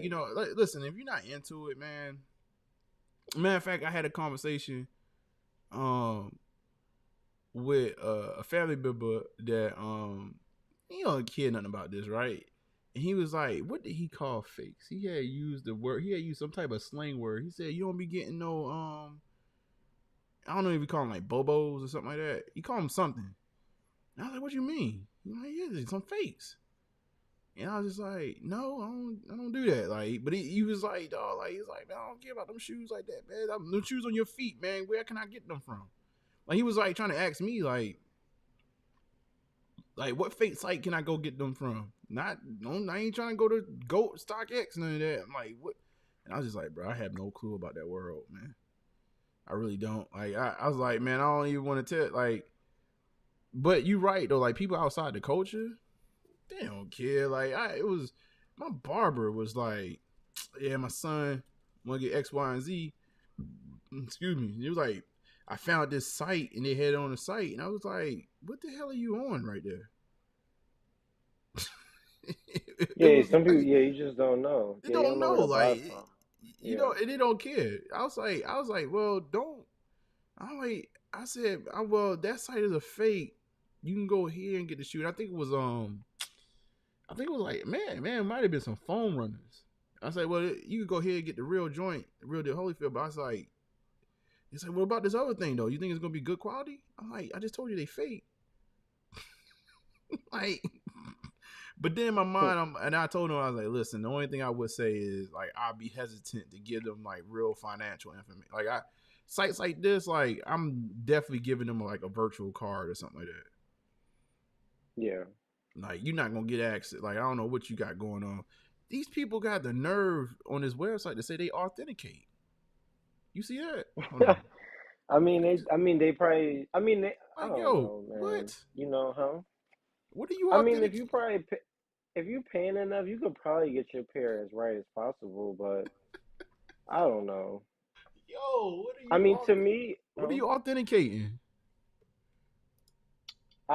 I told y'all last year I got sold a fake pair of the Cortez Air Max 95s because that was just a hard shoe to get. Like you couldn't two of the pairs you couldn't even get in America. So I went on the secondary market like through I think I went through like Facebook Marketplace, and I mean I could tell the good thing was that I had like the other two pairs from Flight Club. Like even when I got the box, it was just a whole size smaller, and the build of it was good, but you could just tell it was just off. It was just small things about it you could just tell. Like even the tag was off. Like the shoe came out in 2023. How was the shoe? Like it came out early 2023, but the factory dates was late 2023. Oh So I'm like, man. that don't even make sense. um, so I don't know what them guys got going on because some of those attention, I feel like a lot of them guys they don't get the shoe, so they just look at Yo, the shoe that they see online and just try to build it from the build that they've done like another 95. But man. um, Yo, listen, man.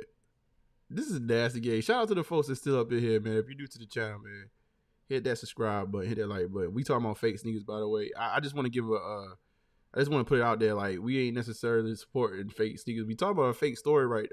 A story about fake sneakers, with Nike selling, suing a bunch of companies. So, if you just and I trip don't into get this, why Nike, I go don't get ahead. why Nike don't offer an authentication service. Even if it was just to like StockX or Flight Club, right? Just do something, and then boom, right? Like something on the back end that's like, yo, this was something that we made on this date, whatever. What would be Boom. the And even, upside from a monitor? Because their bottom, I guess their bottom line is, shoot, as long as we sold what we created, we don't care. Like, would you pay Nike to authenticate? I paid top dollar, Mm. 100%. There I you go. paid, yeah, There you go, yeah, I would. Nike. There you go. Y'all need in-house authentication. What better Even place if that it, authenticate than that the manufacturer? Go ahead. I mean, I don't like getting pairs from other people. Like, I like getting it from the store.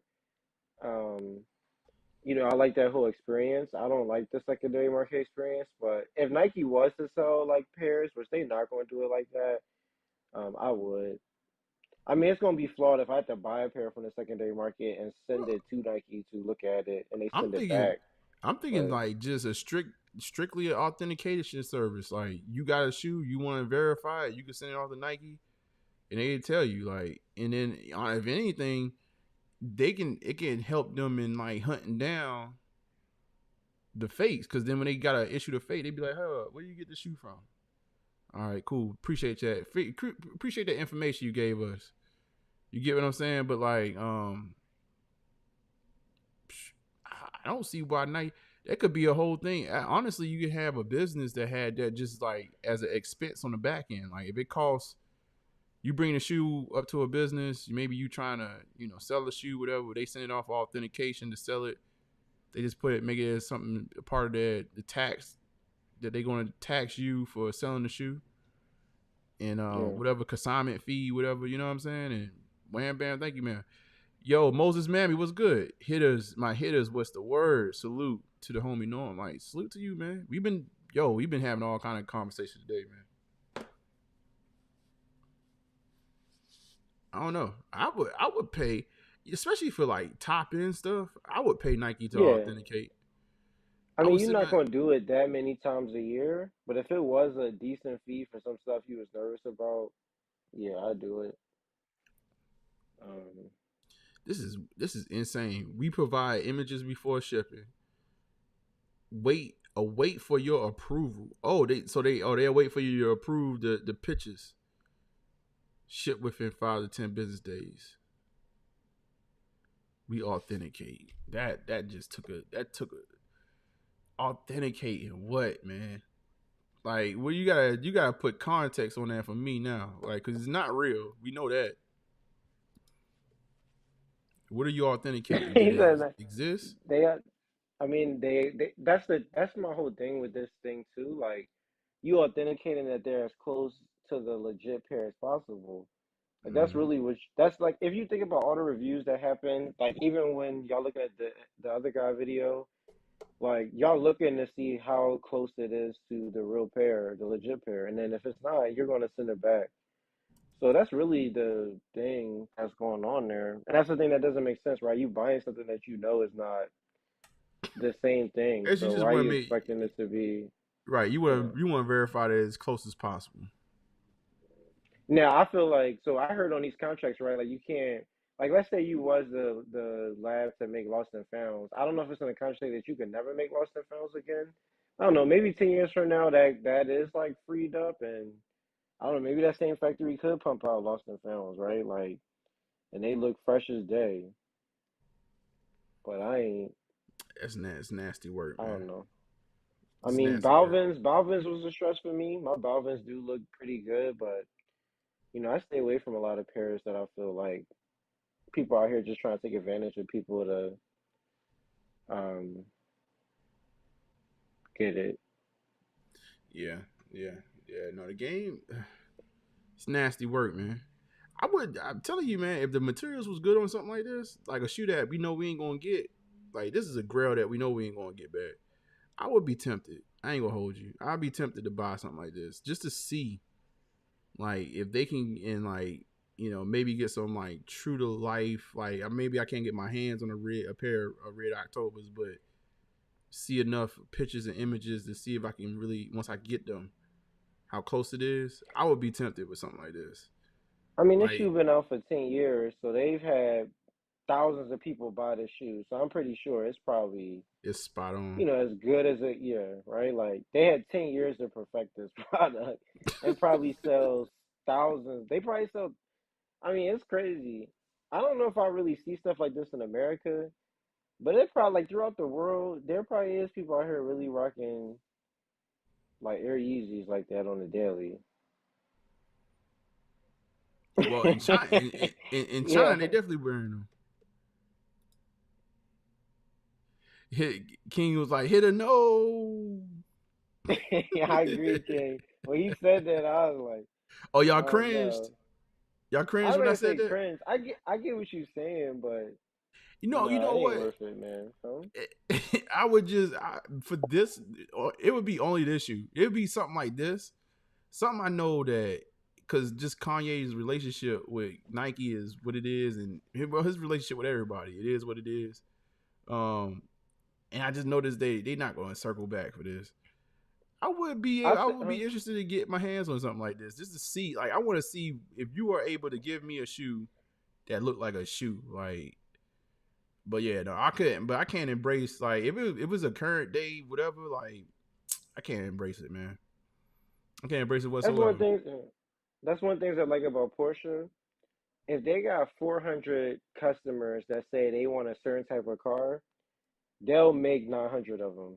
And I think like I wish Nike was the kind of way if you had 10,000 people say, "Yo, we will put up this amount of bread to get Air Yeezys made today. Can y'all make a run of them?" I think they could make so much money doing something like that. Like if Nike was like, "Yo, we'll make you Air Yeezys. You spend 2,500, 3K for a pair. You'll get them in 6 months." So many people would eat that up. Yeah, But it would. huh? They would. Because like Yeah. yeah, Go ahead. because they care too much about the name and all that other stuff. It's like forget Kanye, forget all this. Just do it like you sell shoes. Do it for the people who want the shoe, right? That's why I love Porsche. It's a driver's company. Like if drivers say they want to drive a certain car, they're going to like make it for those people in some time frame. So I wish that some of these companies kind of really did just It would be, have something like that. Yeah. it would be nice if even, I guess they do this without necessarily doing it. But if you had advertised that it's almost like Disney, right? Where Disney had the vault, or they still has the vault to a certain degree, even though everything's digital. When Disney had the vault, and they basically had a movie they didn't sell until it came out the vault.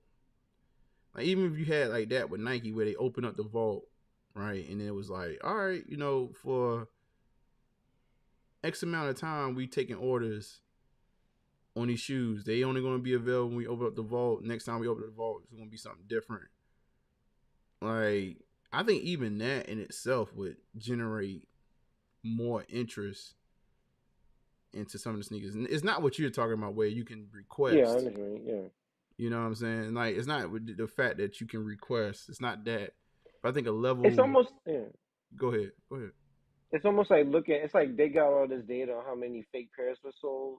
They could easily just sort by that and just say like, hey, people do want black pairs of Air Yeezy 2s. They want black Cat 4s.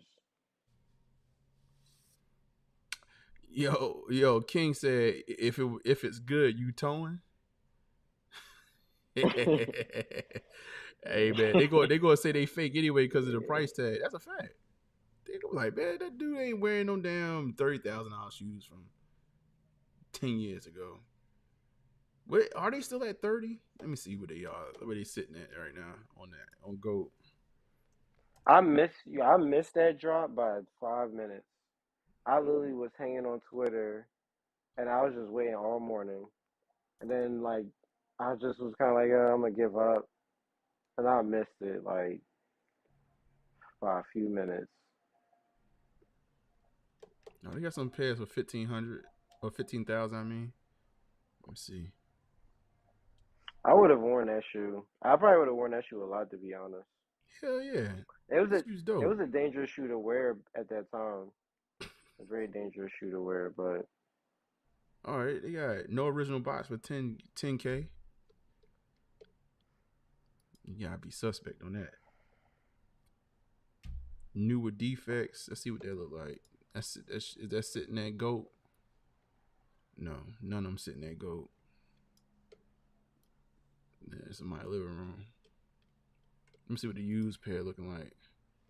I got a pair for $6K. It gotta be separating. Hold on. and red Nikes like those, they chip and they yellow like, and it is bad. Let's see what these look like. I got some like TN pluses that the air unit be yellowing. I got these probably. Hold on. Oh, my bad, y'all. Give me a second. I ain't trying to just. Even though I think some of y'all already know my email. Let me see something real quick. I'm trying to see some real pictures of some old Yeezys. Yeah, by the way, Moses, man, if you're still in here, to give context, man, this all started because we was talking about the lawsuit or Nike suing a bunch of third-party counterfeiters. Nike out here still getting out of business. Yeah, that's why I was trying to bring it back to Nike. Like, what can Nike really do? I mean, it's not going to satisfy this market either, because if they bring back Air Yeezy 2 Red Octobers for $2,500, the people who, would buy fakes wouldn't buy that anyway. But at least like somebody like you who would think about it, years later, go ahead and give you the opportunity. Yeah, I think if they I think they gotta bring these shoes back. I think they do. You would pray that they did, man. It might be a long time from now. Like, it might even be after, God forbid, like Kanye passes, like 40 years from now, 50 years from now, something like that. Hold on for a second. Moses Babby said, "Thank you for clearing it up because I thought the channel got hacked." Yeah. We only landed here, man, because we talked about that story. Oh my God, no, we not embrace it. We went to. First of all, I'm clueless because I just don't even look for this stuff. But basically, I asked New Wave to like see if he could find a site that we can actually find these shoes on and see what they're selling them for. After talking about that snooze clip, 200 euros, man. You can have some red Octobers, man. Come on, what we gonna do, Hittas? I just didn't know this stuff existed, man. But you know what though? I mean, You I know mean, what? like, think about it, right? You could buy a fake Louis Vuitton, fake Burberry. You gotta put the whole fit together, right? You could, Right. and maybe that's what's missing. Like, you need a place where you could go get the whole fit. You gotta put the in whole one fake fit together. checkout. In one checkout. Man, apparently Panda Bar, man, that's the spot, man. I don't know. Like, yo, like 200 euros, damn, that's damn near 300 US. Yeah, man. Go get you some fresh new Yeezys, man. That's just, that's just insane to me, man. I just couldn't. Oh man, God, I just wouldn't play around with it unless it was something like this, something that like pretty much. Even if I was wearing it, you probably gonna be like, yo, yeah, Nah, those gotta be fake, bro. there's nothing out there that for me. And then, like, I say Union Ones is the shoe that I do care about the most. And I mean, I feel like I'll just buy a new pair of Union Ones if mine get cooked. I'm about to But say even you then, I'll already just got swap them, out. right? Yeah, but I'm just saying, like, that's the one pair that I probably feel like I would do the most to, like, keep it going. And I mean, it's easy to find other Jordan 1, also. So I ain't even too concerned about that. But I don't really have another I don't have any pair that I'm like, That you would do that. yeah, I gotta do. You would come here, not Yeah. here, but I like on the other site and buy the fake. Yeah, like something drastic would have to happen, like Nike and Jordan never like stop making shoes. Like, I don't. It would have to be something totally Yeah, no, I got you. like Yeah, Nike like man. shut down. You Yeah. got both. You got both of the Union Ones, right? Yep. I got every union besides certain colors, like of like fours. Mm. I don't have like certain colors of the fours. That's it. Everything else I have. Yeah, no, that's one of my favorite pairs, man. I had I mixed matched them. I think last time I wore one storm blue and wore the black toe together. I go to the last time I wore. It was either last time or the time before last. I pull them out every now and then. One guy was like, "What the hell?" It's like, man, yep. So what I do on the side. Every day I did, I just pull these damn shoes out. I'm thinking about. I don't know what I'm gonna wear this weekend for Father's Day, but I might pull out something. He said, "Fake Air Force One man rubbing his hands like Birdman right now." Seeing this, it's crazy. Oh, the clear joints. Yeah, y'all taking it back to the early 2000s right there. The clear joints, the back of the. But see, back then it wasn't sophisticated like they are now. Like that was just some, you had the homeboy hookup, which whoever's in your hometown selling fakes, they was getting it from their connect. Clear Jordans. There's a lot of fake Yeezy Adidas 350s Oh yeah, being made. Yeah. I could only A lot of imagine. people love those shoes. The I foam could, runners it was, but I think most people are trying to dump those now. yeah, I could see 350s. 350s seem to be like once you get that material, once you get that knit upper right, it's just knit upper and sole. Really, you think about it, ain't nothing intricate about the Yeezys, the 350s. But it seems like Adidas don't really care about any of this stuff though. Shit, Adidas they just trying to figure out how to sell shoes right now. Yeah. Like Mhm. they probably ain't got they don't have enough bandwidth to be sitting up here trying to like sue anybody. They gotta actually sell Yeah, some stuff no. first. Like Nike's just a bully right now. They just because they big kid. They the only kid on the block really overall, and they just got time, man. They got time, and that obviously access money to just be like, yo, like let's just run. Who we gonna run down on? I think now we just have to take it on the chin that Nike is gonna sue at least three big. They're gonna have to be at least like three big lawsuits every year. That's just part of the budget. Yeah. That's Gotta go part after of the legal. somebody. Yeah, that's part of the legal budget. Like we got three lawsuits. Y'all just pick who we want to sue this year. Y'all go ahead and go after them. Like they I mean, sat I'm down. happy they doing it. I'm happy they doing it too. I mean, I'm more not to stop. Like, I don't know, do what you do, but I'm more so concerned about fakes entering the market that I buy from. Yeah, no, I That's understand. that's more so what I'm concerned Yeah. about. Y'all do what y'all want to do, but I think if we can get more and more fakes off of like major platforms, decreases the maybe it decreases the amount of fakes that may end up mixed in with the real. I don't know. Like that's how I'm looking at it. Because Yeah, I think it's gotten better. I think it's gotten better since they started doing it. shoot, it might even like to your point, the early market, man.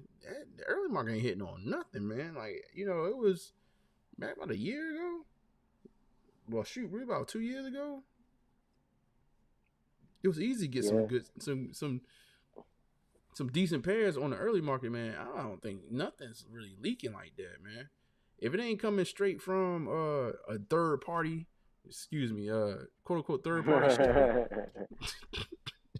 you ain't getting it, man. I'm looking at these shops. I'm like, I got more exclusive than y'all. I can't I even got to pull up. argue. I got to argue with my friend about this too. About like certain releases that let's say a boutique does backdoor pairs. Just tell them like, and I'm saying they backdooring pairs through like Flight Club or StockX. Mm-hmm. Just tell me what your price is, right? Like if you want to sell the shoe at 750, then just tell me you want it to be 750, but Nike wouldn't do that. Just send me my invoice, right? Like I'd rather just get it from you than just go through that means. I don't need you to I don't need to tell nobody. Just send me the invoice. Just tell me invoice Yo, like just tell me the 750. price, bro. Yeah, Like, that's it, right? Like even with the trophy rooms, if you want to sell them for a stack, just send out a stack invoices. Ain't nobody gotta know. Like just send out a Google spreadsheet and say you may be contacted about a pair, and this pair ain't checked out through the normal receipt process, but all right. it is from us. Yeah, Nah, like man. I don't know, cause I hate that. I hate all them. I hate all the resale shops. I hate all the sites. He said I I hate all do. I of hate all of it. I hate all of it.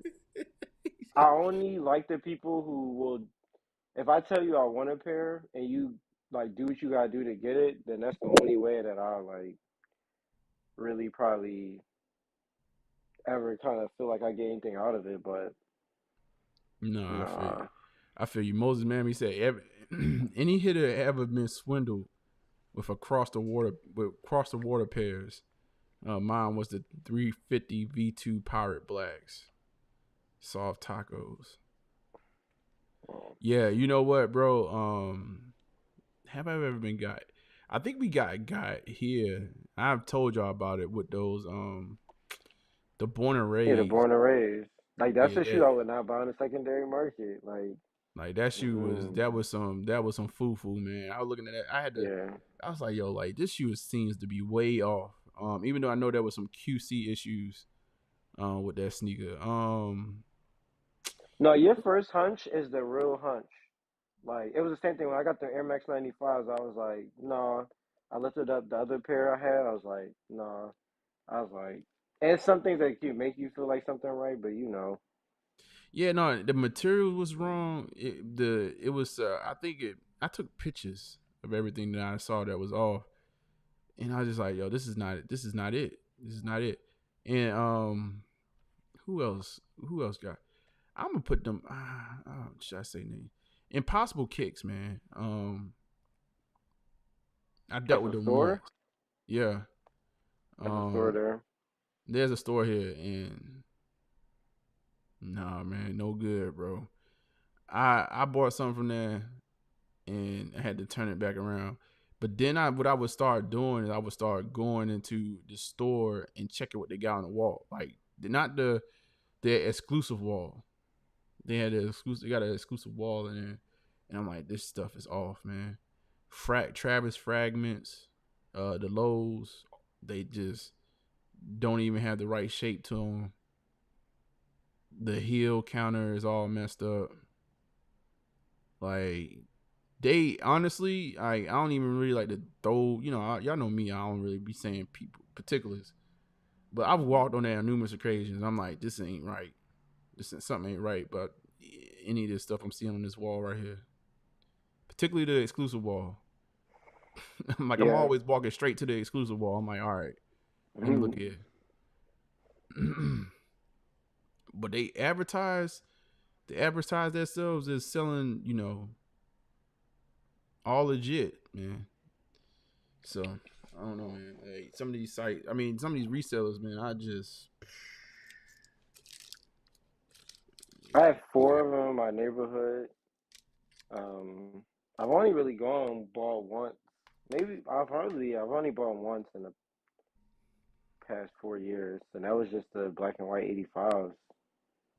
Oh, That's the only thing I bought from a resale shop locally. yeah. I think it's just too much floating around in the market, man. To really trust it. And I'm It's just not my saying, experience at shopping at a resale shop, and it's my fault too, right? Like when you go into a store that has product $700, it's a certain type of way, right? You get offered a bottle of water, you get certain things. You go in there and it's just a bunch of kids who like not getting paid much, just like reselling shoes. So it's just kind of not a great experience sometimes. yeah. Especially when you And I spending top dollar for a product. You know what I yeah, mean? Like it should be an experience. But most of these shops, like this, like you said, like they got kids running the floors. They kind of treat the demographic like the demographic kind of presents itself. Even though you spending upwards of $1,000 up in there, like it's not too many other. If you was to go to a regular mall, like it ain't too many other stores you just gonna walk into and buy one piece of product for that type of price, unless you go into the Louis store, Gucci store, or something like that. So to just be treated like you just walked into Foot Locker, like, yeah, and actually not yeah. even getting treated as good as walked into Foot Locker. So I get it, man. I did it for a little bit. Even like when I had the born and raised situation, like it was early, and I was like, all right, cool. I had the pair that I did my review on, and I found it locally. And I was like, all right, cool. Go ahead, flip that. But luckily, I came out on top on that one though. That was the grace of God hitting on the actual drop. So I was able to flip that joint, get another pair. It pretty much brought the shoe close to damn near retail. Once I actually started doing the Yeah. flipping and everything. You see, they just sent me an invoice. No fam. For what, Nina's? Nina fam? They just sent you an invoice? Stop it.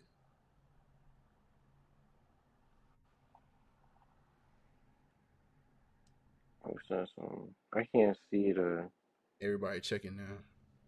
chat. Stop it.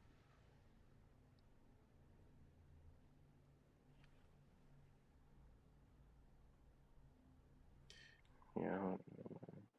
So So what I will say about the Ninas is that I think it is on the better side of a canvas basketball sneaker. The creasing I saw was like the same creasing that you see on a leather pair of Jordan 3, kind of like where your big toe is and you kind of flex it there.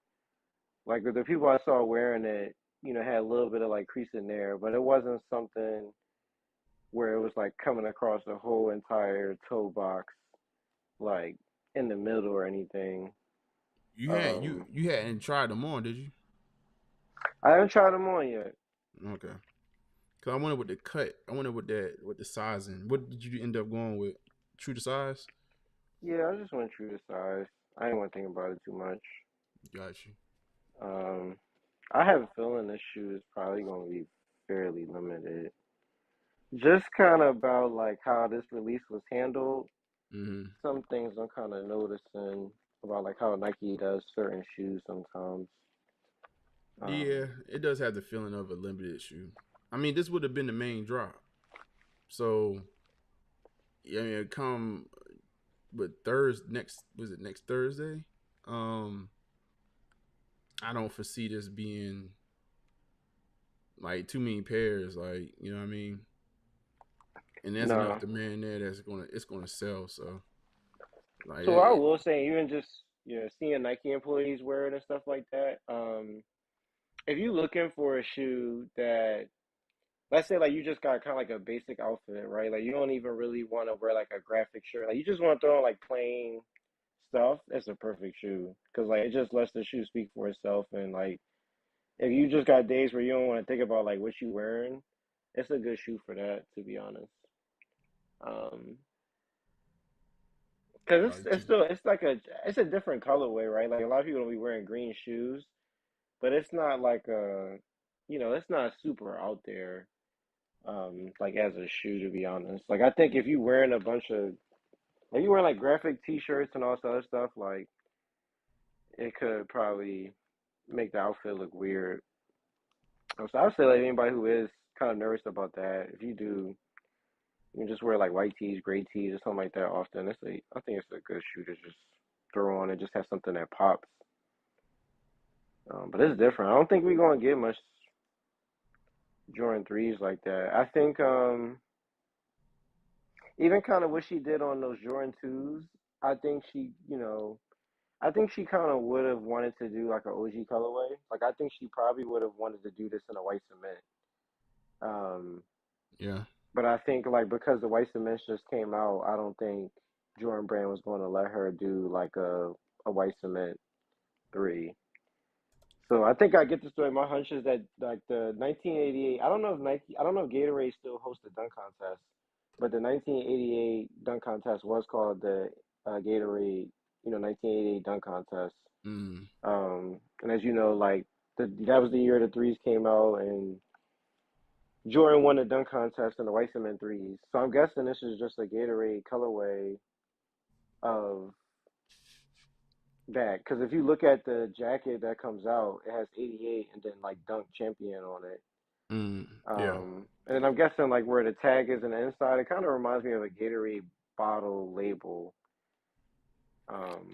I'm So hoping next week we get like a spotlight for Nina on the app. yeah, Like hopefully. I'm assuming that they're gonna do something. I mean, I don't think I So haven't really been. I think if that's kind of what the shoe is about, like that's why Jordan 3 is one of my favorite threes, the white cements, because of the dunk contest. Like, that was kind of times where like the shoe kind of wowed me when somebody did something cool in it. So I think for that, like, I think I will appreciate this shoe if this happens to kind of come out of it, right? It's just something like it's not. It's just kind of like a flip on a story that we already have a little bit. Just add something a Mm-hmm. little bit different to it. I think you really see like her artistic feel to the shoe. Like that's why I like it so much. Like she's really finding a way to bring her ideas into like practicality. And it looks effortless, to be honest. Like it doesn't even really look like she tried hard on this shoe.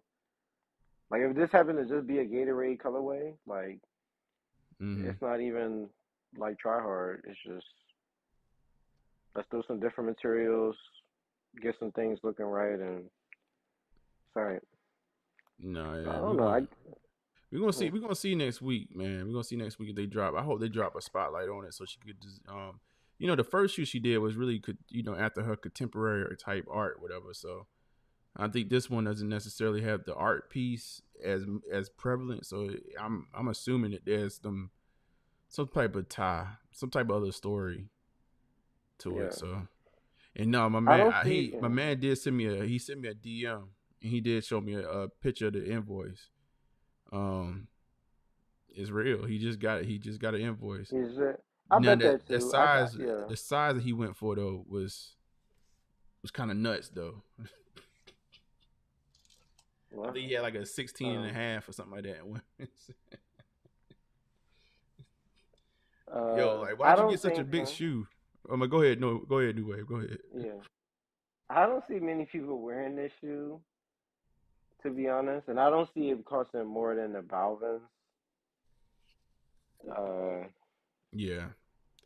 I mean, I think it's going So to it float. can. What my prediction is around about 350, 400. You know, even if it may slip into that 200 range for some pairs, and especially like used pairs and stuff like that. I mean, I don't see it. I don't see a bunch of reselling it. Unless it just comes out to be super limited, then you know there's some type of folklore that get kind of passed around about it. But I don't know. I don't see a whole lot of, not No, a I don't ton think anyway. so. Um, like it gives me like it's almost kind of the same canvas that's on Union Jordan 4s. Sorry, background noise. You good? But You I good? don't think it's going to. I don't think it's going to do like the Union 4s. Maybe over time it could reach up, but no, I just don't see people wearing a shoe like that. Yeah. No, Certain people I will, get it. but not enough. Yeah, not Yeah. enough for it to be on people's mind like that. Right. Yeah, My man said 15 men, 16 and a half women. Yeah, that's still outrageous. yeah, that's outrageous. I don't know how many people would go for that size. Yo, that's a Like, bigger shoe size yeah, than that's a bigger shoe size than my man T Dog. You know, T Dog, that's Mr. they might be 14. yeah, they might be happy to get rid of that. Man, let's get this big ass shoe up out of here, man. Send that email out. Yeah, I don't see anything.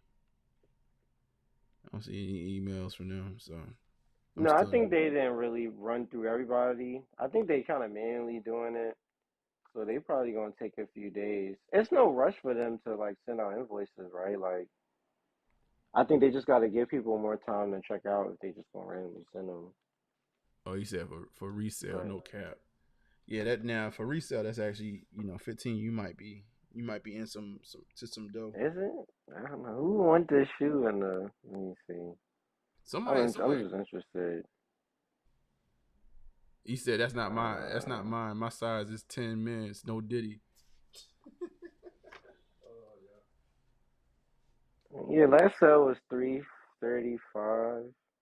Yeah, I mean it could be kind of crazy. I don't know. I just the feeling I saw when I got my shoes, it just seemed like men weren't feeling them. I mean, there probably might be some women out there with a size 15 shoe, but I'm just not getting a feeling a lot of men um trying to rock this shoe. I just didn't get that feeling today. Yeah. Yeah. Did they have any other apparel still in there? Yeah, they had a whole layout. Most of the tees were gone. There was still jackets. I think people were buying the hoodies. Uh, Yeah, the hoodie dope. the black hoodie. Yeah. I think I the thought about it like, the orange hoodie. I was gonna buy a tee. That was what I was gonna try to get her to sign it, but I'm not gonna get none of the merch. Not no You ain't get her to, more. you ain't I like to see. you wouldn't get her to sign the shoe. Yeah, she wasn't there. She left. She dipped to Baltimore like Uh yesterday. Yeah, so she wasn't there today. Um, but yeah, I would get her to sign the shoe, but like I wouldn't. I don't know if I really want any of that merch. It's dope. I don't think I'm gonna get that. he said I love the shorts. Yeah, that the whole. I mean, like every time the merch, she killed the merch. Yeah, I I like the think jacket. yeah, you're talking about the green jacket, right? Yeah, but it's just like it's gonna be kind of crop top a little bit. Like it just looked like even the models in the jacket was a woman, and I don't even think Swiss Beats wore the jacket. So I'm kind of like I stay hands off.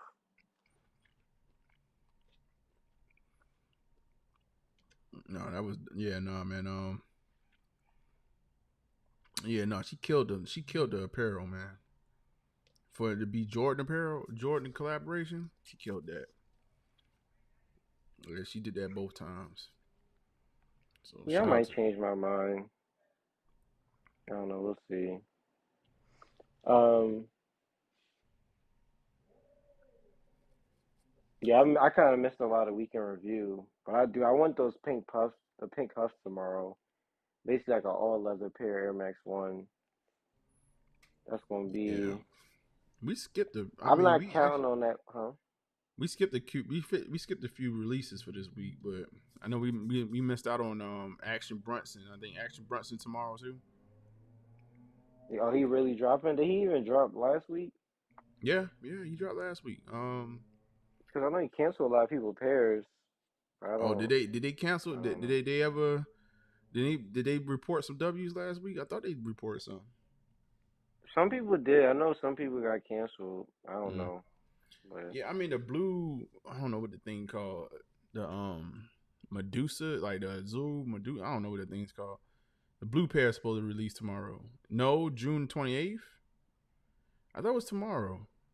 All right, well never mind. Well, hold up.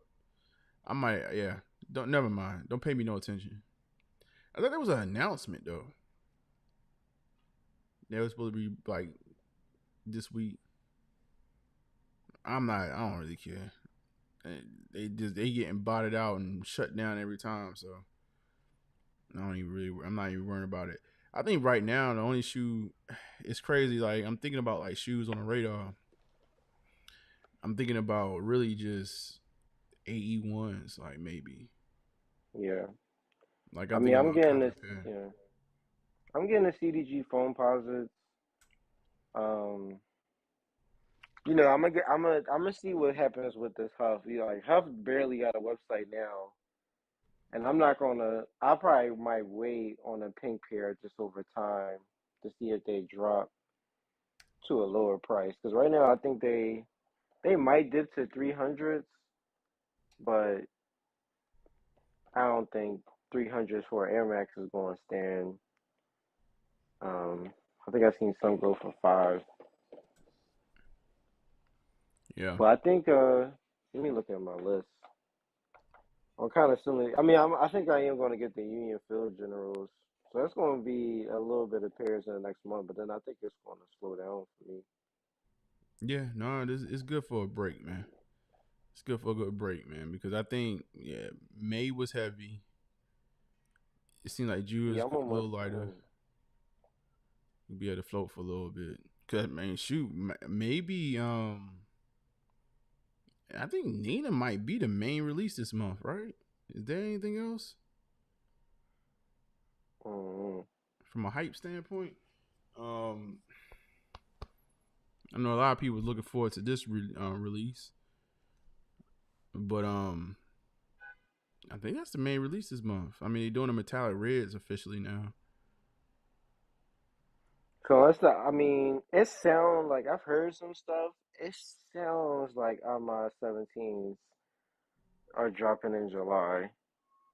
Oh, really? Um, I don't know. Like, I'm not saying that's confirmed or not. It just, I feel like I just kind of heard some stuff like it might pop up sooner than we expect. I don't know if both pairs are, but that's probably one of the pairs I could see maybe popping up in the next 2 months. I'm gonna Um, that I if might they get. hopefully they do something with that beach, the I'm on a year beach thing. I will actually try to pull up to that good content or something like that. So I do like that. So I'm ready to switch it up, and I do like the I'm a Mayor 95s. I think I am going to get both colorways, and I think I'm gonna substitute that for like a Jordan. Like I'm probably not getting the 4s or the 3s this year. I just only get the 17s and the 95s. And then I saw there was a Chuck logo on a box on a 3s box, the mm. Converse logo. So I don't know. I don't know what happened. Maybe maybe some Converse is supposed to release with them 3s, but I don't know. If I want to see. I'm particular about certain Converses. Like I don't really want my Converses deviating much from just the normal pairs. So I'll have to see what that looks like. Um, but I think I haven't seen a black pair of the 95s, but the white pair seems okay to me, and I think I'm cool with that one. No, I got you. Moses Mammy, he said they canceled the manual orders. The bots one Action Brunson drop was bogus. Oh, what y'all think about the red SB4s? Overdoing it or what we need? Mm, I mean, I don't know if it's necessarily overdoing it, but I don't think I need it either, though. That's a shooter I I could don't really pass know. on. I guess we don't know the color blocking, but I guess when they first showed the green SB4s, a lot of people was like, "Damn, we getting green." So now you kind of throwing out colors that people kind of really want a little bit more than green. Yeah, If they do the same color blocking, I guess. yeah, I'm Yeah, good. I'm good on them, but it's whatever. If I get my hands on them, I'll wear them. It ain't. I don't feel like I need all of them. yeah, I'm definitely not. I'm not pressed. I mean, I think me having one pair is actually that's all I'm really aiming for. One of the SB4s. So, oh man, hey, look at that, Yeah, man. Like the cat. I keep wanting to call them the calf. The Mavs weren't swept. They Monday night won by about 40 points too. yeah. They gonna, I mean, it's gonna. You really don't want to win a chip on somebody else's floor. Well, hold up. Are they still they? Are they in Dallas? Or they? I thought they back in. Are they not back in? Oh, it's game. It was game 4. They was in Matt. They was still in Dallas. It used to be 2-3-2, but I think they changed it back. Let me see. It's still 2-2-1-1-1 type thing. Yeah, they changed it back after 2014. So yeah, it's 2-2-1-1-1. So I Mm-hmm. mean, Yeah. Now we'll see, man. um, Hope they make it interesting, man. But I doubt they win 4 in a row. But make it interesting at least. Make it interesting. All right. Let's see, man. Yeah, you know what, man? I think we're gonna wrap it up tonight, man. Let's see what we got. Unless it's something else I want to check out real quick. Mm-mm-mm.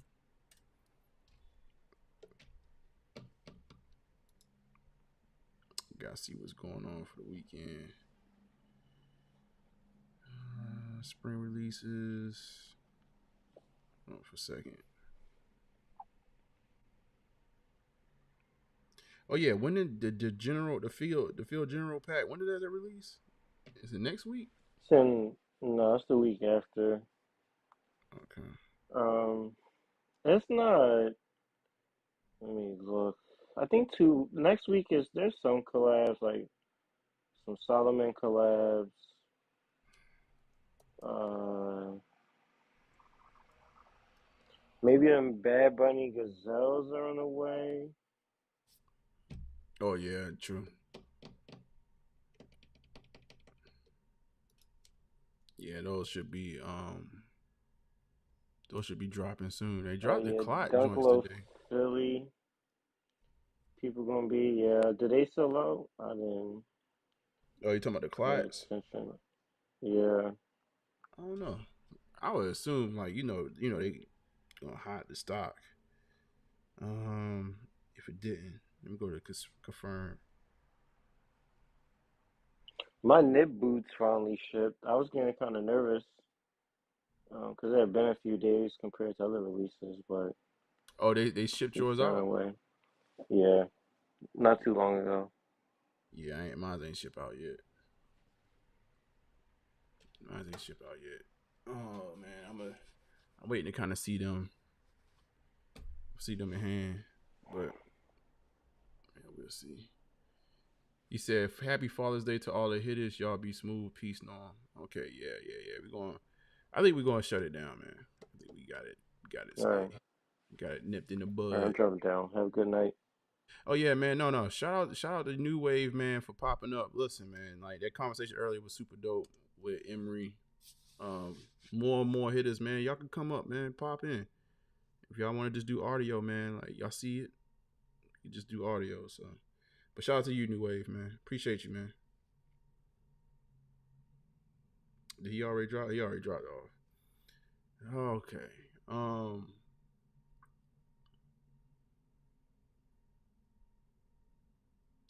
know I started off the show today ranting about culture, but man, like it was I think we talked about a couple of things, man. It was crucial. I don't have any I'm sitting here and just want to make sure I get all the last words out, but man, listen, man, just be so good, man, they can't walk you out the room. Like, just always focus. Don't focus on what other people may think about you or all that other stuff, man. Just be so good that they can't walk you out the room. That's what I'm leaning on. And a lot of times being good is just doing your due diligence. It takes a nation of millions to hold us back. Yeah, it just, we gotta get out our own way, and we can't look at things from a standpoint of who's holding you back. If I remember,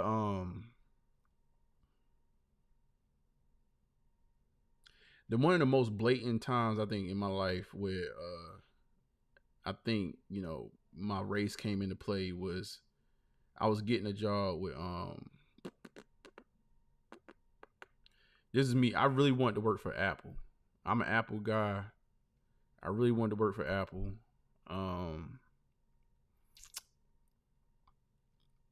I was ranked. I never worked for Apple, but I wanted to work for them, and I just looked up to the company. This is back when Steve Jobs was alive and stuff like that, and I really had intimate knowledge of their products.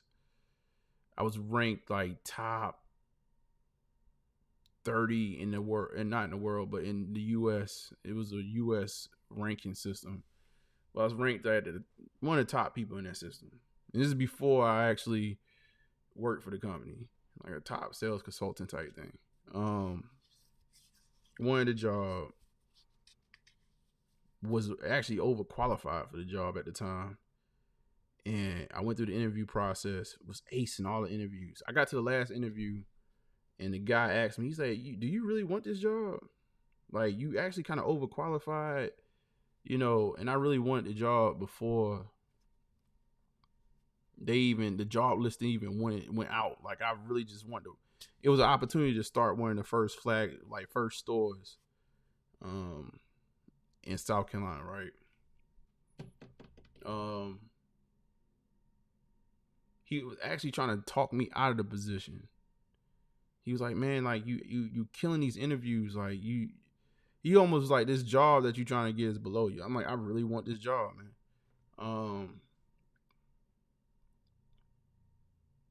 The job ended up going to so it was another guy. He didn't want the job, actually. That's the funny part about it. This other guy he didn't even want the job. They talked him into trying to take the job. And he even came to me like, bro, like I really hope you get it. Like, but at the end he got the job. And at the time I was looking at it and I was just like, bro, I get it. Like, I look a certain type of way. You don't want me to be the first flagship store, especially in a state that has a lot of racial, like you want to go through a time warp. Even to this day, like, go to South Carolina, man. Like, that's why, like, it's funny, like, people talk about this subject, and I'm like, and they live in like a state or maybe a city that don't necessarily have that thick air like that. Like, go to South Carolina. It's a different monster. And I went home. I was pissed that once I figured out I didn't get the job, I was like, yo, how can I kill everything? Flying colors. I'm overqualified. I really want this. I asked for this job prior to the job actually even being available. Still didn't get it. And I did have that split moment where it was just like, man, it's because of this. It's because of my skin color or whatever it was. And I remember, like, the next moment I was like, you know what? I don't want to be anywhere where I'm not wanted. And I went and I told myself, I said, you know what? It's all good. It wasn't in the card. That wasn't in the cards for me. I'm gonna just go ahead and keep on going hard, building myself up and and prepping myself for the next opportunity. Like whatever doors open and I'm kicking them in. And salute. But even with that being said, like I didn't let that break me. Like, you know what I mean? So I think when we was talking about that conversation at the beginning of the show about, you know, certain like doors being closed, gatekeepers and stuff like that, man. There will be gatekeepers. They may look like you, they may not look like you. But don't let that deter you from what it is that you need to get to. And like I said, just be so good they can't walk you out the room. I give y'all one more, man. I give y'all one more example. I've had so many different jobs, man. So this was still in the retail space. It was a job opening. It was an opportunity to, you know, move up. I went in for so it was funny because at the time I didn't even really want the job, but I just wanted more money. And I'll tell you this funny story. I just wanted more money. My thing was to make more money and make more money and make more money. So I wanted more money. I went into this job interview, not because I really want to move up in the company, because I want more money. I go into it, it was a management job. At the time, I was learning project management skills. And I remember when I went into this meeting, I went into this interview, and I did what's called a SWOT analysis to our project managers out there. Old school project management, because they don't even teach this no more. This is more so. This is if you come from the school of waterfall and not agile. A lot of places like to work in an agile environment, and not waterfall. And I hate the fact. I think agile has been the bane. It's been a pain in my rear end for the last 10 years. So I went into the interview and I did a SWOT analysis. Strengths, weaknesses. I think it's strengths, weaknesses. I think it's like overcome. And then I'm trying to think what's the T. I forget what the T stands for. Y'all can look it up. SWOT analysis. Oh, let me see something.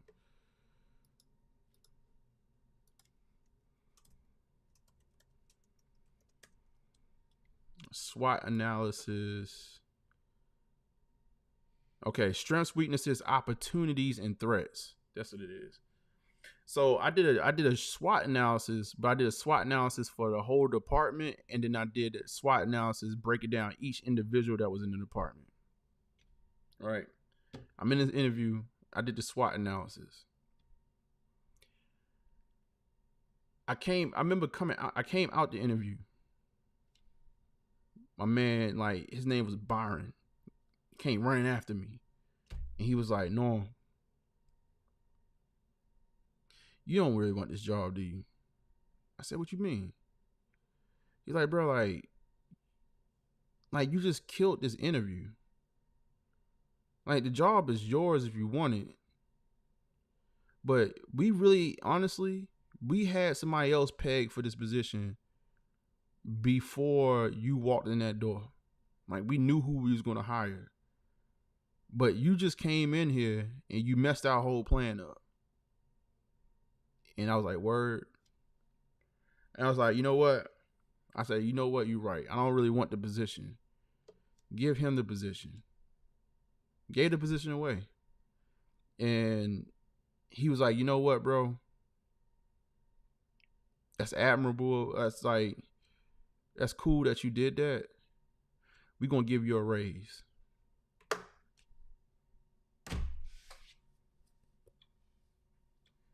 And like, I literally went in there. Like, the funny part about the story is that all I really wanted was the money. And I literally got paid more money, and I got to keep the same job. Hold on.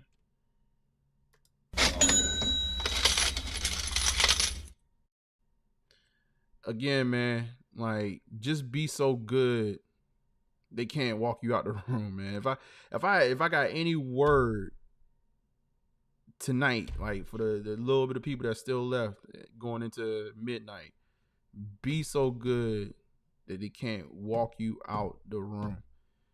you don't know what, if you just keep that in mind whenever it is that whatever obstacle that you are in, like just always try to keep a level of excellence about yourself, that no matter what the things that people that's like looking at you some type of way, just be so good that they can't walk you out the room.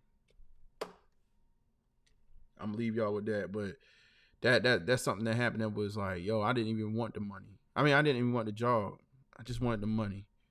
When that killed it, came out with the money. Jerome Castro, he said, what you think about those white gold Deons dropping in August? I think they're going, I like, I don't know if you've seen the Deons in the background right there, but you got the Deons over here. But I think they cool. It's such an iconic shoe that anything that they're gonna remix on the shoe, I think they're doing the Colorado home and away colorways. They cool. I like them. I guess for me it's more of a nostalgia factor, so I'm not really fooling with them. So, but I think they dope, man. If you think they look cool, I think they look dope. I wouldn't be interested in buying though. That's just me. I want the OG stuff. But that's just because I'm a Diamond Turf fan too. Like I'm waiting for them to go back to 93. Let's go back to 93. Let's get the OG. Ain't been done. But Jerome Castro, what city you dialing in from? And if you're new to the channel, man, make sure you subscribe to your channel, man. Like we about to make it to 1,000. I think we are. Let me see where we at right now. We are about 89. Yeah, we about 89 subscriptions. Jesus Christ, I can't get my words out till we hit 1,000. This will be the second go round that we did this. That's making. I ain't gonna shed no. I shed a tear last time on the old channel. Oh my God, you gonna shed no tears. Fayetteville, man. I'm finna sub. I appreciate you. You actually you catching the show at the tail end, man. We've been talking about a bunch of dope stuff tonight, but and I was actually supposed to be wrapping up, but man, no, pull up, man. If you're new to the channel, man, we do these lives every Friday, every Wednesday. Plus we doing, I do reviews. I'm kind of slowing down on reviews right now. They really come and hit y'all with the ooh-wop. I want to make content that y'all like around sneakers, but then we're gonna have to make some content, man. We actually dropping some gems and it leaves something tangible. And I got this idea. I have this idea of an app. I don't want to spill the beans yet, but it actually kind of goes along with what we've been talking about today with stocks and stuff like that. I think it'd be dope. It'd be a dope project that I think that folks like folks that's on the platform, that's been on the platform. Once I kind of put it out there for some folks, you're gonna actually appreciate. I think y'all gonna want to get involved. You said, you said, you good, bro. Do your thing. I'm at work. I just saw you on my feed and tapped in and liked the stream also. Nice. Man, I appreciate you, man. You said, were the DT Deon's worth the cop? You know what? It wasn't worth the cop. Like I had these joints sitting since like March. I did not actually pay as much as people was paying for these back then.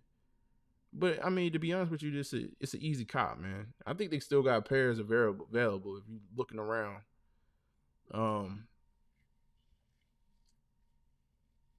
But no, I mean, I like them. So I mean, it's part of my favorite lines of all time. So. Oh, he said, Emery said, Jerome is near me. Yeah, Fayette. Shout out to my people out there in Fayette, man. Jerome Castro, I used to roll around with some folks from Fayette, some Dreamville folks from out there. I don't know what age group you're in, but I was rolling around with some folks from out there. This has been some time. I'm here in Charlotte, North Carolina.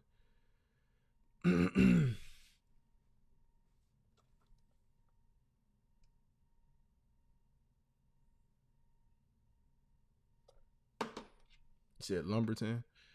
Oh yeah. Y'all fed non folks, man. Y'all a tricky bunch out there. But yeah, no, I've been here in Charlotte, man. Charlotte chilling. This is what you're looking at, Charlotte skyline. Like behind me. You got the buildings behind me. But yeah, man, like y'all don't just be so good, man. They can't walk y'all out the room, bro. That's all I got to say, man. Be so good they can't walk y'all out the room. No matter what the opportunity is, man. And also be prepared to put your I don't know. I don't want to say like your hard hat on, but like, you know, be always prepared, man. You never know when it's your time to shine, and you might be in the presence of the right people, or you might be in the presence of some vultures, man. You need to know how to navigate a room, man. But definitely learn how to do that. Like I said, more hitters, man. Y'all dial in. Even on Wednesdays, man. Wednesdays, y'all dial in, get in tune with the show. You said, oh, you in Charlotte? That's what's up, bro. Shout out to Charlotte and Lumberton. Too, them Lumbee women, something else. Yo, listen, it's funny that you call it Charlotte, bro. Like, yo, like last weekend, man, we literally somebody right here on the block, man, shot in the head. 2 people shot in the head. Crazy. Charlotte is changing over the years, man. Charlotte has been changing. We got so many people, including myself, that have migrated to Charlotte. Charlotte is turning to Charlotte. Like, Charlotte is getting lit. Charlotte is getting lit. But shout out to y'all, man. We gonna get up out of here. It's about midnight. Your boy got to get ready for Father's Day weekend. And plus, I got work to do. I'm gonna be working. I got a whole new team coming on, in my new project over the next couple of weeks. So it's probably gonna be somewhat busy for me, but we always gonna get the work in. We always gonna get the work in. So let me drop the widgets, man. Shout out to y'all, man. Name is Norman Nation. I go by South, successful overachiever, underdog forever, man. That means you grind forever, you'll shine forever. At the end of the day, man, listen, wear your shoes and be so good they can't walk you out the room. Shout out to my fathers out there. A lot of times, you know, fathers are necessary. I wouldn't say necessary evil, but a lot of times fathers, like, we don't ask for credit, but y'all deserve all the credit. Y'all the ones that maybe not get all the praise, but y'all the ones that keep it together. You know, even if you married, the whole concept, you know, the husband is the house bond. The husband is the house bond, keeps the house together. Keep your sons on the straight and narrow out of jail, and keep your daughters off of strip poles. So salute to y'all, man. Keep on being great fathers, and I will see y'all next week on Wednesday. At the very least, next Wednesday, and hopefully I keep on, and hope I have some more content to kick. I've been kicking a bunch of shorts. We're gonna get this channel over.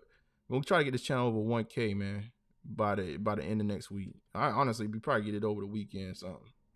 Let's go ahead and just set the goal high. But we're gonna try to get this. We're gonna get that 1K, man, and keep it moving. He said, shout out to all the fathers. That's one dirty dish away from being kicked out.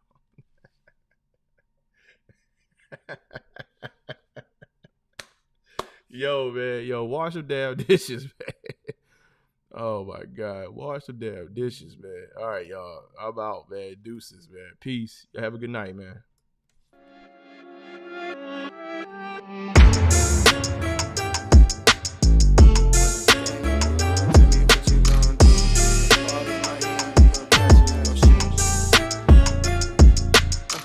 When the game on the line, you can't fold and you can't bend. Got be playing it safe and I be going for the win. Remember back when they was doubting on the kid. Now they tuned in cause my game too legit. Stayed down, remain humble and I made it work. Crazy how I came out so clean from the dirt. We was using candles on the nights the lights ain't work. We ain't never going back to that and that I merged. Turn your back on me, the worst mistake you ever made. Keep my grass cut, gotta watch out for the snakes. If it's on my plate, best believe it's getting 8. I'm ballin' like I'm Kobe 33 before the 8. I just want the rings and the medals and the trophies. I want the Kardashians and Jenner to all know me. I wanna take a Uber to the hills to visit Chloe. I want the floor seats cause I'm tired of the nosebleeds. When the game on the line, you can't fold and you can't bend. Y'all be playing it safe and I be going for the win. Remember back when they was doubting on the kid. Now they tuned in cause my game too legit. I feel like I'm Scottie Pippen, putting on the work but they don't give me no recognition. Basically the league's MVP but the P is missing. I'm the most valuable but sometimes they tend to forget it. I live my life on the edge but my back against the wall. I make sure my shoes lace cause who gon' catch me if I fall against the odds, but I'ma beat them all. I used to have a lot of friends, I never thought my day one circle be this small, but who needs love if it's fake love? I'm tryna shine like the diamonds on Mike's glove. Get in my way and you gon' feel it just like Mike's glove. I'm tryna go from burnt rugs to the red rugs. That's facts. When the game on the line, you can't fold and you can't bend. Y'all be playing it safe and I be going for the win. Remember back when they was doubting on the kid. Now they tuned in cause my game too legit. Who gon' stop me now? I'm on the road, let me know. Who gon' stop me now? Who gon' stop me now? Who gon' stop me now? I'm on the road, let me know. Who gon' stop me now? Gang, gang. When the game on the line, you can't fold and you can't bend. Y'all be playing it safe and I be going for the win. Remember back when they was doubting on the kid.